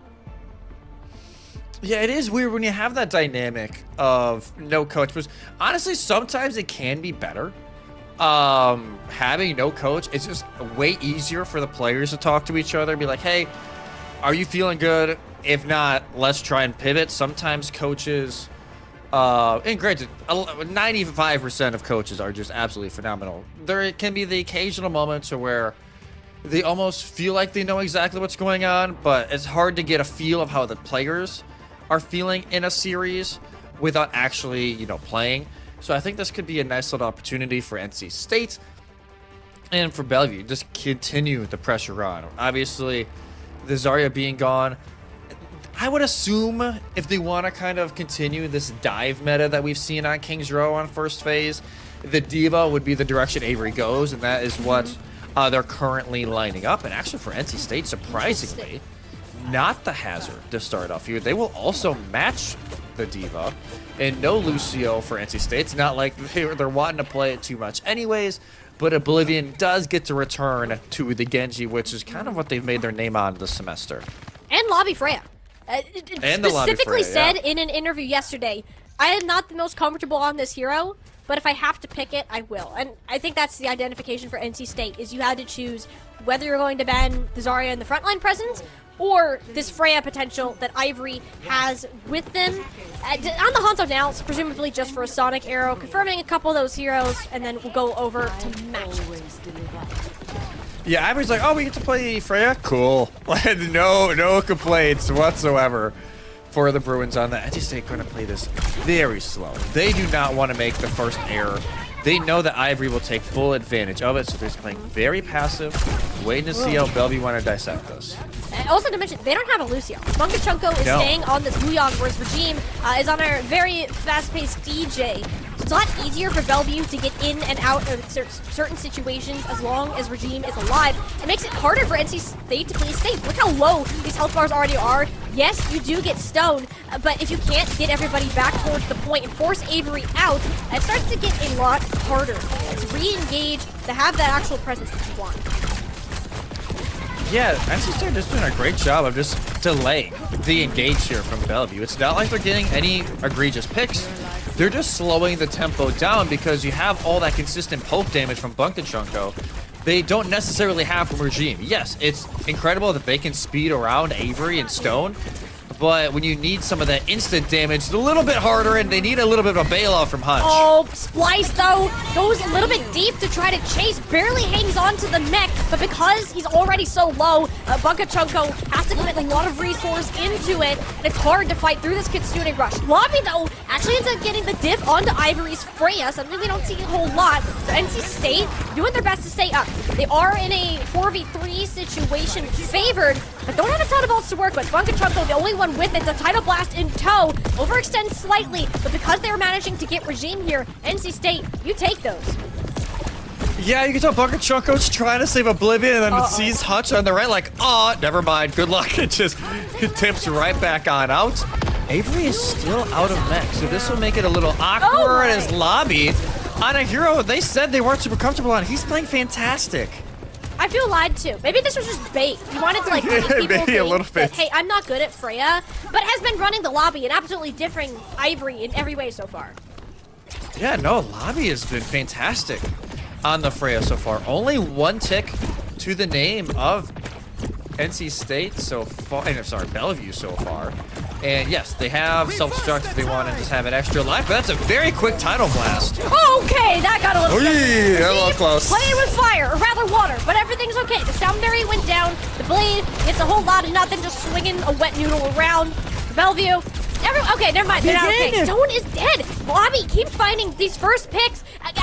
He's just lying. He's just lying at this point. This guy is just a Freya main at heart, is making these fights work, and Bellevue are still going to engage down Stone, who just now respawned. Avery's going to get demexed because of it. Has to self-destruct to attempt the remech, which, will be able to grab, and Bunkachunko was the casualty of that specific engage. Stone finally back from the fight, but Regime gets pancaked by Splice's remech. That's not something you see every day. 44 seconds now. Bellevue are pushing this fight a lot longer than it could have been. It could have just been a fast reset, but no, they wasted a whole minute trying to make that happen. Yeah, and the Kitsune Rush, maybe not necessary from NC State. It guarantees the reset, and now Hutch will go in with their own. At NC State, you can't exactly kite that one if you got a touch, but at Lobby, nobody's checking the back line. But Ivory has a sixth sense, will use the jump to go up high, avoid it completely, but just barely. There we go. Lobby finally dealt with that too. Back-to-back holds from Ivory planted into him. And NC State finally demexed and dealt with, but Bellevue, that was a lot harder than it initially thought. Based on the preparedness for it, it cost everything, including their time bank, with 2.5 minutes to move through the streets. Yeah, it is till the very end of the time bank for the Bruins to bust through, but they eventually will, and now at least can start making their way. Splice, I wondered if we were going to see it. They're one of the only teams outside of maybe Cumberland and one other that are willing to run the Junker Queen. So this is going to be a little awkward. Obviously, there is no Ana currently in play from Bellevue. It makes you wonder if they will try it. But honestly, having Nelix on the Kiriko as well just gives Splice so much more freedom to play super aggressive, because Avery, there's only so much they can really do. Yeah, like in Avery here, you're up just to counter dive or just get stuck with the pulse bomb and dump every single cooldown onto Splice. We had to just skirt on out with the remnants of the commanding shout speed boost. So yeah, you're fine, but look how quickly the health bar is getting chunked. Ivory, yet another bullet shot. That one doesn't quite get done what it wants to, but Oblivion will manage to find his one with the help of Bunkachunko. 1-for-1 though, Ivory gets arguably the more important support out of the way for NC State. They won't get a Kitsune Rush up in this particular fight. Bunkachunko is making this so hard for Bellevue to push. Well, and now they are dead. Maybe Bellevue realized that. Like, nice little parting shot there from Ivory, kind of just to instantly turn that fight around, because now NC State no supports here. And I think that's Splice is there? That's Splice. Stuck up on high ground, they slowly just gotta creep back. Nobody sees me. Well, they definitely hear him. Jumping into the back line. Hello, Hutch. Suzu's forced out in a panic. Avery turns around to peel. for their Kiriko, and the Kitsune Rush is layered on top of each other. Ivory again falls at the hands of Lobby, and NC State are looking to use this Dark Fleet to their advantage. It's a great thing to have in this fight, but the sound barrier for Regime, that's too much for Oblivion to handle. They're running out of options to make this one work. The Pulse Bomb stick from Stone stuck almost all of Splice's health before he eventually is set 6 feet under, and Bellevue will move their way through this point, but not cleanly, not without casualties whatsoever. Lobby even thinks it's possible to push up. Avery doesn't have a ton of health, but because Hutch died early, there's still a chance for NC State to hold. And there's only 10 seconds left, What? Molly. That's how long that fight went. Bellevue, they have to make a split decision. Who is going to touch? It will be Avery first, who has the self-destruct, if needed, to delay some time. You're gonna have that. You'll have a bullet shot online as well, but this Rampage is scary. If that Suzu gets forced out, there's a bullet shot, but the Rampage has absolutely nobody. He just glides off the cart and sends down. That was the major win condition that NC State have. The Dragon Blade not faring all that much better. It does manage to D-Mac Avery, but realistically no tank there, but Ivory dancing on Lobby's head, looking to confirm the kill. Eventually does. Bellevue will squeak through, but not by their own regards. A tragic ending of the Rampage means NC State are sent to third point. That was rough. You could tell, especially like, oh my god, what am I gonna do? And eventually, decides, hey, we're just gonna pop it. Doesn't necessarily work. I think it only hit Avery, who was in the process of getting back in mech, so it automatically cleanses the effect anyways. Rough. Nelix, though, beautiful shot with the Kunai. That'll shut down Regime, and that'll kind of stunt this attack as Avery goes over to the Ramattra. It's a great matchup against the Diva. You can't eat up anything with that DM when the Ram is in Nemesis form, but Lobby, again, has this full shot. They're already chunking down Avery so much. Avery is feeling the wrath of Lobby right now on the spray. Very low time bank remaining, so somebody has to act, and right now it's NC State. That's a Tidal Blast onto Oblivion. Doesn't amount to a whole lot, but that Pulse Bomb from Stone sends Bunka Junko to an early demise, and Lobby not faring too much better. Dropping down from the high ground, hoping to get killed by the Kiriko. It's a great vortex from Avery to deny the space and separates him from helping the remainder of his teammates. 20 seconds down for Bellevue.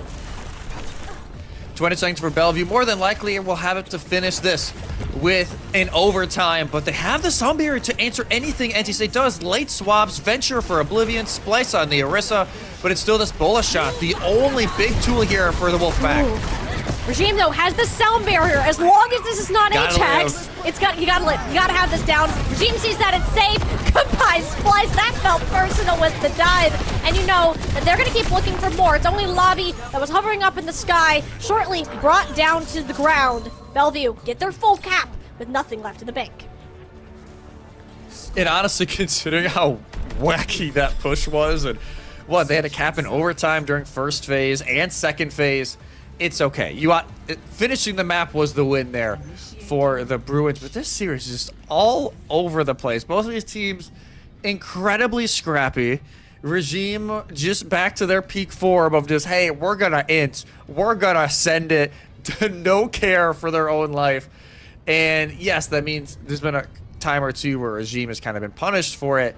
NC State overall kind of struggling with Avery a lot of the time. And I will say, Lobby more than holding their own against Ivory. That was one of the big worries we had going into this, was how is Lobby going to do against one of the best Freyas right now we have in North America? And so far, doing pretty well. Not only is keeping up, but also winning out the matchup more times than not. I will say, NC State 2 has done a great job at engaging first. Bellevue are more often caught off guard when they are trying to push, set up their own plans, which isn't typically expected with how fast the composition they're running is. Now on the defensive side of this is going to be like a game of positioning chess on how you're going to control your space and keep your life while you're at it. Yeah, this will be... man, this is... I wasn't expecting the Sigma at all today, regardless regardless of the map. I think, yes. For now, they're going to run it. Wow. This is a giant risk from NC State. You're putting a lot of hope in this place in Lobby because you have no verticality other than Oblivion. You are hoping that during the time the Splice gives you with the shield and the presence that you can find that opener. like Splice, yeah, you can walk to the high ground. Bunkachunko is on the Lucio, so that rotation gets easier. Then Bunkachunko isn't with Splice. Ended up walking over by himself, and you can see how the team is struggling for it. Because you have to take such a risk in splitting yourselves up like that, you can see how Ivory and Avery are just doing the divide and conquer approach, but they did the dividing for them. Yeah, and already NC State, yeah, just like, let's not try that again. Yeah. They'll go back over to the Diva here with Splice. Yeah, I don't mind them trying something like that, but it is already a minute gone. So it's a rough situation for NC State and Bellevue. You're not going to complain at all. Hutch, aggressive, as normal, here in the off angle in Hotel. Honestly, just a little bit of an isolated 1v1 from Nelix, but eventually Lobby comes in to disrupt and denies the 1v1. Taking it slow. Lobby, though, eats a couple of kunai. And Hutch has been holding down this Hotel. Ooh, that's got sketchy. Susu's out, perhaps. That's the go button for Splice. Never mind, Splice is out of mech. Splice isn't going anywhere anytime soon, unless it's back to the spawn, which you can be greeted by Oblivion if you are to go momentarily, which it seems NC State are fans of that idea. Yeah, 2 minutes now. Splice now goes back, has to swap off the Diva just to go back on because it's King's Row, at least in first phase. There is nowhere to jump off, and it would just take way too much time for them to rebuild it. Hutch, though, gets jumped on. Yeah, that's a bit of a yikes from Kiriko, especially since he had the Kitsune Rush. That's how Bellevue were ideally planning on winning this fight.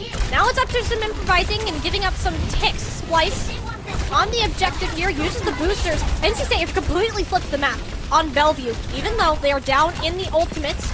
Everyone's playing slow, they're playing safe, and somehow only now giving up that tick. Avery was in and out of that objective for a while, but here's Hutch, now returning with that Kitsune Rush. Nelix will be up to 1 momentarily as well, instantly popping it down, but Slice is nowhere near it, getting chased by the Kiriko. Yeah, Oblivion comes in to help, but the D-Mech is there. Stone finds a pulse one stick at the other side, and Avery eats Oblivions for breakfast. Says thank you for that treat, and Bellevue are gonna look to finish this one out. Somehow Avery dies to the baby Diva of all things. Sound barrier committed, but Bellevue, they're still far from in control. Avery's D-Mech, it's literally only a baby Diva and Regime that are alive in this fight, and their spawns are so far away compared to that of NC State. Oblivion is deep in the backline, has to recall for a regroup, and finally, we get to take a breath, but not much has happened since then as NC State are gonna move back to the point. Yeah, they'll start capping. Second tick achieved, and now they have the sound barrier as well for this next fight. All it is for Bellevue is the self-destruct of Avery, and there's the go button. Yeah, sound barrier's out. Ivory didn't stand much of a chance as soon as Splice locked them in his crosshairs. And NC State, they're gonna go ahead and take that off the backs of Lobby. That's a 3K off the overclock alone. And the payload will be moving through 3 minutes on the clock. So only 30 seconds more than what Bellevue had, but again, look at all this. They are pushing near the end of second phase, trying to get an idea if there's any stragglers, but in case there was not, everybody from Bellevue will get sent to the end of the map. So, I just say, now, again, beautiful beat there from Bunkachunko, realizing they have to play quick. They cannot allow Bellevue to find another pick in the neutral, because that is what Bellevue's did for almost 3 minutes straight. But now, Lobby in a little bit of a tricky spot. We'll eventually get out, though. Having a bit of fun here on the Sojourn, but that's a nice part with the power slide. It's a very good cooldown when it's used correctly there. We can see how the Freya is a bit harder to deal with the Sojourn, unless you have the charge rail shot. And Stone just walks straight into that one. Not much going to be said about it. Thankfully, Hutch is there to trade it out for the case of Bellevue, and in fact, grabs a second off of it. Hutch feeling it right now. Doesn't even feel like he has to use the Kitsune Rush. Mostly because he can't. He is stuck in a small room with Splice being shoved into a locker in an attempt to have his lunch money stolen. He will manage to get pulled out, and again, another pulse bomb. This guy is farming for days. They love to take these pulse bombs away, but if Avery eventually will get D-Max, and the self-destruct all over the kill feed, but it's 2 for Splice. That will favor NC State, and the fight is just over. What in the world was that? It's like Avery dies because they were out of mech, because they were sending out their own self-destruct. The Divas actually eliminate each other with the self-destruct. I'm not sure how Stone gets stuck in a tricky spot. I guess they just didn't have another blink to find cover in a fight that really felt like it was Bellevue's to lose. NC State is able to steal away. Well, now it's Value's fight to win, considering the 3 shiny buttons. They have the opportunity to press, splice, force back. And Bellevue keeping an eye out for these cheeky rotations that Splice is already starting to take. Oblivion attempting to pinch, which Hutch will take over to make sure there's no silly shenanigans happening. And you can tell Bellevue they're playing slow to make sure that by the time they use their ultimates, NC State can't disengage. That's what this Kitsune Rush will manage to accomplish. Bullet shot from Ivory. Doesn't get a whole lot of anything. This lobby, though, can't do much with all the glowy overhead popped by Regime, but Avery, it just gets melted like it's nothing. There's the beat from Bunka Chunko, and it's just the victory song for NC State at that right, already so far ahead with how well played it was. And Bellevue, reminder, that was their fight to win. They lost because of some serious positional outplay from NC State. Yeah, that was just perfection from Lobby. Slide into the back line, and even though Avery has so much health, they still are able to find the elimination. So, beautiful play there from NC State. Now they have the Pulse Bomb, they have the Kitsune Rush. They have so many tools to continue the snowball, and Bellevue are in real trouble here. Yes, I don't think NC State gets the next 30 seconds, but they could be having a decent time advantage going into OT if they're able to finish it off. What NC State's been really good at is knowing when they have an advantage and using it first before Bellevue can react. You can do that here with Nellis's Kitsune Rush. Will push it out. The Pulse Bomb sticks onto Avery's mech, but they fly to safety. So much health left to spare. Splice, there goes Ivory, but Stone still in the backline has not missed out on these Pulse Bombs, unlike their counterparts. Oblivion finally will manage to take care of the pesky Tracer. Looking for Hutch, grabs that one too. NC State down to less than a minute, but they didn't need to use a whole lot of everything in that fight and might be able to get to a sound barrier.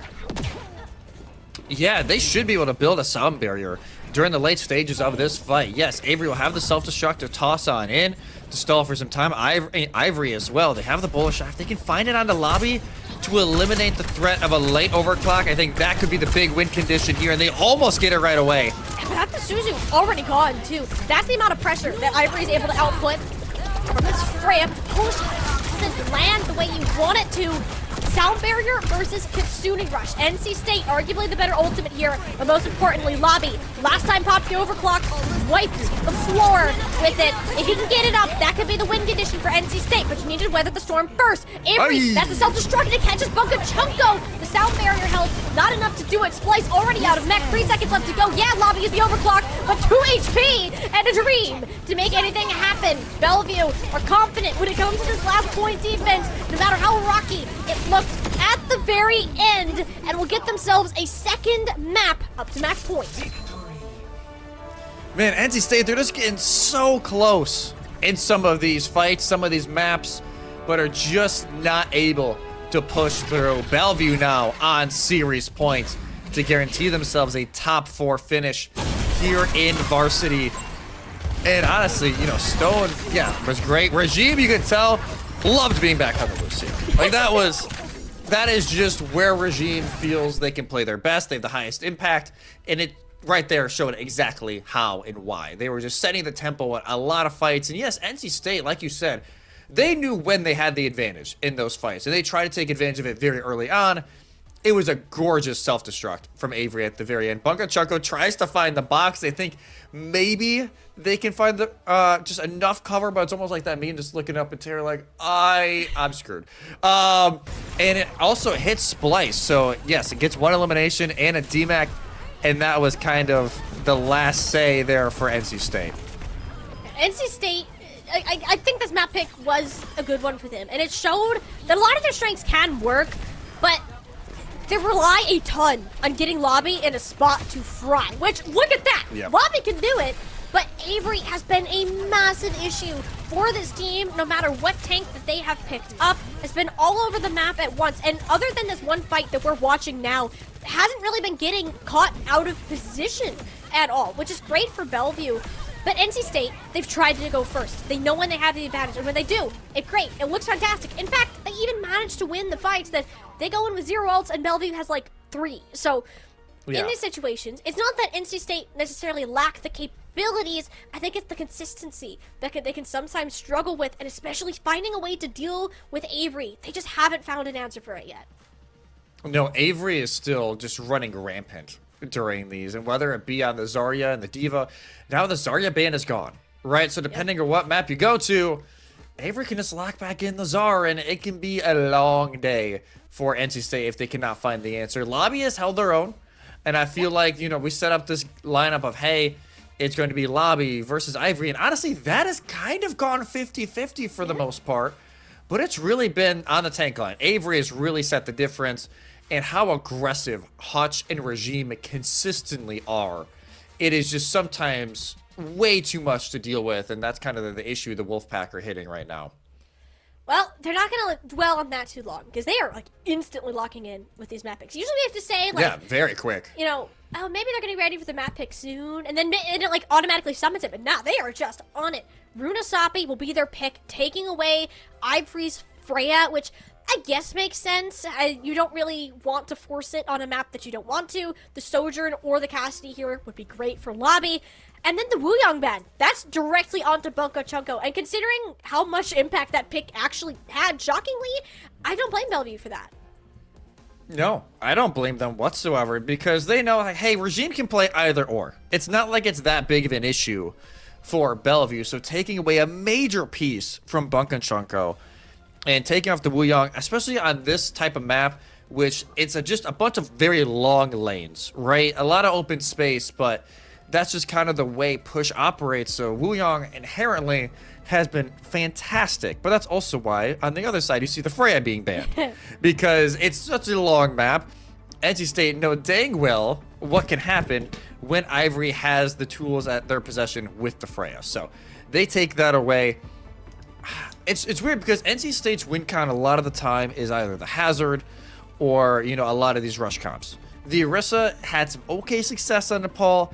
We have really yet to see the Hazard this series, Molly, and that's been one of the biggest issues because Bellevue just has so many tools to counter it out. NC State are almost too afraid to even go it. Yeah, I think this might be the point where it comes out, though. Like, this is a great Hazard map. If you're going to try and force it, this would be the place to do it. There's no Freya, which is kind of a... that's a bad enemy if you're a Hazard player. My concern, though, Zarya is back up and ready to rock. If you are Avery, that was a huge issue. On Nepal, this will play somewhat similarly to that, with just being much more close quarters in your combat phase.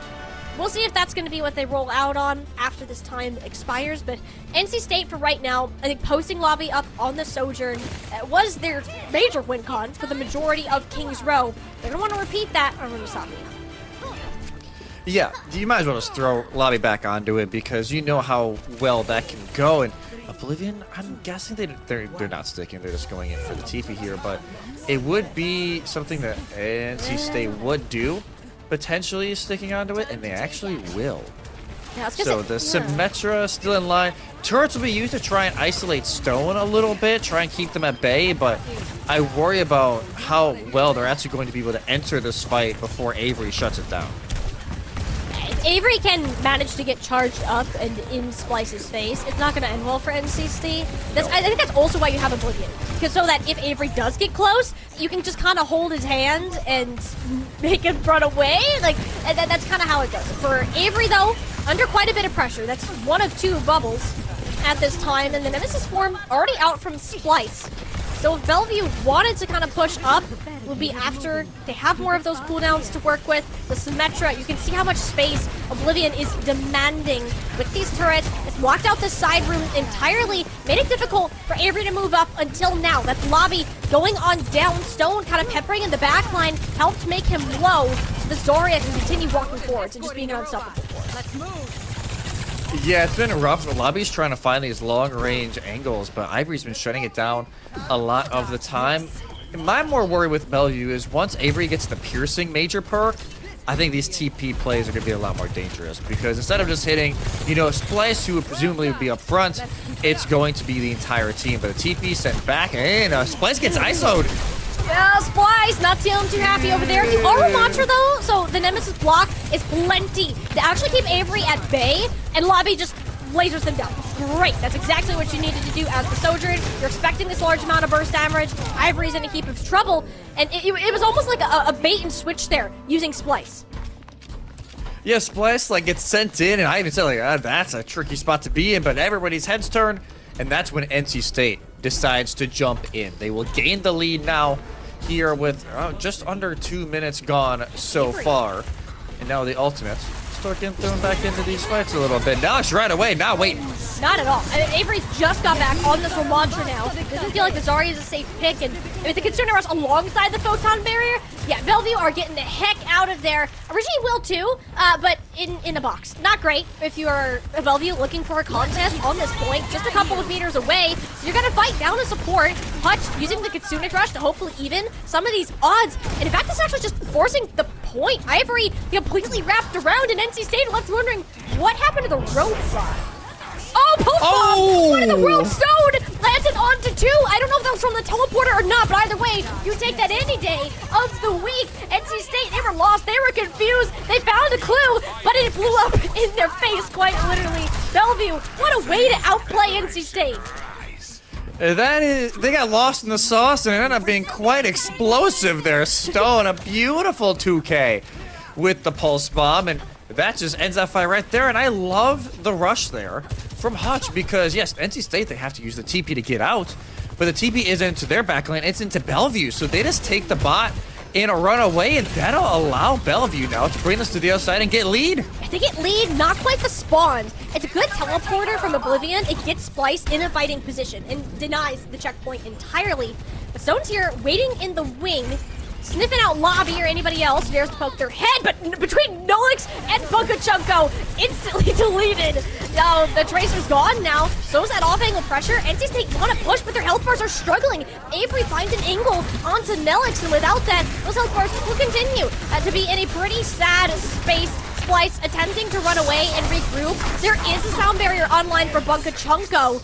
But with this annihilation in the wing, they're just gonna wait it out. Stone already returned, and that's checkpoint for Bellevue. Yeah, Oblivion's never able to TP back out, and that is tick for Bellevue, like you said. So advanced spawns are now activated, and the whole butt scratch has been gone. So Bellevue now have the opportunity to really build out this lead. They'll have Ivory's overclock to work off of. A Bunker Choco has a sound barrier, could just use it for tempo. But honestly, Bellevue already kind of just backing up, realizing they don't have the full 5. No need to get into a fight that they don't need to play right away, as long as they hold the forward spawn. And Hutch already has another Kitsune Rush. Like, that's Crazy. Insane pace there. And Bellevue can use that before Nelix is in fact lapped Nelix, if I'm not mistaken there. Both overclocks, though, will be popped, except for the Lobbies is back with a sound barrier, and Avery is stuck in a timeout corner. Somehow, miracle, lived for like a solid 5 seconds under all that damage, but with the Kitsune Rush being laid out, NC State, they're making sure that they can take this fight cleanly to cancel forward spawns. Yeah, you can just, Avery's just there like, oh, help, help, help. Just try to guard as long as they can. Eventually, though, it does get broken through. Advanced spawns now reset. I don't think anybody really got it for Bellevue anyways. But that's NC State now will be able to gain forward spawn. Avery will not be able to touch in time. And now this next fight will dictate a lot, and that's a beautiful stick. Suzu forced. Stone's so good with these pulse bombs. The fact that the Suzu was on point, much needed for NC State. Use the photon barriers to play around, although Avery doesn't quite care about that role, being a Ramontra with Nemesis form. Sound barrier there to cover for Splice's damage on the Terra Surge, and Bellevue continuing to surge backwards. They separated Splice completely from the battle. That is the last person NC State wanted to see run away into a pit of snakes, honestly. And Bellevue, they're just going to try to close this one out with as many staggers as possible. The robot's already moving the way that they want to. Yeah, bot's already moving. Most of NC State has already got forward spawn. Oblivion will be the only one that will not, and granted, they can just TP out of spawn, so it's not the worst case scenario here for the Wolfpack. But no, this bot's starting to go back over. Bellevue will want to gain at least some sort of cushion. The cushion they had is now completely gone. Forward spawn's not activated. NC State will contest it. Yeah, a good decision by them. If you were to lose a couple of players, make it a long fight, you don't want that. What you do want is Lobby making Stone's head fall off with the rail shot. You're playing for the win condition of this tank, and I'm getting a bit of deja vu with Avery stuck in this corner, holding block. But this time doesn't have the Kitsune Rush or the overclock or all that shenanigans. So they will be okay. to keep fighting this one through. Almost as the annihilation on board 2, but it's the overclock again. Lobby has just been chilling, takes the DP, gets the hit on Avery. Just trying to find him at the corner. He's like, I think I can. Support to help me. Eventually, Lobby will lose against that charge, but not before Ivory walks into this disruptor shot. They'll actually end up getting 2. And Bellevue, they can't quite get those forward spawns checked. Or wait, did you not? I think they split up. Is that red dot lit up? I can't tell. Yeah, they might. Yeah, they did sneak it in, I believe. Yep, they did. So yeah, Forest been at least active. That'll be another important fight now. Only 2.5 minutes left. And Kitsune rush early from Bellevue. Oh yeah, we're full sending it into this fight, my kind of style. Although it's pretty casualty-less and pretty unique for 2 ults being popped instantly. Bellevue, 0 value out of it, other than the positions that they have gained. And NC State, they're happy to wrap around from behind. They have even the little high ground that the hill gave them. Problem is Bellevue have already on the point. They recheck forward spawns. Stone, looking for the pulse bomb. Everyone's able to slide out of danger, but it's scary territory. Chunko has their earlier sound barrier regime close to one of their own. If that can go down, there's a chance to keep this fight going. There we go. Saves Avery and denies Splice most of what the Terror Surge would have offered, but somehow it still grabs Stone, the most mobile player of them all. Bellevue, that's not the thing that you want to see in the kill feed at this point in time, but it's a heavy investment from NC State. They use 4 total ultimates here to make sure that this one can be cleaned up. That lead is just a couple meters out of their reach. It was expensive for Bellevue too. Look, they pretty much used everything during that fight. And I wonder if Stone tried to go in for a little bit of damage, not realizing they were still in the radius, and they just get clipped by the Terra Surge of Splice. But now Bellevue again, they will look for another quick fight here towards mid, not allowing NC State to start bringing that cart in bot towards the checkpoint. And Lobby looking to initiate. If you've seen these overclocks before, you better be scared. Avery, though, backs out the shield. Not quite expecting it and put in an awkward position. No tank now, but if you're NC State, you need to be winning consecutive fights. But they're losing so much bot progress off of it. And this is time burned. This guarantees a one-fight territory for Bellevue, even if Lobby does his darndest to clean up fast. Fantastic game sense from Regime and Hunch. Just take the bot away. That'll save them at least 10 seconds of bot progress instead of Bellevue having to rush, making sure they can get somebody there to touch. Yes, they still have to play relatively fast here, but they don't have to, be like, oh my god, we need to throw somebody on bot. They are already here, set up on high ground, and it's going to be up to NC State to make something happen. And Avery contesting, denying the forward spawns at the start of this fight as he teleporter onto the high ground. Bellevue, yet again, have managed to flip this map completely taking on it its away. head. They're moving it away from them. NC State now want to play a game of catch-up. Yes, they have the tools to do it, but the positioning all out of whack. Felix uses the Kitsune rush through this narrow hallway, but it's immediately answered by a Regime sound barrier.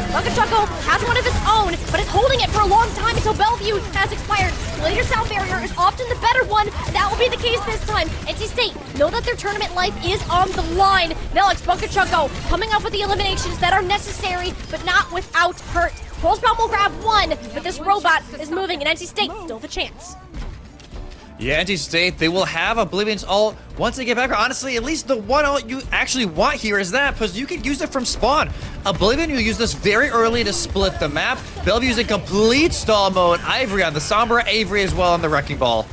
It's going to be hard to convert on these eliminations, but all it's going to take is 1. This photon barrier incredibly early. But you do lose out on Ivory. As a cause of it, and Avery bumps into a wall and awkward positioning for them on the hamster. Splice! And that's just going to do it. Splice just walked through everybody. There was no tank in his face to actually stop him, and they'll run it down on the Battle Cattle. NC State have secured themselves a map and will keep their heads above water in their varsity playoff run.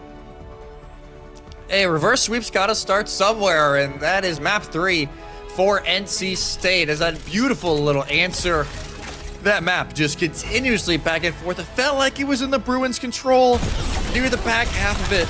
But during that final fight, NC State able to lock it down. The Orisa in these kind of situations is sometimes just so good. Beautiful jab there on the Hutch. And again, if you have any ultimate for that kind of situation when you're heading for spawn, it's Photon Barrier. It stretches the entire map anyways. It doesn't matter if you're in spawn using it and it denied that initial impact that Avery and Stone were trying to build off of. And yeah, just a beautiful, beautiful map from both sides, but NC State, they stay alive.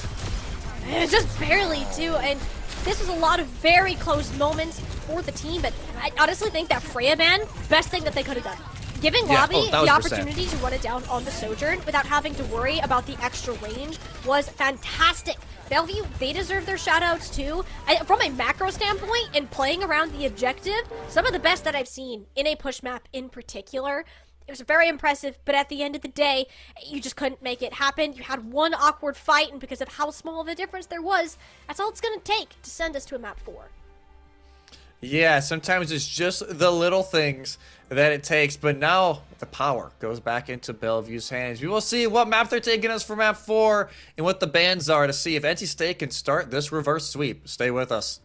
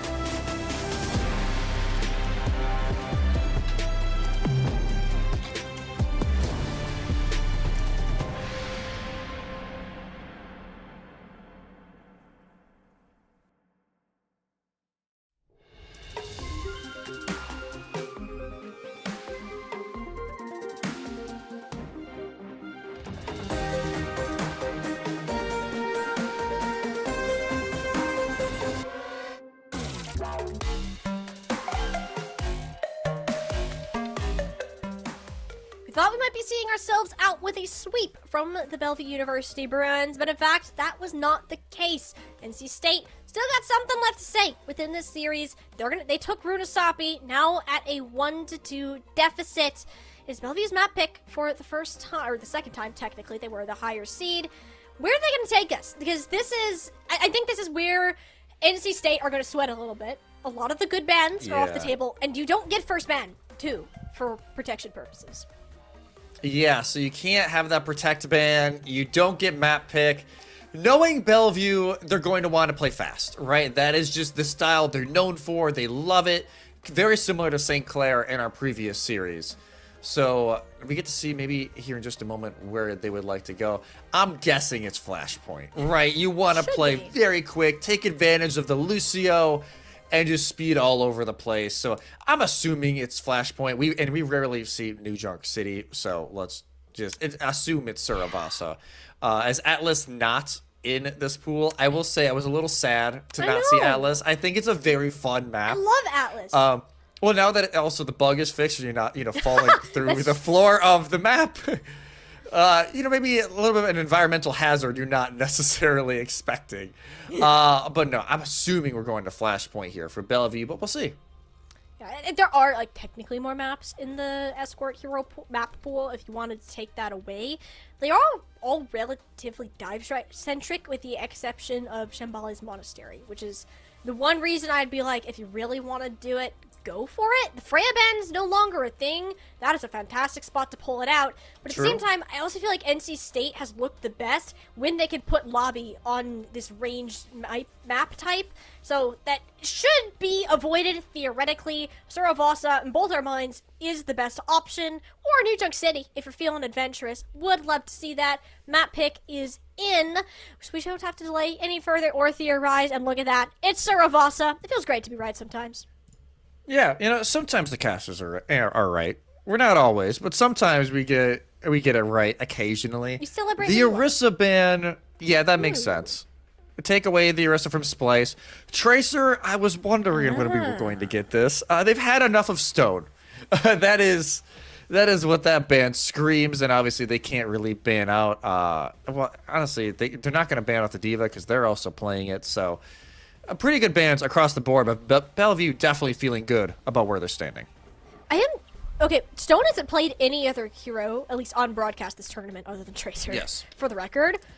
What is he gonna do? Is it gonna be like a Genji, maybe? To like do somewhat of the same stuff? I'm thinking because the Orisa's banned, we're either gonna have, probably Zarya to start, or this Diva Hazard area, which we still haven't seen this series, despite that being like the Splice special so far. So if you're gonna pull out a Hazard, now's the time to do it.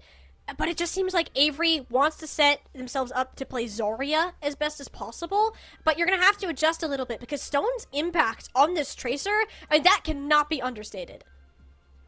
Yeah, no, it's one of the main reasons why Bellevue are consistently, in these types of conversations, finish top 8, top 4 in these tournaments, is no matter where you look, you got stars. As soon as you look over, like, hey, we have to put so much on Ivory, probably NC State were doing early on, they were shutting down Ivory, but that leaves the door wide open for Stone to jump on in, have a ton of value on the flanks, and then you have to start kind of varying your attention on the flanks as well as Ivory on the high ground. So it is an awkward catch-22 that NC State have found themselves in during this series, but we'll see if they can kind of taper it down. Now that the Tracer is out of the way, maybe have more focus again on the Ivory and Avery. Know that Stone is not going to be on his signature hero.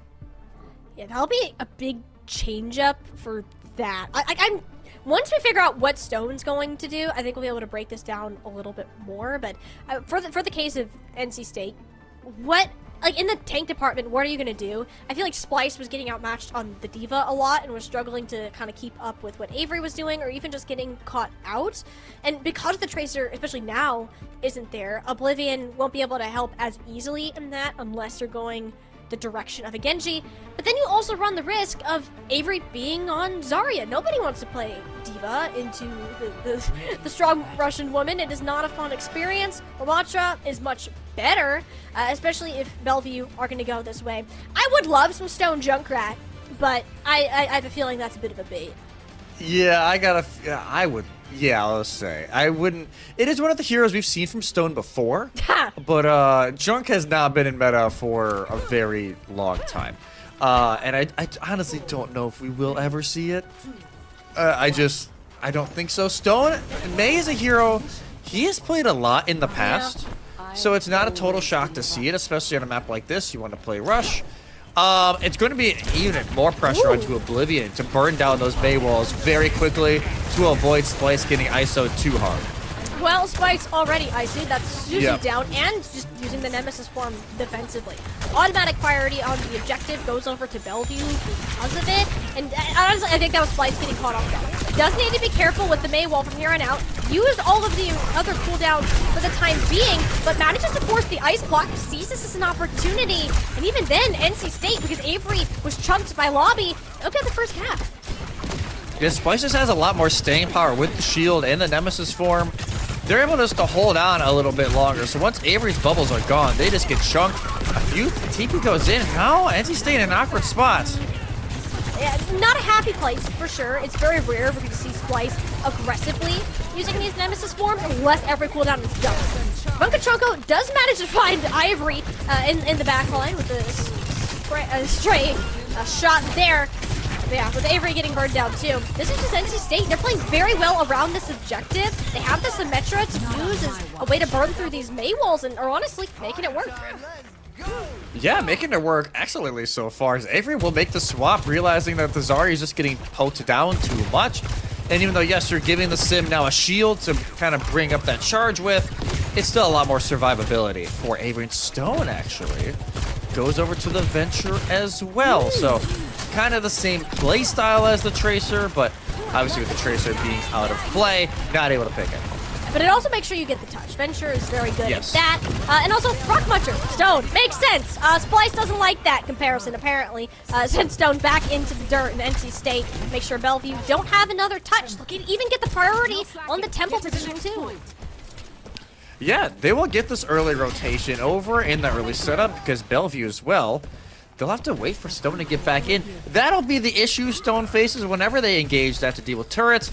And as soon as they burrow back up, Lobby in that first fight, looking for them straight away. So Stone, he'll have to play it a little bit smart if they want to make sure they don't get poked out right away. Venture also does not get along with Lamatra in several ways, especially this Vortex. You throw it on top of the burrowing Venture. A lot of ultimates that are going to be popped here. Photon Barrier and Sound Barriers, most notably. Splice doesn't care about that, though. He is a Lamatra. He will punch wherever he pleases. Avery, yeah, can get the trade out onto one, but without much sustain to go further, it'll be NC State with the better investment. Yeah, it is 4 ultimates for NC State. So the Wolfpack, granted, using a lot during that fight compared to the 2 from Bellevue, but having that first cap is still super valuable. Stone, like you said, the Vortex is an issue. I worry this Venture is going to have a lot of trouble getting a whole lot done. Splice, knowing they can play the off angle because they have the Sim TP that they can play around, almost trying to catch Stone as they're trying to dash across. Stone definitely thought about it, but this Kitsune Rush, though, will make it much easier for him to survive. It'll be a drill dash into completely actually forces Splice out of position. A very smart move from the Venture player. That's exactly how you want to use it, and that's just going to get the point straight up. Yeah, point flips right away, and NC State just have no way to answer due to the Kitsune Rush from Hutch. And now Bellevue, because Avery made the late swap, now they're starting to build that Annihilation. They will be ahead of Splice in that regard. So giving themselves some snowball potential is the Bruins. And even Stone slowly building up that Tectonic Shock. But now it's almost already has a Kitsune Rush. They rotate all the way to coast very quickly. And they're moving really quick around this point. And NC State, guess what? Unmatched Kitsune Rush. Kind of a theme from the day, if you haven't been paying attention. Bellevue, though, they can flip the map. They know how to. And in fact, even split themselves a little bit so that they have half the team on each door. Because NC State are taking so long to respawn, they weren't expecting Rajiv to have just be dogpiled on by 4 players. Not a chance. The Frogs leap to safety in Bellevue. Yeah, you're just gonna have to forfeit that. NC State, you can tell that Bellevue were getting suspicious, so they started to move closer, but they just turned out to be behind them instead. Yeah, and you can even see where G was looking for it. They want to try and boop, and then as soon as they kind of look away for a quarter of a second, that's when NC State TP in and just absolutely obliterate the Lucio. But now Bellevue, they still have plenty of resources going into this. Bola, Annihilation, Tectonic Shock, plenty to use. NC State having nothing to start off. They'll be close to a couple, but Stone doesn't want to allow it to get to that point. Splice already down, the Tectonic Shock helping with that cause. No Match is over, sees the teleporter, and the Burrow will do a ton of damage to Nelix as well on the far side. Because NC State got that point with Bellevue at 96%, they will end up losing out on the final cap. They tied at 1-1 for Survasa. And look at Splice. They are all alone. I don't think... Yeah, I know Bellevue won't be able to take advantage of it, though. But, you know, Bellevue, understand that, hey, if we just put in a few ultimates here, NC State have nothing. And we can even this up at 1 apiece. But now it is a full map rotation once again. It's the Survasa special. it'll be NC State. They will have complete control of the flashpoint first, but it doesn't unlock for another 10. So Bellevue will actually note that, and they will start to rotate for where NC State actually started from. But the Wolfpack actually read it. They'll just rotate way back over. And a good choice. Just kind of seeing where these teams are moving around. The ultimates here. It's going to get a little sketchy. Stone kind of gives his life there in a way to try to misposition Splice again. This time, won't fall to the same bait. All the ultimates are online, but there's still no deaths. Somehow, through all this chaos, now it's very aggressive flank from Lobby. Will manage to get one off on Hutch. Oblivion grabs the second support there too. But NC State, again, used 4 into 1 ult to win the fight. Yeah, obviously a heavy investment from NC State, but one they felt like they needed to use. And at least you get the sound barrier out. It's a giant ultimate for the Bruins, but that's the one thing with NC State, especially this map. They have been pretty heavy-handed when they're using these ultimates, and yes, it's been winning them the fights, but that's why Bellevue, in that last flashpoint, were able to bring it all the way back because there was no ultimates left for the Wolfpack to use. It's fantastic in the short term. Splice is going. Yeah, that's Splice is in there. I think you're expending the get me out of here kind of TP, which Splice does manage to get into. Had a ticket for it, but Nilix, this is about to get chaotic. Both Kitsune rushes, bullet shot, annihilation. What more could you ask for than all these wonderful colors on your screen? Well, Stone, that's a bro into the back line, pressure onto Oblivion, puts down the TP as an escape route, but this time Splice nowhere near it, so can't make any use. Oblivion eventually punched down as well, so NC State will get up to about 99% by the time Bellevue get the swap, so 1 fight territory for them. Yeah, the rush just pushes NC State away, and eventually, I thought Avery was going to get chunked down at first. Yeah. They were just guarding Oblivion with the rush of their own. That beam was just going so fast, but NC State not able to find the elimination, and the longer that fight went, the better it was for Bellevue. NC State will rotate all the way towards high ground. They almost have the overclock from Lobby, and given the natural high ground, it's great, but it's also the perfect setup for this tectonic shock. Stone waiting for the right moment to pull this out, and by the way, has the perk for the extra cooldown reset while it's inactive. Still, he thought about it there, and then he thought his life decision. He's like, wait, that might be too many people to 1v5. Back up, identified the rotation was happening. There we go. Here it comes Stone. Lobby getting chunked. Great Suzu from Nolix to keep him up, but yeah, not gonna last. The final blast of Tectonic Shock will take him out. Let's bolt the sound barriers. Bunko Chunko has been very good about holding the trigger on this and using them later, but this time Bellevue are already out of the fight, so it doesn't get much value other than NC State now have the opportunity to play around the photon barrier actually on the objective. It is final fight, and it's all red in the kill feed. Bellevue making this happen. Ivory finally making their mark on the Freya after being silenced for the majority of the round, and that is Bellevue now taking the lead in Survasa. And look at this. Next flashpoint is right here. They will have all the time in the world to set up, but still a tectonic shock shuts down Lobby, who has actually made the swap off of the Sojourn.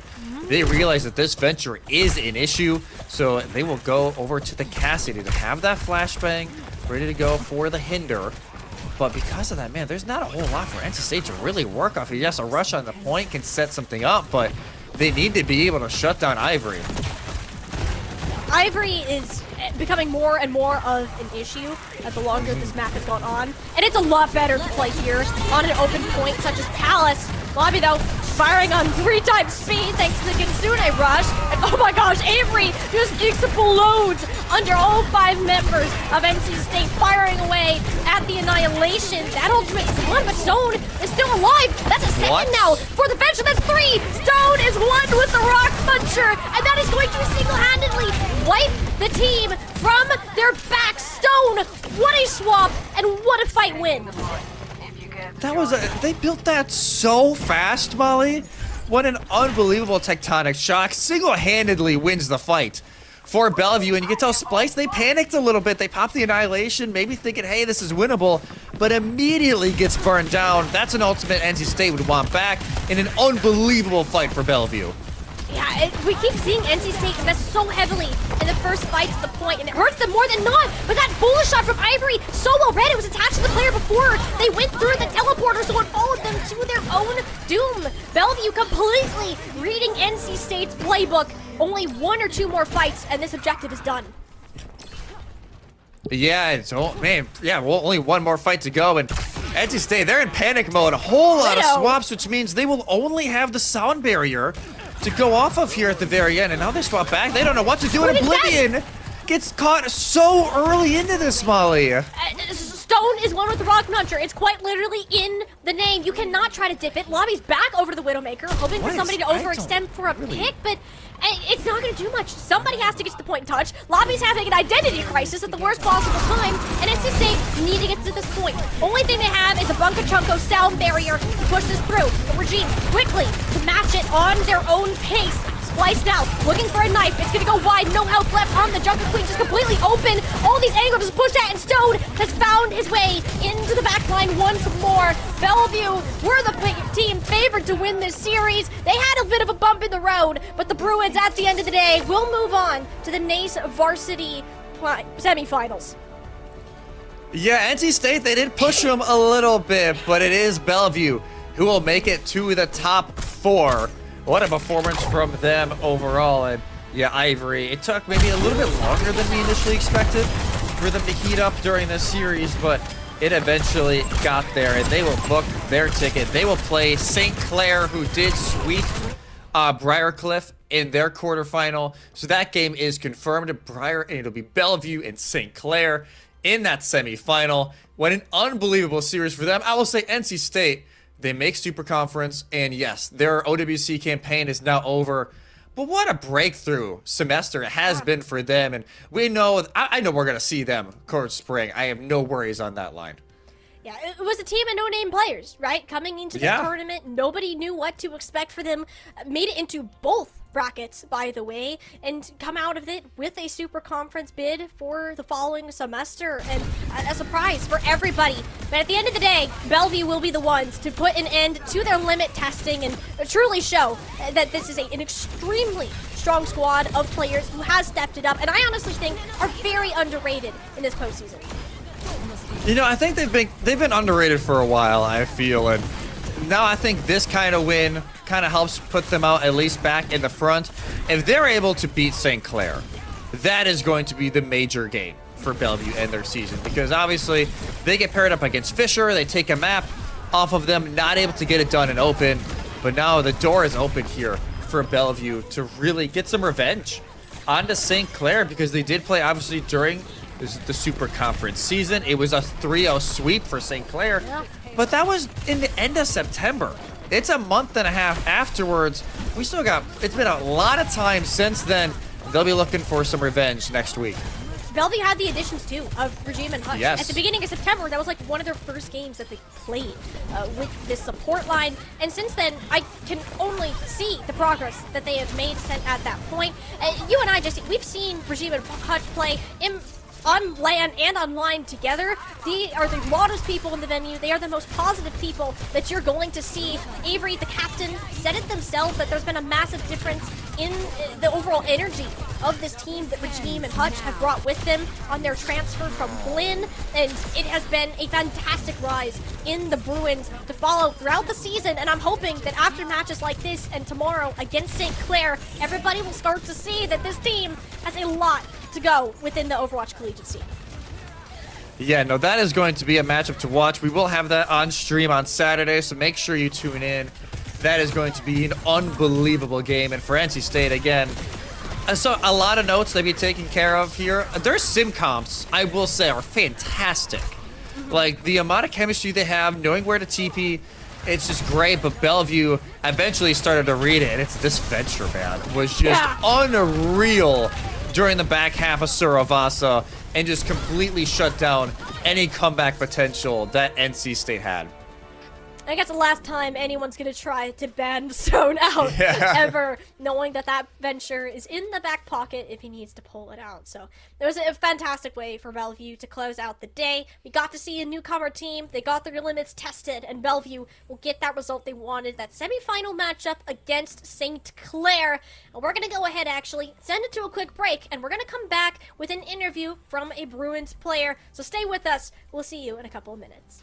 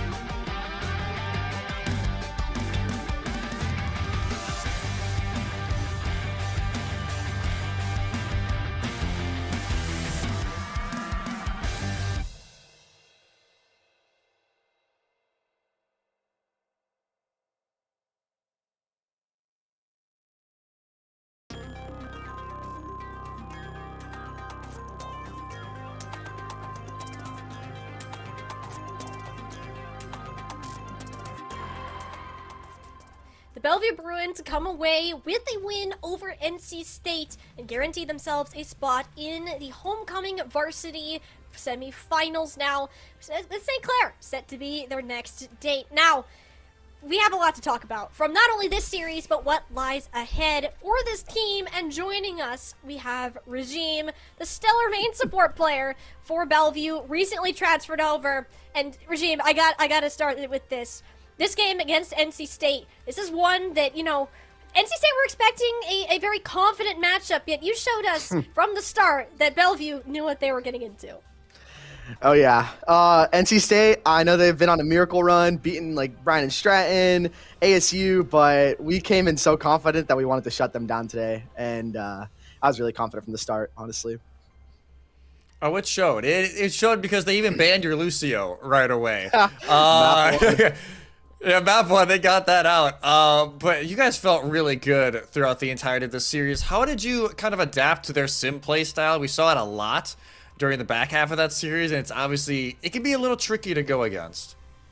Yeah, Sim's honestly one of those characters where it's just a power of teamwork thing to beat and to play. And so after the Runasapi loss, we discussed, and they even banned our Tracer, and that which kind of helped.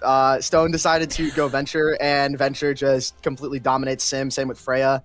So anytime they tried to do a TP play, we would just shut them down. So honestly, the key thing was the Venture.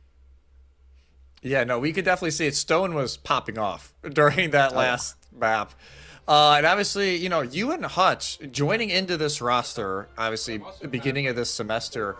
How has it been going from Blinn, who was, again, another top 15 team last year, going into this Bellevue team? How have you guys really been kind of settling in with this new roster?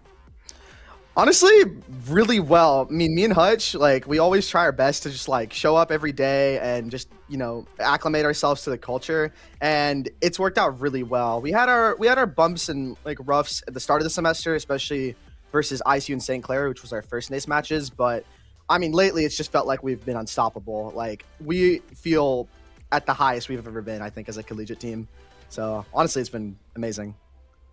So on that note then, because St. Clair, that you had, ironically, your two hardest matches of the season as your first and second. So you've had a lot of time to grow from then until now, or in fact next weekend when you will get that rematch against St. Clair.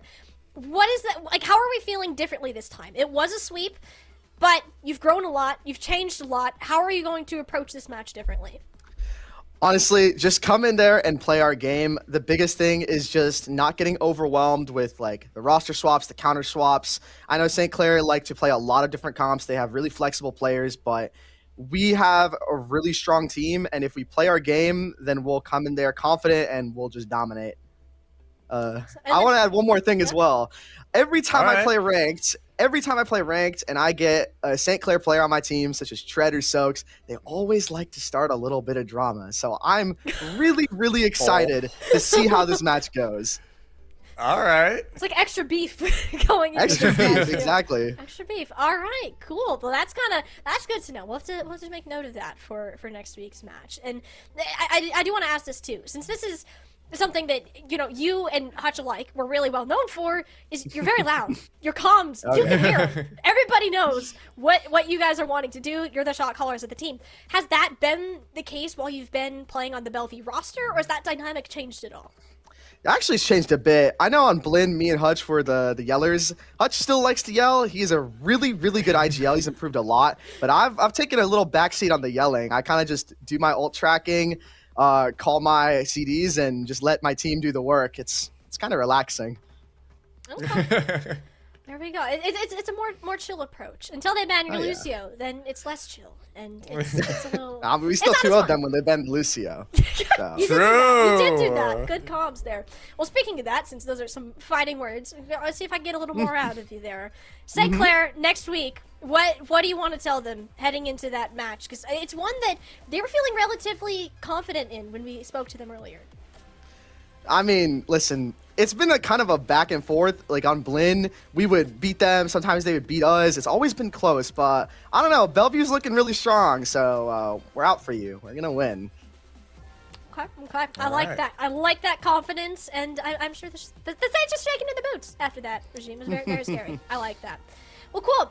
We are gonna go ahead and let you go. Have a rest. It's been a long day of competition since you competed. Can I give in one Gold shout out? Rockets today. All right, you know Of what? course. Go for One it. shout out Take to it. my girlfriend Haley. She's been supporting me for the past like month of the collegiate stuff, and it feels like I've just been a completely 10x better player, all because of her. So, thank you, Haley. Aw. Love you. Oh. That's very sweet. Shout out Haley if she's in the chat, hopefully supporting you and watching. And I know you have a ton of people supporting you too. That will be back next week for your match against St. Clair. But until then, Regime, we will go ahead and bid you farewell and hope you have a great rest of Bye-bye. your weekend. And we'll see you ready for next week. Y'all too. Oh, easily, I don't care. One of my favorite people to interview. Like, always has something to say. Yeah, no, that's a Regime special right there. It is. And like, I noticed with Regime 2, always has like so much positive energy in the space. Like, no matter what team you see them play on, Calling All Heroes, Collegiate, Face It, whatever that might be, they are always a very shining light in that room. So, and it's just fun. As a caster, it's just fun to interview. So, we got some fighting words. Bellevue, I feel like they're ready for their match against St. Clair in the following week, so that will be one to keep an eye out for next Saturday. However, it's not Saturday yet, people. It's still Sunday. We got one more game here to showcase on broadcast. We're going to invite Illinois State back to the stage to take on yet another team of a Redbird in the Ball State Cardinals for their semifinal spot in the NACE Varsity Homecoming Tournament. We're going to go ahead, throw it to a break, and we'll be back with our final match of the day.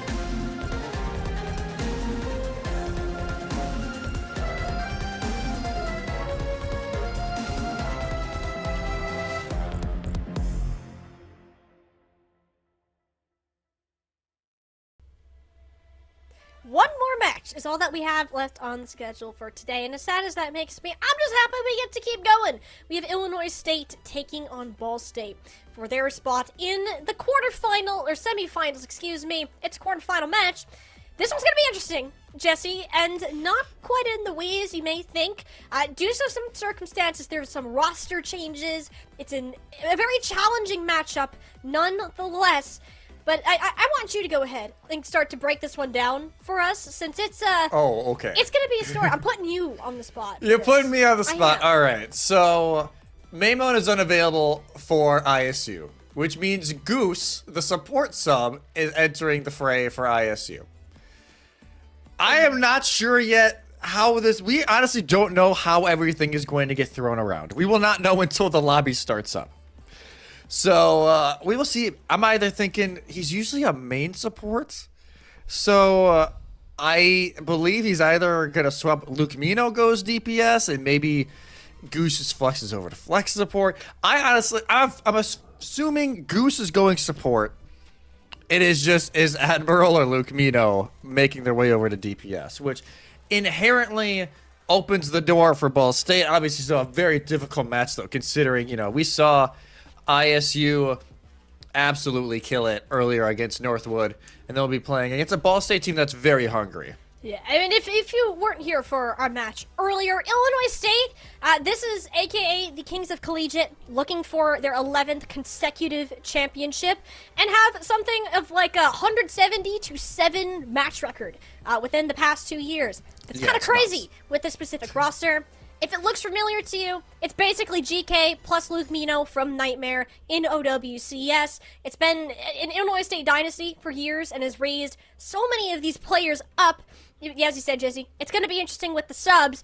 But what's even more interesting is their opponent for the day. They will be playing against Ball State Cardinals for this. And with this particular roster, Jesse, this will be a tough match nonetheless. But when you look at a team like Ball State, it's a similar situation to what we saw from North Carolina State, a team that has acquired a couple of new players over the break, and are looking to punch up in their varsity program. Yeah, so mainly this core, Bordy, You Can't See Ghost, Alphabet Droid, Mech is a sub as well on this team. We've seen them for a very long time, right? It's nothing new to see them kind of in this level of play. And Mod Noah entered the mix during the offseason. That gave them a little bit more flexibility on that tank role, and actually potentially Droid now playing on support with Mod Noah on tank. We're waiting to see how everything plays out. I think Oda as well is a support player who might go into the mix. But Mod Noah enters a lot of ball, is what he's kind of known for, playing in Face It and other tournaments that we've been a part of. And he's also a yapper. That is something that we have learned over the last few years. He is quite a talker, even when things aren't necessarily going their way. So I'm very curious to see how quickly he starts that up in chat. But no, this will be Ball State. They got to try and find any sort of little advantage and stretch it out, because obvious underdogs going against ISU. It is a rough draw here in the quarterfinals, but not impossible. We've seen crazier things happen before. Yeah, I mean, Ball State, in their regular season, they did go 8-0. They've only lost one map to the University of Ohio, Miami.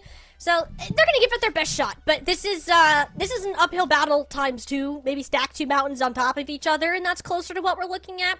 But it all kind of depends on how these maps and bans play out, which we do have that ready for our very first of the series.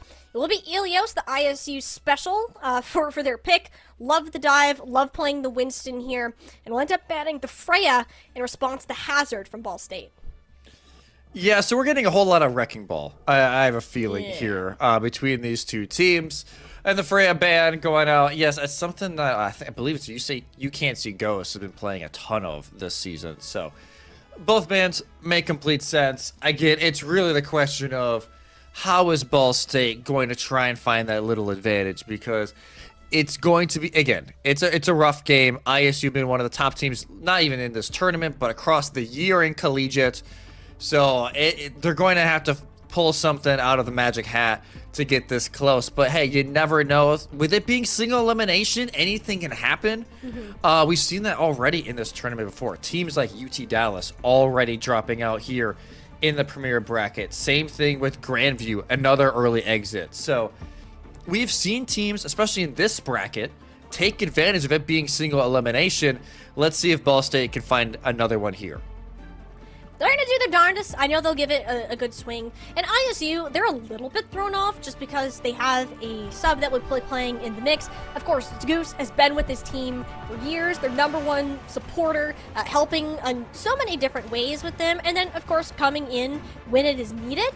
So this is a solid Midwest matchup that we like to see, Illinois and Indiana, respectively.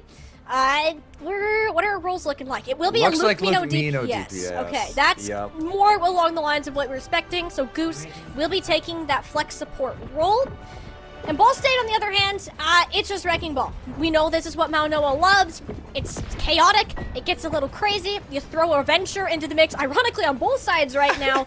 And we got a recipe for some fun. Yeah, already chatting it up and Goose and I'm like, hey, man, we missed out on the graphic, man. What's going on? That's what you get, Oda. I know what you... Again, we had a feeling these two teams, they're both talkers, right? ISU have never been afraid to talk, and Ball State have not either. So this is not a shock that if you want some secondary entertainment, pay attention to chat during this one.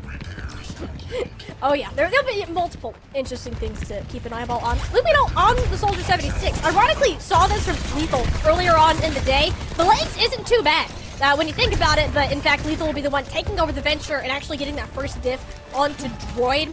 Big chunk of damage lost, and the Lethal venture is apparently just as scary as the Lethal hit scan. Yeah, allowing Luke Mito maybe to have the more standard role, and they just obviously point and click on the legs for Soldier, but already, taking a little bit of advantage, having fun on the venture. They don't really get to play a whole lot. Oda gets dove on, Kuffa trying to finish off, but instead has to retreat as Manoa puts some pressure by a point, but still ISU control. Yeah, they're just kind of chilling for now. Lethal, though, in a not so happy place. Has managed to burrow, chunk of damage off into Droid, so it will force the disengage and response. And what we're kind of seeing with Wrecking Ball comes, it's hard to play Venture Sojourn with this, since you can't really keep up easily. Venture's cooldowns are on very long rotations. You need to be watching when these synergies are happening, and often need to go in first. But if you go in first sometimes, you can't be ready for it. In fact, Kuffa, though, is ready to cover with the minefield laid on top of the grave of Lethal in that small corridor that Ball State we're going through. Yeah, Alphabet kind of said to sit there at the end, like, just kill me already, Kuffa. Just do it already. Put me out of my misery. Mount Noah continues just to kind of poke at this point when the rest of their team is coming out of spawn. Now, Mount Noah eventually, you can see over on the right side, trying to get something done. Eventually flips back. Kuffa is punished by the backline of Ball State. So that gives an opening now as the minefields go on point. Minefield's down. Alphabet also has this Kitsune rush. Noah is not very healthy, so you don't really want to push fast. Luke Mino, very fast with all this tactical visor, and there's not much that Illinois State can do to help it. You can't. Ghost is much more scary with the overclock. Lethal found that out the hard way. But I guess we're holding on to this point. They got a decent amount of stall, ending up at 80%. Bakava's here, ready to disengage. Know that Ball State is down and hurting. Luke Mino only going to add to that type of pain. This is looking to be a short-lived cap. Alphabet that laid out the red carpet, sure. There's just not much you can do to keep Mount Noah alive throughout this chase. There isn't much tank presence with the Wrecking Ball as a whole, so until Ada gets back into South Barrier is down, I wouldn't say Ball State are far out of the woods yet, but that's a double kill for Lethal, 2 for 1 with a primary fire. Flips down this Tectonic Shock as an intimidation tactic for anything against Mount Noah. That will be cleaned up, and ISU will regain control. Yeah, 30% for Ball State, and poor you can't see Ghost is just stuck. Yeah. Kuffa just kind of stands like, yeah, you're done. You just accept it, be ready for it. It'll be rush from Goose towards the spawn of Ball State as Mount Noah gets in position to touch. Yeah, he should be able to get there. Kuffa, he gets the bird's eye view, does spot Ada sailing through the skies, and neither of the two touchers were Ball State too happy to be alone. The minefield laid down, and actually that boop ended up helping Mount Noah for a bit, but eventually will have to touch, sacrifices himself to keep the overtime alive. Luke Mino close to another tactical visor with Ball State. See their chances of getting another flip diminishing in real time. Great disrupt from Kuffa, land on to 3, just playing a classic game as bowling as you do as a little hamster. Now ISU, go ahead, claim Ruins, best ball map on the map. Yeah, best round for ball, and now maybe we see a little change. Obviously, Ilios in general, very dive heavy, so I wouldn't be shocked if we just kept it, especially with the hazard being banned from Ball State. As yeah, Kuffa and Lukemino leading the way. Lukemino, hey! The flex support on hit scan's doing work. 6.5k damage, 11-4-0 for Lukemino. And yeah, Ball State, yes, they have their points here and there, but still, it's just so hard to shut down a team like this. I was like, Goose hasn't died yet, hasn't played all day, but it has not died yet. So that is probably the stack he's caring the most about right now. Yeah, this is, like, again, no hate to Goose. I think he's like diamond on support or something. No, he's no. Is he GM now? He's Or did I GM. make that up? He's making that GM. up. I'm sorry, Goose. I'm Wow, sorry. the disrespect I know. of Goose. I do love Goose, but he doesn't get That's to play with the team a crazy. whole lot. So making sure that you can live, especially as a Kiriko in this comp, is the most important thing that you can possibly do. And I assume they're happy to work with it. A little bit of ball tech from Cup, a fantastic pile drive. That'll just force the Suzu from Alphabet immediately. Then the reinforcements start to come in. Lukemino from the long range and eventually start to push this around. Bao Noah attempting to pressure on the backside, but too little too late. No sustain available. And ISU get themselves on well first. Yeah, you can just get the chase down right now, and you can't see Ghost. Is a little rough. It's actually a nice little tech from Oda to get over into the spawn to avoid the stagger out. I'm really surprised how well the soldier's working, but with how just much the disruption from Kuffa and Lethal has been, Lukemino isn't having to be in the perfect spot. They're kind of just waiting for people to get booped around, and it's trying to finish them up from there. And that's all you do. As a Wrecking Ball, this gets like super chaotic. And now that like Lukemino has this perk too for the stim pack, for the faster firing rate, it gets even scarier for Ball State to have to push up. You're moving independently without a guiding force, while Mo Noah attempts to disrupt all of those players trying to take you out before that can really start him. And Droid instantly like mashing that recall button as fast as possible. Felix Rocket's a scary thing to a Tracer. So is a minefield, because everybody on a map has the visor. I thought Lukemino is gonna walk into that, but he's just gonna use it to clear the mines. Minefield simulator, that's kind of fun. But yeah, you go ahead and take it. The rest of the team already cleaned up, even if it looked a little silly in the end. Yeah, definitely a little bit silly, but the cleanup comes down the same. And yeah, Lukemino, I just love to use hit attack fire just to clear mines. Like, oh no, guys, it's fine. I'll play Minesweeper. It's all good.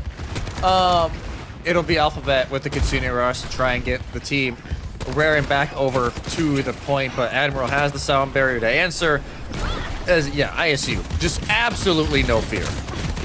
No, not at all. Even with the substitution, they are playing full steam ahead. They're confident in how they play, and it's been one of the reasons why they've remained at the top as long as they have. Now with the ultimates coming in, it's a good flashbang onto Lethal.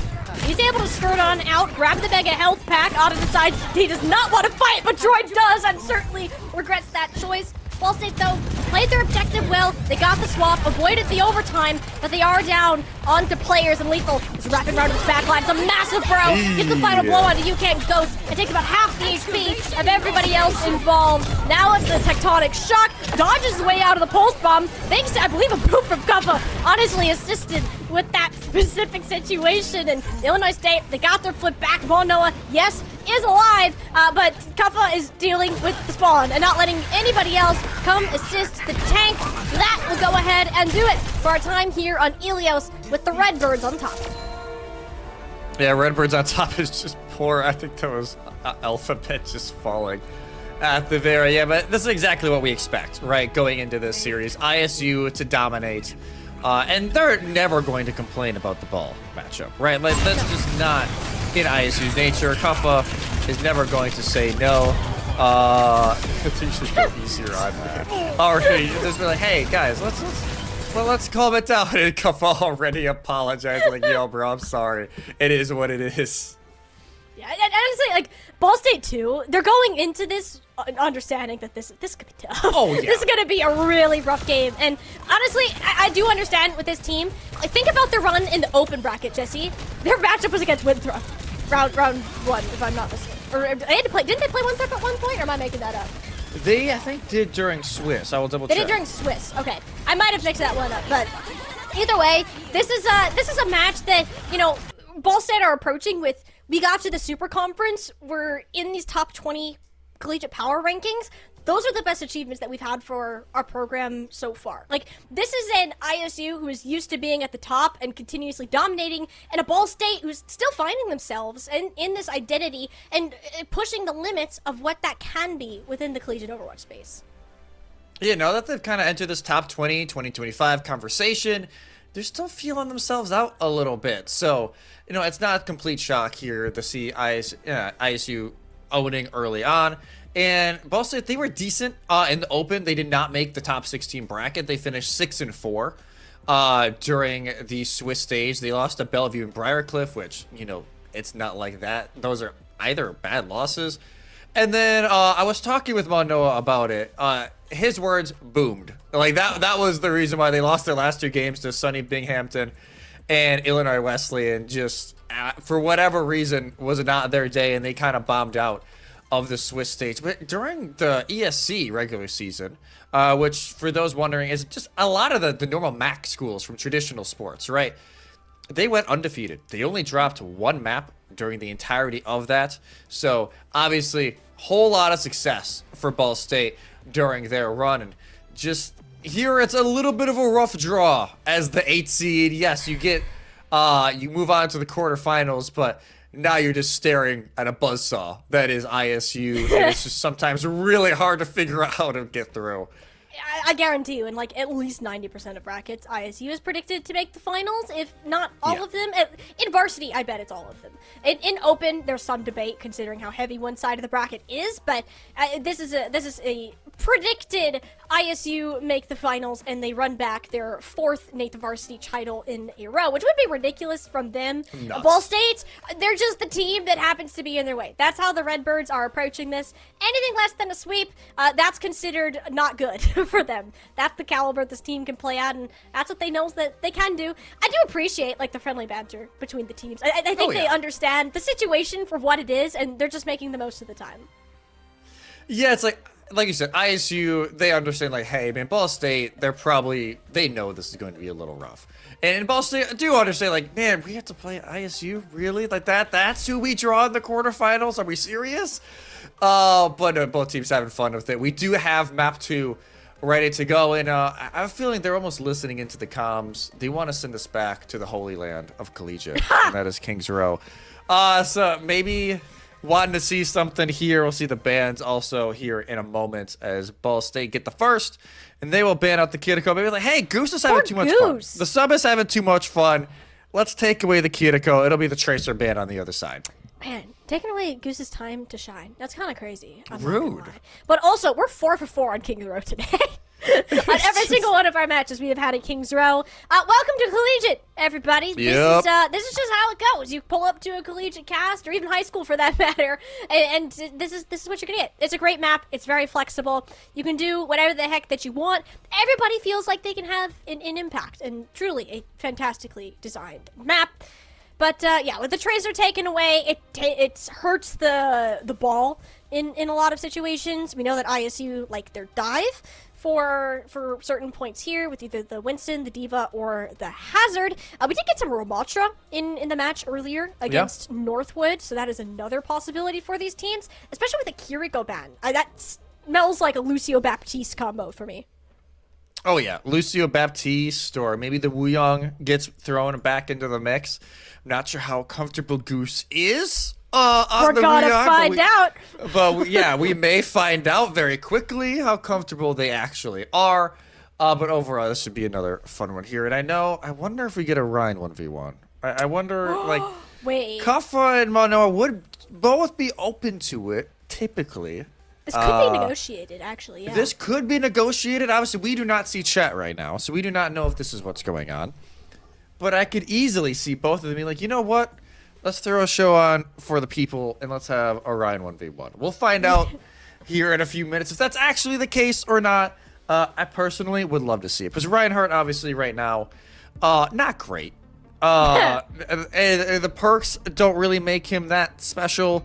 And honestly, ever since we got to 5v5, it's just been a little rough for Ryan to get into the mix because he has so many direct counters that it's very easy to kind of eliminate him out of the fray. One of these days, we will return to Rhine meta. But today is not the day. But maybe in this map, just for a few minutes, we'll be taken back to like prime bumper days with Vancouver Titans. Wow, like that's a flashback. Yeah, I'm bringing us back here, Molly. It was prime what? That was 2021 maybe? What is 2021? That was a while. That's 4 years ago. That was a long time ago. Yeah, I had like just started casting. Yeah, no, that was those were the days in that time. Yeah. Oh, that was Okay. 2019. Okay, yeah, I was gonna say 2021 was Bumper playing in 2021. I was like, I thought I was No, paying he was attention not. at that point. What are we talking about? But yeah, no, that makes a lot more sense. 2019 is even longer ago. Oh, that's terrifying. Good God. That's really terrifying. Yeah. Yeah, no, neither of us were casting at that point. I think I didn't all of play these Overwatch. players were not even in collegiate at that point. Yep. Yo. Yeah. Except I don't know. I don't feel old because I wasn't Overwatch brain then. I hadn't been introduced to the wonderful thing that is Overwatch, and then now I am. Here I am. It's great. I love it. Here we go. Sadly, long gone are the days of honored Reinhardt duels, unless there's been some sort of like hostage negotiation going on in the chat here. So we'll find out momentarily as we are heading in to our fourth map of Kings Row of the day. You'd think we'd be getting sick of it at this point, but not quite yet. We're just chilling. We're having a good time. Ball State, though, Lucio Baptiste, we kind of saw that one coming. Matching it up with this Ramontra this time. Otherwise, same DPS comp. Yeah. I will say we've seen pretty different looks across the board today on this map. So it's at least not, it's the same 5v5. We've seen a nice little mix of bands on this map to mix it up. It's not the Rhine 1v1 that we all were hoping for. Maybe we'll get it on the next round. But yeah, Ball State, they'll just rock Noah on the Ramontra. A little more solid. Of Ryan, the Wrecking Ball is the struggles on this map, so it's not a shock. Lethal has yet to spawn in He's for chilling. ISU. Are they trying to pull an LA Glads? That would be Here, fun. but just instead of just Lethal just not spawning in? But No! Junkrat! Oh No, my no, God! Lethal! No! Is What are we doing? I can't tell if this is better or worse than a Reinhardt duel, or just, I don't Oh, know. God. It's Lethal Junkrat, people. If that was on your bingo cards, you might have to go buy a lottery ticket. That's, this is something, if I have to say it. And honestly, it works out at zoning this window that we kind of see you get Ghost poking out of. Kuffa, which is on Doomfist. We didn't even talk about that, by the way. Ended up dying, going to contest there. And Lethal's just locking down the hotel. He put his sticker down. It's his own with his artwork. And it's just kind of vibing. Chucking bombs if somebody dares to poke their head. A little bit too close in this case. It was Otta. Tries to back on. Out. Still under a lot of pressure. And Lethal actually ends up taking out Troy. Ends up bothering him for a little bit too long. There's a do not disturb sign on the door there. ISU, for the most part, have managed to respawn and keep this fight going. Alphabet feeling for his own safety. Never mind, he's just dead. Lucino hops up onto the high ground and you can't goes face to face with Legal Junkrat. He's just processing that whole situation. Yeah, I love it. Yeah, we didn't even talk about the Cup of Doomfist because that's tame compared to the fact that we have Lethal Junkrat in the year 2025. Yeah, we told you guys this would be a little bit of a different series. We didn't lie. So, there's that. Nearly 5 minutes for ISU to start moving their way forward and come stuck in a very awkward spot. He's dead. He's not dead. Oh, Goose. Nope, window. Goose to go. Goose is to go to the Baptiste. He's like, oh, Goose can't play Kiriko. He's like, all right, pull up on the map. Oh no, the lethal tire perk! But it does so much less damage. It doesn't actually get the final kill onto Droid. That heavily nerfed. Admiral, you get the Lucio 1v1 out of the way. Yeah, might as well. If we can't have the Rhine 1v1, we can have the Lucio 1v1. Yeah. Cart continuing to move on here for ISU. I wonder if Goose is just chilling on Cart, not really having He's got no too ult much of a cards. so I'm care in assuming the so. world. Yeah. And honestly, at that point, why not? Just kind of chill. Oh. Bola shot. Oh, a beautiful bola from Luke. Landed on You Can't Ghost, and Droid dashed and then got caught in it midway through. Kappa Doomfist into the backline there. Multi-punch actually gets the solo kill onto Otta.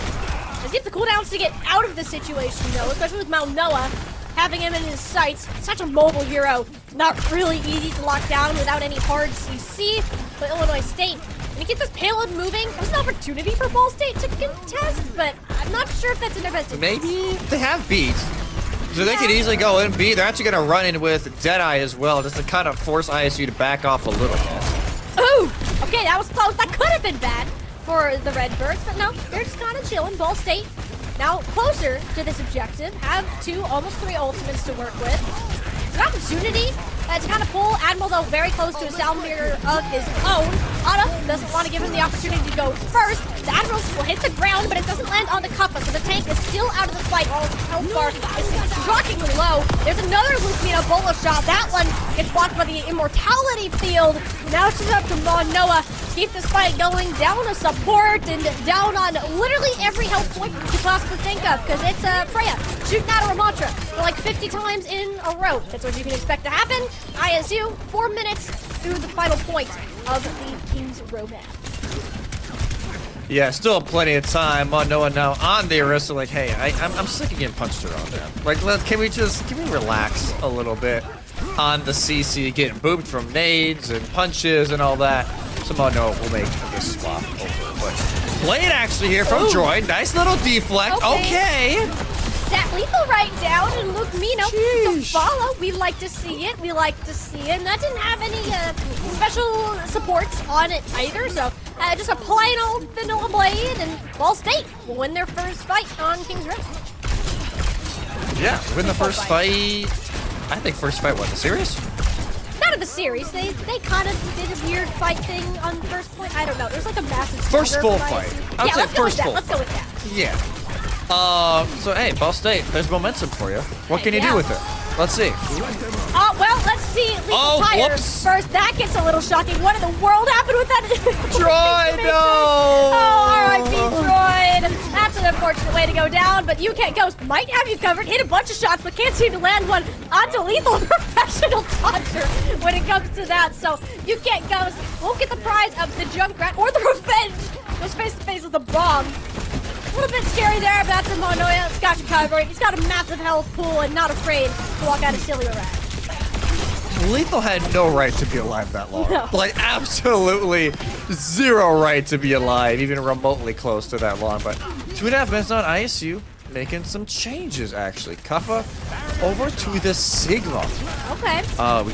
Not something we see totally often. We actually saw from NC State earlier today, but that was on first phase, and easy to say it did not go well. That, though, did. Yeah, Monoa just went kablooey under Lethal and Luke Mino being in front of that Matrix. I cannot think of a scarier DPS duo, both in terms of players and actual heroes, to have to deal with that. Yep. Lethal's level 1 on Junkrat, by the way. He's literally Oh my, this is legit That makes first it time since... Jesus. That, yeah. My God. Well, full shot, Deadeye. But, oh no, the bomb from downtown. Lethal's still up here farming. Some poor players locked in the small room. Lethal still raining these bombs on down. Jumps to the low ground, and Ball State out of players, out of options. ISU will get their full capture with 144 on the time bank. It could have been worse, but it was a bit of silliness. There was some creativity going on for the Redbirds today. Oh yeah, they must have, after that Northwood win, they're like, hey, we're feeling pretty good. Obviously, we don't have Maymon for this game, sadly, but you know, we're feeling all right. How can we spice this up a little bit? I guess a team that is relatively spicy on the other end. We've seen obviously Alphabet and Ghost and Otta all talking already in the chat, and yeah, we're gonna throw Kuffa on Doom and Sigma, and then if that's not hot enough, Junkrat for Lethal. That has got to be, that sentence alone should not happen. Like that should not exist. Should be illegal. But it honestly should. Like, this is unreal to see Lethal playing this character, but he's playing well. Yeah. He's having a great time.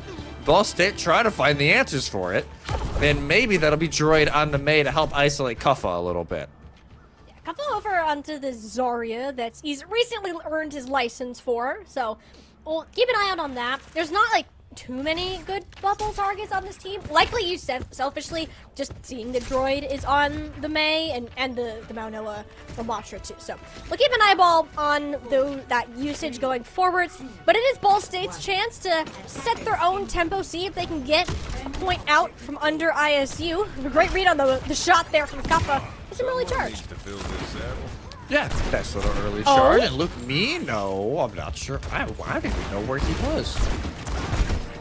Wherever he was, he probably shouldn't have been, considering he tied to a May Icicle. But if you're Ball State, you take that any day of the week. You're now on the point. Letho's back in his little hotel. Yeah, back in the hotel. He's like, hey guys, come give me a visit. Oh wait, not that guy. Anybody but that guy. Well, that's unfortunate. Goodbye, Letho. It is Mount Noah's hotel now. And Ball State, full control of the objective. Is ISU hovered in the high ground. Down a good chunk of damage, but Kappa has returned and actually gets UK Ghost and Otta off of where they were sitting on this high ground before eventually dropping down and shocking Alphabet. Quite a surprise there. Straight back to the spawn in Ball State. It was a good start. You got a tick, but not all the way there. Yeah, not all the way there quite yet. But no, at the end was just like, all right, I'll just take it. Like, he even went out of Nemesis from like, it's just not worth trying to stall out for that long. As I think the May is at least a good idea here from Ball State. Try and isolate, whether it be Lethal maybe getting a little too comfortable, or Kappa, whoever it may be, as they're just running up to Lethal. They do not want to deal with this in the hotel any longer. Lethal just wants to chill. He wants to run his hotel. Kappa did help. It was a bit of a bubble. Have to give him a free cookie for that one. Luke Mino, though, is hovering towards this backside. Got You Can't Ghost. It's not a fun time to play a Cassidy into a Freya. We've talked about that quite a bit today, and Luke Mina showing us just why. The Blizzard did come out here, but Kappa just had a spare bubble in hand, able to skirt right on past. Couldn't quite say the same for Droid. Luke Mina, I'm starting to think, should this guy be playing flex support? Okay, never mind. He probably should be. That was not the best way to go out. That is what we call a jinx, everybody. Yeah. The caster curse continues. But honestly, yeah, Luke Mino, considering obviously Flex Sports usually have fantastic aim, but it's very different. You need a lot of different game sense to play. Hit scan, playing extremely well up to this point. In Ball State, wow. Lethal's like, ooh, I heard a grab sound. Let me come out and see what's going on. Chucks a couple of bombs. Is he gonna go for a cheeky tire here? I kind of wonder. I would love it. I would love to see it actually, because I think they don't have the speed tire perk on anymore. I wonder if he figured out, like, it's not good. It's not fantastic, especially in this kind of setting. But let's see, Lethal, what do you got cooking? Let's see. Yeah, no speed tires. It can be hit, and we very well know You Can't Go. We'll hit the shot, see if the opportunity. Up and over, though, Droid explodes before he could see the tire coming over the fence. And yeah, Ball State not taking any chances. Straight back into the spawn room. Yeah, just straight back. We're like, no, we're good. We're fine. 50 seconds left here for Ball State. They have beat Annihilation, Deadeye, and they have a way to get in. Luke Mino is all the way in the... I forget you can even walk all the way back there. Oh, this is the flank of a lifetime. Luke Mino, the sound barrier's in the way, so the bull shot doesn't do a whole lot. It's only the Lethal who actually ended up throwing the bombs out of the hotel. You think they know where he was at this point in time, but Ball State are just trying to ignore its existence entirely. But really, they should be checking. Luke Mino here has barely been missing on this Freya. Yeah, no, Luke Mino has been all over the place so far on the Freya, and Ball State having to push right back out. Need to find something. They need to find something fast. The Annihilation's here from Manoa to try and at least stay alive. Kappa? Kappa very low. This might be a bait. Somebody needs to get to the point. Yeah, you get Kappa. It should be enough time. It will have to be Otta getting the touch, and it actually doesn't end up paying for this life. Somehow gets the final blow onto Goose throughout all of that. And ISU, they lost a good chunk of their grip on this objective. I wouldn't say they're out of it until Lethal and Luke Mino are dead, though. Look at the damage that they end up pumping into it. It's when you actually touch the objective that it gets hard. Mount Noah, there's the Annihilation just to live. Get another bullet shot. The Vortex is fantastic, but look at those bubbles. Kappa returned from the spawn, used all his cooldowns to keep his DPS up, and Mount Noah just couldn't live to see its Alphabet make the return that it needed. Another Graviton Surge, and ISU will get themselves their second map win. One more, and they're out of the semifinals. One more for ISU to join St. Clair as the only two teams to make both the Open and Varsity top 4. And it's looking pretty solid right now for that to happen. As yeah, this was the grab that Lethal kind of poked his head out for. Just beautiful combination with Luke Nino as well, sitting in those alternate fire shots. Physically, nothing Ball State can do. Right, they kind of have to sit there and take it at that point. So yeah, ISU one map away from getting it done in replays. It's a whole lot of Redbirds, and not the Cardinals. That fashion is, yeah. Luke Nino, I can pop it off, man. On this Freya, we weren't really sure how the roster was going to move around due to Maymon being unavailable, but so far, man, it doesn't really feel like it's hurting ISU that much.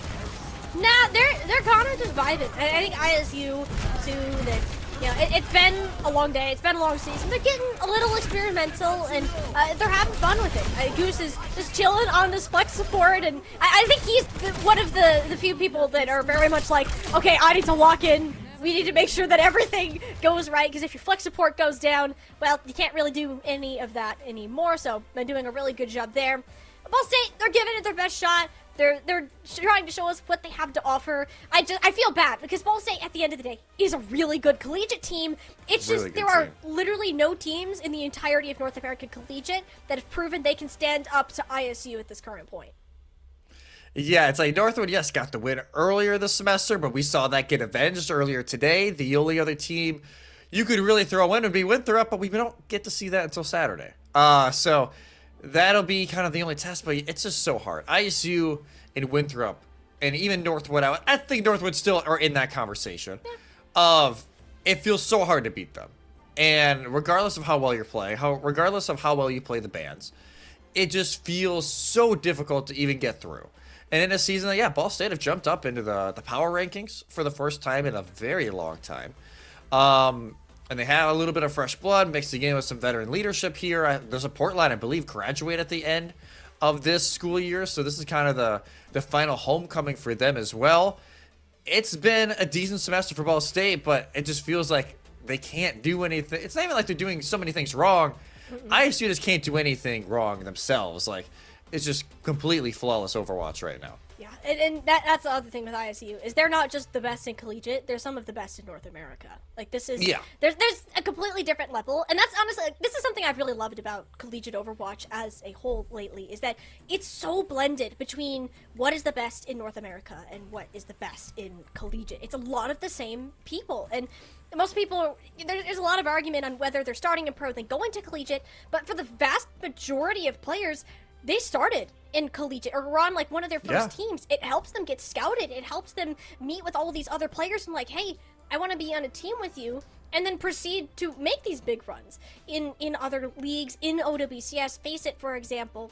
And it's been really unique in that sense compared to other titles that we might see in the collegiate space. And I love that Overwatch has been able to combine that really well, especially with this homecoming tournament, showcasing all these schools and teams further for what they do, because everybody might not know that a lot of these players also compete for their schools. Yeah, no, I've had some friends grow up to me like, wait, what do you mean Cuff was in collegiate? I'm like, yeah, no, he's been in collegiate for a long time with ISU. And, you know, it wasn't just Overwatch World Cup for the Aussie. It was this and kind of a lot of time on Timeless and Contenders. And eventually, yes, he's really broken through this last year or so. And so has a ton of this ISU team.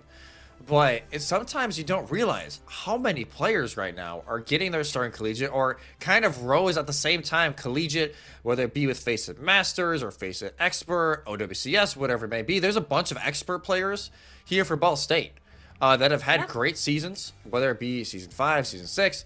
They've been fantastic. It's just, when you go against a team that is a Goliath like this, it can be a little bit tricky. We have Map 3 ready, potentially the final map of Day 2. It's going to be Survasa. It'll be a Lucio ban from Ball State and a Ramatra ban from ISU. Yeah, this is anti-Admiral behavior, which Admiral was doing a lot on the Lucio. He was having a battle Lucio for a good chunk of that map for sure. But yeah, it makes sense for it being a flashpoint. Tends to be more brawly favored anyways, so something new, perhaps back to the Wrecking Ball for Mao Noah. If we had to guess, this is a spot that is possible. We'll reevaluate that in a moment, but Yeah, Oh. yeah. Maybe we don't reevaluate this. I would love to see this comp. I think that would be Ball State. Just you know, if it isn't working, you gotta try something new. And sometimes the most creative ideas can work out. Maybe. Maybe. A lot of swaps are coming in. Yeah, this yeah. is more of what we thought we were gonna That's see. I will give them credit, making us think for a few seconds that we'll see something different. Lethal is on Torb. All right. And Lukmino is on Widow. So I love how we didn't even see it at first. We were wondering about like the Roadhog Bastion going on for the Cardinals. I swear, if Lethal gets a hammer kill, he is Where is he flanking going? all the way around to try and find a hammer kill. This is a Torb on a mission.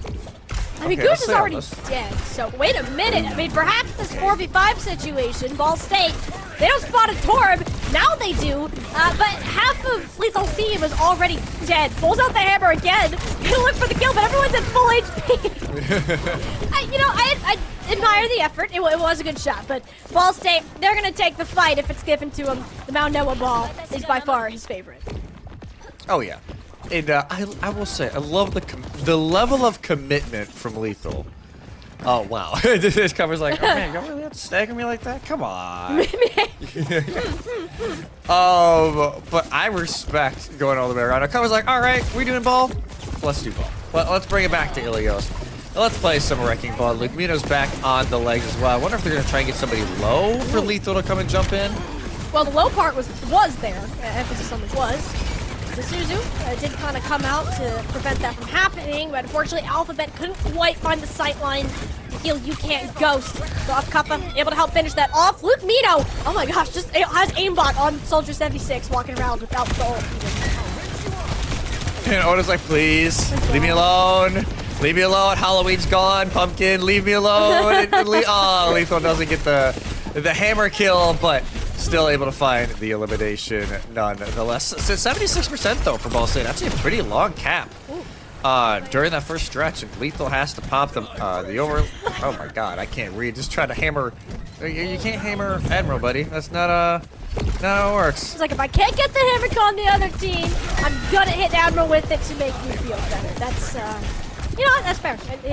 People with the hammer is respectable. But usually people do it with the Reinhardt, not a Torb. Pure Alphabet. No, didn't expect the Torb to come out with that much damage. Now looking for Ada in the back line, but he knows what's up. Gonna go ahead and cancel him out. You Can't Ghost. Checked a Bola shot. Actually did connect with Kappa on the far end of this fight. So Avril backpedaling a bit, but Goose having none of that. He's like, all right, we're going in. I have confidence in my team. In a 3v5, Lupino wrapped around with the tack visor, getting shoved back between both Maunoa and that wave out of Ada. Knockback was a lot, and You Can't Ghost dead to Kappa, who recently returned from the grade. Lethal, if another one onto the Tracer, and that minefield on the objective doesn't mean a whole lot if ISU already have control of that point and the numbers. Yeah, Manoa will just hightail it out. Kuffa, though, not letting this be. As Manoa, I think, almost realized, like, hey, come on, man, let's go. Let's go, Ed. Let's go over by the coast and play a dangerous game here. You don't want to get booped off, and now a little bit of ring around the Rosie eventually. Kuffa, all right, Kuffa, let's see it. Ah, yes, two Wrecking Balls shooting each other with machine guns.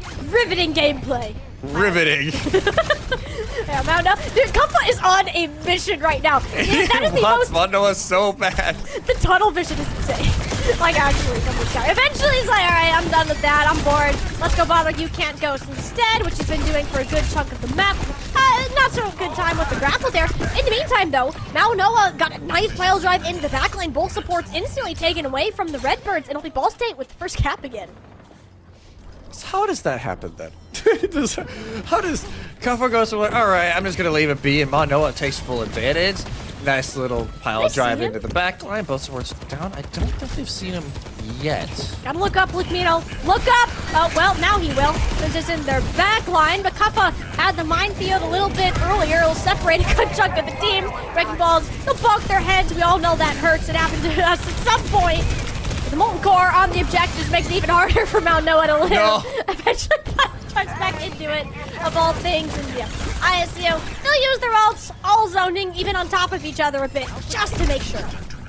Monoa looked down, is like, you know what? I'll just take myself out. And just pile drives right into the bolting core. Kuffa now has the... Ooh, trying to look for You Can't See Ghost. Has to grab the Mega instead. So at least some decent focus fire coming in from Ball State. But now going in, you can see 4 ultimates for the Cardinals. Only the Tidal Blast, 2 for Admiral, and already Mines go through. And the mines are down. Admiral was panicking and decides, you know what, I'm sick of this. Puts off the Tidal Blast, knocks down now Noah. We responding Tidal Blast, though, onto Ada. Looking for the Torbjorn in the back. Smacks Lethal across the faces. No, bad Torb, go away. Ball State did get their flick back over. Had the minefield to zone, and they'll be one fight away from claiming the point. Yeah, Ball State making a little bit of some space for themselves here. 80% and counting. Should have a touch, obviously, due to Luke Mino and Kuffa. As Mino actually goes over to the Tracer now, giving up on Soldier. Maybe trying to extend it out a little bit now. Tracer Kuffa, though, very low and actually will not make it over to point. Yeah, that's not a good player to have to lose for ISU in an overtime situation. So they're gonna have to commit a couple of ults. Luke Mino now on the Tracer for a fast touch. Get the one into Ada, and Kuffa actually will be back momentarily. How long this is gone? Wrecking Ball very fast to get back in these stalling points. Droid forced to recall. Thankfully had the ability to at 5 HP, but even Kuffa a little bit later until that minefield will end up coming out. Covers half the point. Spawning one from Mount Noah, just to kind of cancel it out a tad bit. Neither team really backing off. In fact, it will actually be Ball State forfeiting the control just to regroup. Luke Mino, though, losing out on that Tracer duel means that Ball State have a window if they move work fast. Yeah, they have a window of opportunity. Bola shot from You Can't See Ghost doesn't get a whole lot, but finds Goose as they're trying to help out Kuffa, and now that'll open the door here as Lethal also falls. Okay. You can't Ghost hitting his shots right about now, and Ball State pretty darn happy about it, but hey, it's you never giving up, never surrender. You got the Tidal Blast again onto Kuffa, and won't bat an eye at it whatsoever. Ball State just can't protect everybody at the same time. That's just how ball comps work. They're so scrappy. It's always down to like the final 1 or 2 players. Eventually, Kuffa should end up dying, but look at all the work Admiral and Goose are just putting in to make sure he can stay alive. That's not very common for a Wrecking Ball at all. Just expect to rely on health packs for the most part. Alphabet, though, does end up getting that kill onto Lethal. Less poke damage. Feels safer for You Can't Ghost to approach. And even managed to build up to a second Kitsune Rush. While Mount Noah he's swinging. We're spinning to win, and it looks like Kuffa wants to join him on the opposite side of the map. But thankfully that perk that has changed. You can't do that forever now. Will drop down, attempt to get the kill, and I'm sure Kuffa did not expect to be met with a Bola shot. Finally, the point will end, and Ball State finish it on top. That has to be one of the weirdest rounds I think I've ever seen on Survasa. I felt like they were both teams like, all right, we're trying to stall this out for a solid minute and a half. And yeah, the spinning to win. Like guys, F1 was this morning. Like F1's done for the day. But both teams just not giving up on it. And Kuffa doesn't care if it's the rotate, doesn't care if it's towards the Ball State spot. Just gonna roll through anyways. Try and get some extra damage in. Builds the mines actually through all of that impact damage. And now ISU all have ults. ISU, they are feeling pretty good about pushing into this point. Minefield laid down. There's just not much of a response. The only thing you had access to was the Tidal Blast. But despite all that, you still get the first pick onto Lethal, who is on an adventure of his own there, completely just waiting out all the ISU ults. That's the right thing for you to go ahead and do. Yeah, might as well just wait it out. Luke Mino throws in Pulse, finds Oda, but they will actually lose the opposite Wu Young as well. Okay. Alright, I see you, Mount Noah. That was some solid tracking, especially with that had the healing from Goose coming in too for most of that. Definitely every shot. Ends up getting Lethal again, just not having a good time. Playing into the Wrecking Ball. Mount Noah, some panic though in his eyes. By the way, he took the Wrecking Ball, like the enhanced boot for double damage into a Wrecking Ball mirror. I love it. I love it. You just might as well. If you're ever going to do, like, have a little bit of a different choice, right?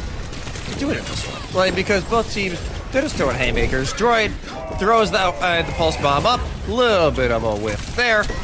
And now ISU trying to convert down, but Lupino caught no man's land a little bit. Disrespected Ada and Droid, who are pinching him off on the side, and now Noah coming up with a couple of elims too. Okay, Ball State, when they get to play their comfort ball comp, they can start winning some of these fights. Yeah, they're feeling very comfortable. You see why they wanted to run it as well during Ilios, but it just didn't really work that time around. But now that the Lucio is banned, feel maybe a little bit better about themselves. Droid having some pressure here on the side, but ISU realized that, hey, maybe it's time to move in, but Lugmino heading back to spawn. Goodbye. Just got run over by a hamster. Not a very fun experience, I could imagine. Lethal is locking in a bit more now on the Soldier 76. It's just not going to make a difference in this particular fight unless something insane happens, though. Which, hey, Cup is building up his minefield very, very fast, despite not being in the kill feed. Auto, too, making an impact on this Wu Yong. Pulse Bomb, can't save Alphabet from that. Tidal Blast puts it on himself instead of his tank, which an interesting choice, but it keeps him alive nonetheless. So now Noah actually gets a minefield of his own just after taking out Kappa. Lugmino wants to try to solve this out. ISU are just throwing bodies at objectives until there is no tomorrow, or they can't touch anymore, which you can, but you shouldn't. The point is over. Ball State now only need one more objective, and they'll get their first map off of ISU. Hey, can be one of the few teams this semester to say they got a map off ISU, even though, yes, a little bit of a memeage going around from ISU, but like you said, maybe locking in a little bit more. Lethal on the Soldier, a lot of good angles here as well. Maybe not as good as the Soj, but, you know, it's not like Lethal's practicing hit scan very often. And not Lethal. I was gonna say, Lethal does practice hit scan. Lethal does. I thought I read that for a minute as Lupino, but yeah, no, they're still being a menace, and the back line of supports are traded out. And he is practicing the trades, that's for sure. Finally, Mount Noah will get cornered. Completely even trades on both sides is what this point has been. You just don't have a goose, and Alphabet has a Fox Rush. You like those chances if you are Ball State. Just use that, force Illinois State to back on off, and there they go. That's their third time in the first half. Yeah, able to find the first one. ISU not giving up, though, on this fight. Kitsune rush over by point. That'll just force everybody for the Cardinals to retreat back out. Oh, Lupino caught out again.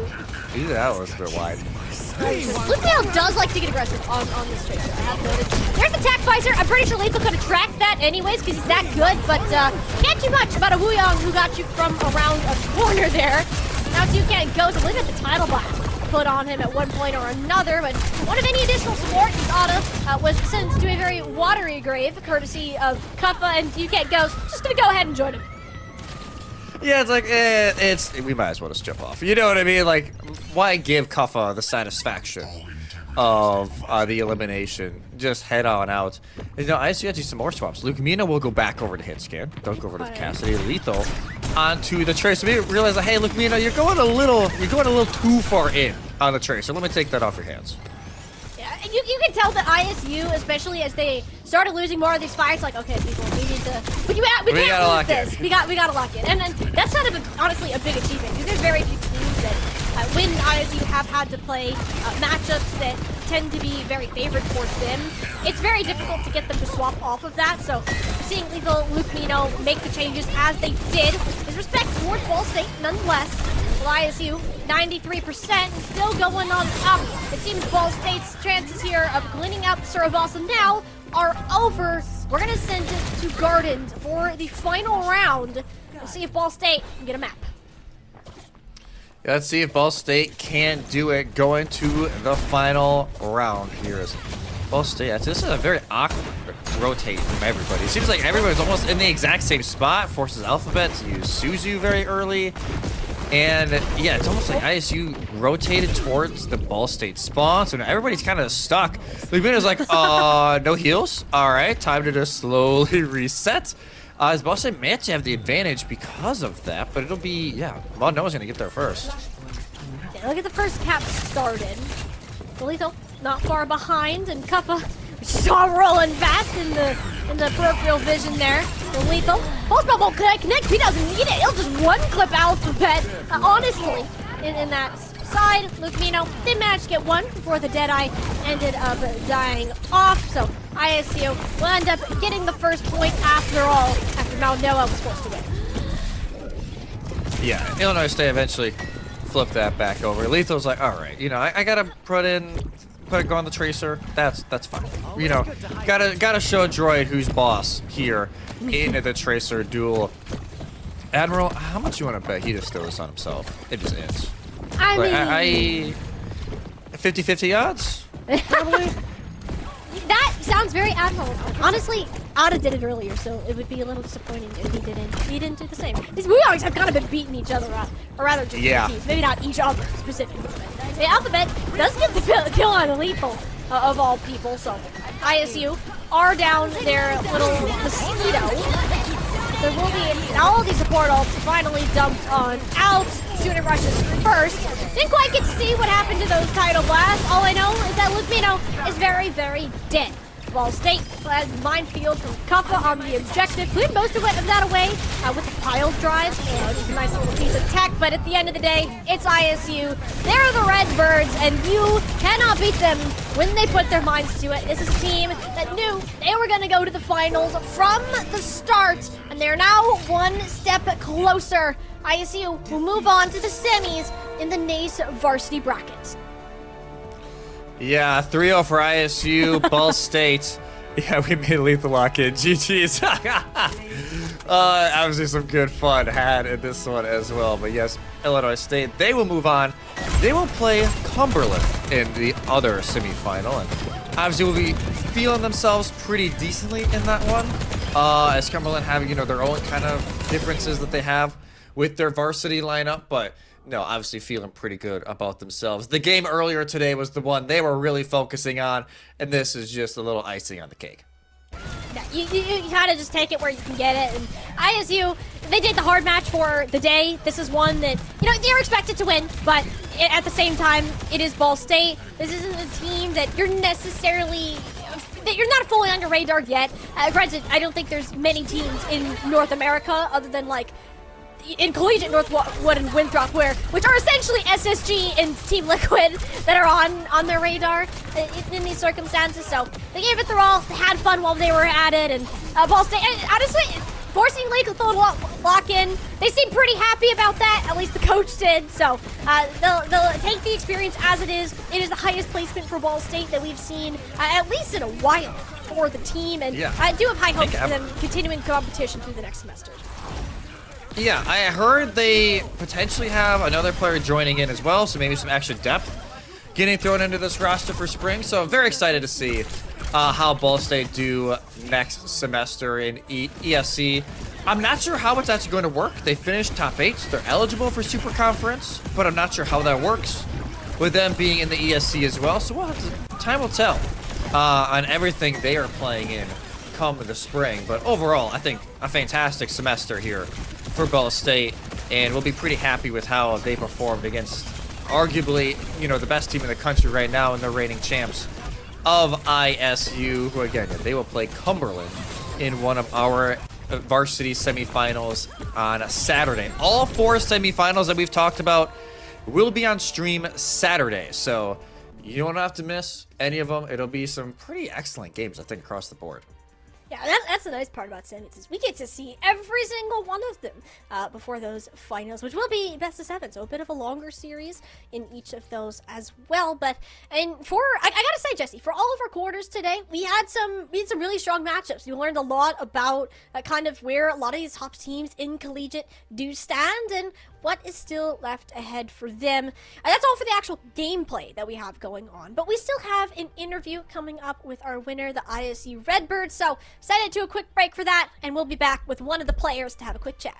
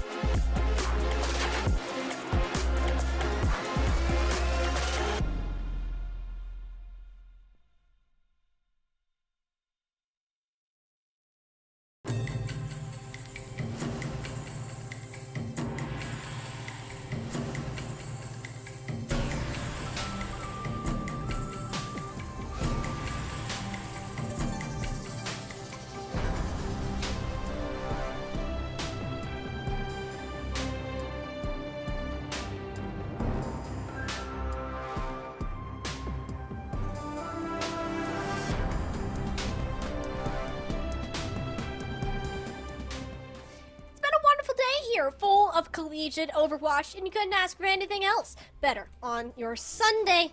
With the gameplay finally coming to a conclusion, we have one more winner's interview for us to hear from before we do our final closings. We have Goose joining us as the super sub in the support role for the ISU Redbirds, coming in for a little bit of a chat. So, Goose, I gotta ask you, first and foremost, first time we've seen you, at least on the broadcast side, playing in for a while. What was it like to be back out there playing with your team today? Honestly, I was a bit rusty, but luckily I have, some of the best players to make up for that rust. Lots of call-outs, lots of things helping, if I need to, back up, they're always there. I mean, several times I probably should have gone down, but I mean, Admiral had some insane peel. So, really, really good teammates. That's a secret if you want to look look decent if you haven't played before. Yeah, it does help when you got most of GK just kind of chilling on your roster. How did you guys kind of enter this one? Obviously, you had your harder of the two games earlier today against Northwood. A little bit of time in between. Was it kind of just, hey, we're gonna feel this out, we're just gonna have some fun with it? What was the kind of thought process going in? Yeah, honestly, we had been talking a lot about how we wanted to do the game versus Northwood, and then after that, it was okay. Well, we have this whole flex block between the Northwood match and our game here. Hi, Kuffa. Wrong thing. But then using that time to get prepared for this match, just kind of take it as it comes. We know that we have what it takes to beat realistically any team out here, and so we knew that just take that time together, make sure we had a good plan, especially with the rolling schedule. It's easy to we'll just wait for the whole match ahead of us and just talk about the game, make sure our game plan's all set, and then after now we're just going to go to the dining hall all together, get a nice little team dinner, then move on with our get ready for the school week. Yeah, right. So now you look ahead. Obviously, you have Cumberland here for Varsity. You guys are also one of the two teams who made both Varsity and Open semifinals. You got Winthrop over there. I'll pick your brain on both. How are you feeling going against Cumberland? I have a feeling the answer for Winthrop is probably a little bit longer. Yeah, I mean, Cumberland, they've always been a pretty good team. They've taken a couple maps off us, I believe, in the past. But when push comes to shove, we usually show up. So obviously we'll prepare for that one. But a lot of our focus now is on that Winthrop game, especially having to see them sooner than the finals, meaning you don't have the maps, the seven game series to help account for anything. So you can't really mess up because you only got potentially 3 maps to lose against them before you're eliminated. Winthrop's a really solid team. We know them very, very well. When it comes down to it, they've always been the one who's held a candle to us in these finals and upper bracket moments. So we're really hoping that we can pull together and make sure we end strong. Yeah, and this is kind of the ISU thing, and you said it yourself when we had a couple questions for you before the tournament had really started, at least on the broadcast side, and you had said that anything that isn't a championship at this point is feels like a letdown for this ISU roster, and I'm just kind of want to hear from you too. You're on the path for making that in both of these brackets. Does that add any additional pressure, with these extremely high expectations that you have, knowing that you're on this massive winning streak, just to upkeep that? Yeah, I mean, there's a lot of pressure. I think the biggest thing, though, is that it doesn't matter which tournament it is. We're trying to win always, especially with, being reminded recently how futile the whole scene is, and that, our program can be sunset. We're just lucky that we're able to stay together for at least another year right now. So we want to win as much as we possibly can with each other while we have that opportunity, because we've also been blessed with being able to be in this whole situation together and grow as teammates together from collegiate into pro and all these types of things. So I think every single opportunity we have, we really want to be pushing as much as possible for that win.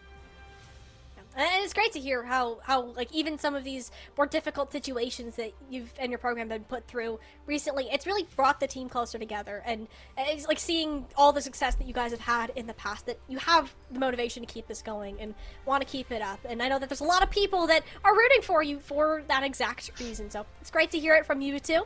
Before we go ahead and let you go, so I know it's been quite a long day of competing there, and you got to meet up for your dinner too.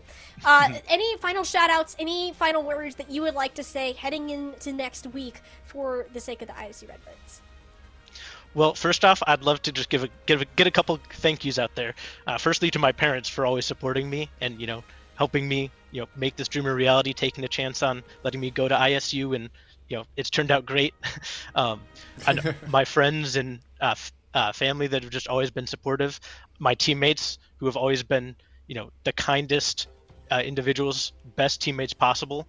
And honestly, too, another shout out is to YouTube, because YouTube casters are some of the best in the business, always reaching out to us, asking us questions before the game.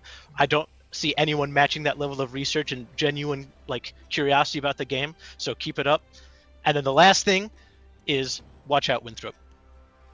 All right. Just also thank you. That's very kind of Thank you. you. And then we end it with the fighting words. That's true ISU style right there. And I'm here for it. I'm here for it, Goose. Well, thank you so much for taking the time to come on here and speak with us for a little bit. I hope you and your team have a great rest of your weekend and enjoy your team dinner. Thanks. And ISU, I love at the end. Yeah. Just like, hey, Winthrop, we're coming. It's like all these nice things. Winthrop, watch out. Watch out. Really locked it in for the last part. And, again, perfectly sums up what this team is for. They're such a genuine and nice program anytime that we've had the opportunity to speak or meet them. They've been fantastic, and they're really just genuine people in the scene. And then they can lock in, put in these incredible performances, and show how dedicated they truly are to this craft. Yeah, it's not very often that we see a roster go for this long and have such success, but it really does come down to, yes, they're just, as a team, so good at the game. Their chemistry is insane, but they are, like you said, some of the nicest people I think I've met across the board. And, they were dealt a rough hand. For those of you who don't know, their program sunset at the end of spring. The school, thankfully, is keeping and honoring their scholarships for one extra year. That's how they're still here. Not only in varsity, but just as a roster of 6 still. So it is kind of this. Last year we thought it was the last dance for ISU. This year is the legit last dance for this roster. But no, it's really been amazing just to see how this roster has played out. And obviously for varsity, they're the odds-on favorite. I think St. Clair and Bellevue, whoever wins that, definitely has a shot to maybe pull a dark horse run there. And open. Man, that semifinal is going to feel like a grand final. Winthrop ISU. Make sure you watch it, because that is going to be just an absolutely insane game on Saturday. Yeah, there's so many good matches that we get to be able to see. In fact, we actually have a fun graphic to show you what that will look like, aka our bracket for most of this. So we got to see ISU in their match against Ball State. Same with Bellevue against North Carolina State. They'll be on opposite sides of the bracket for the semifinals, with St. Clair and Cumberland join them, each looking for a spot in the finals. And of course, this is a single elim bracket, so one shot and then you are out. And then we'll take one more look at the open bracket too, if that is possible. Oh my goodness, shout out producer. There it is. We are on it. Dang. Yeah, this is the one that you were kind of mentioning a little bit too, that Winthrop ISU game. That's going to be a big one, especially in the eyes of Goose. And then St. Clair or Fisher, the winner that will meet them there. Yeah, just some incredible games across the board. Obviously, yeah, the left side of the bracket, ridiculous. It is just packed to the brim, and it's crazy to say Northwood are already out. Northwood top 8 finish is just a wild statement to come out of my mouth. But hey, that's just the reality of this one being single elim. It's the first time in OWC has been single elim, I think, God, in a long time. Maybe even ever. I'm not sure off the top of my head. But it's fantastic to see, because it's high pressure. And ISU, we're up to the challenge today, and we'll see if they're up to the challenge once again when they play Winthrop. And St. Clair Fisher somehow have never played each other this semester. They both went undefeated in Swiss, and now they will battle for the other spot in the grand final. That should also be a fantastic game. not to mention, there is a chance we do get an ISU versus St. Clair in both In both double- a finals double matches. final? There's a serious Yeah. chance of that happening, Jesse. That would be insane. It would make prep on our end really easy. It would make our life incredibly easy. Like, all right, we got St. Clair ISU and St. Clair ISU. I was like, all right, we got 2 teams to prep for. But no, I have a feeling it's going to get down and dirty during that Saturday. So make sure, I believe it's Kenobi and Leg Day on the call. Yes. That should be a phenomenal game for those two, just to share to everybody. Because, yeah, lock in. That's just going to be incredible. Yeah, and it's the beauty of collegiate Overwatch is you have all these players might be at the highest level in OWCS, in FACEIT, in other places, but they play for their schools. They have a community. They're dedicating themselves to being students while competing, while following what their passion is, and it's truly just a fantastic thing to be a part of. And the fact that the Overwatch community has the support at the collegiate level for them to be able to do it, Jesse, it's just an honor to be a part of it and to watch all of these players have their dreams come true and have this opportunity to keep pushing. Yeah, it's been incredible to watch, and we're down now to 4 teams on each side, and it's going to be quite the incredible journey we have next weekend. We will go from 4 teams on both down to just 1 on both sides. And right now, there's a chance if St. Clair ISU make a run, both of them could be the first time we've had one team be double champions in this new format for Overwatch Collegiate, not just having open and varsity going on. One of them could make history in its first iteration. It very well could, and there's still much history to be made, but that's all that we're going to have for us here on the weekend of the day. Thank you so much for coming out to support the Overwatch Collegiate scene. There's so many great things going on here, so supporting these students and these schools along with it means a ton to them. That's, of course, gonna be all for us. We hope everybody has a great weekend, and we'll see you again on Saturday for the continuation of both the Overwatch Homecoming Open and Varsity brackets.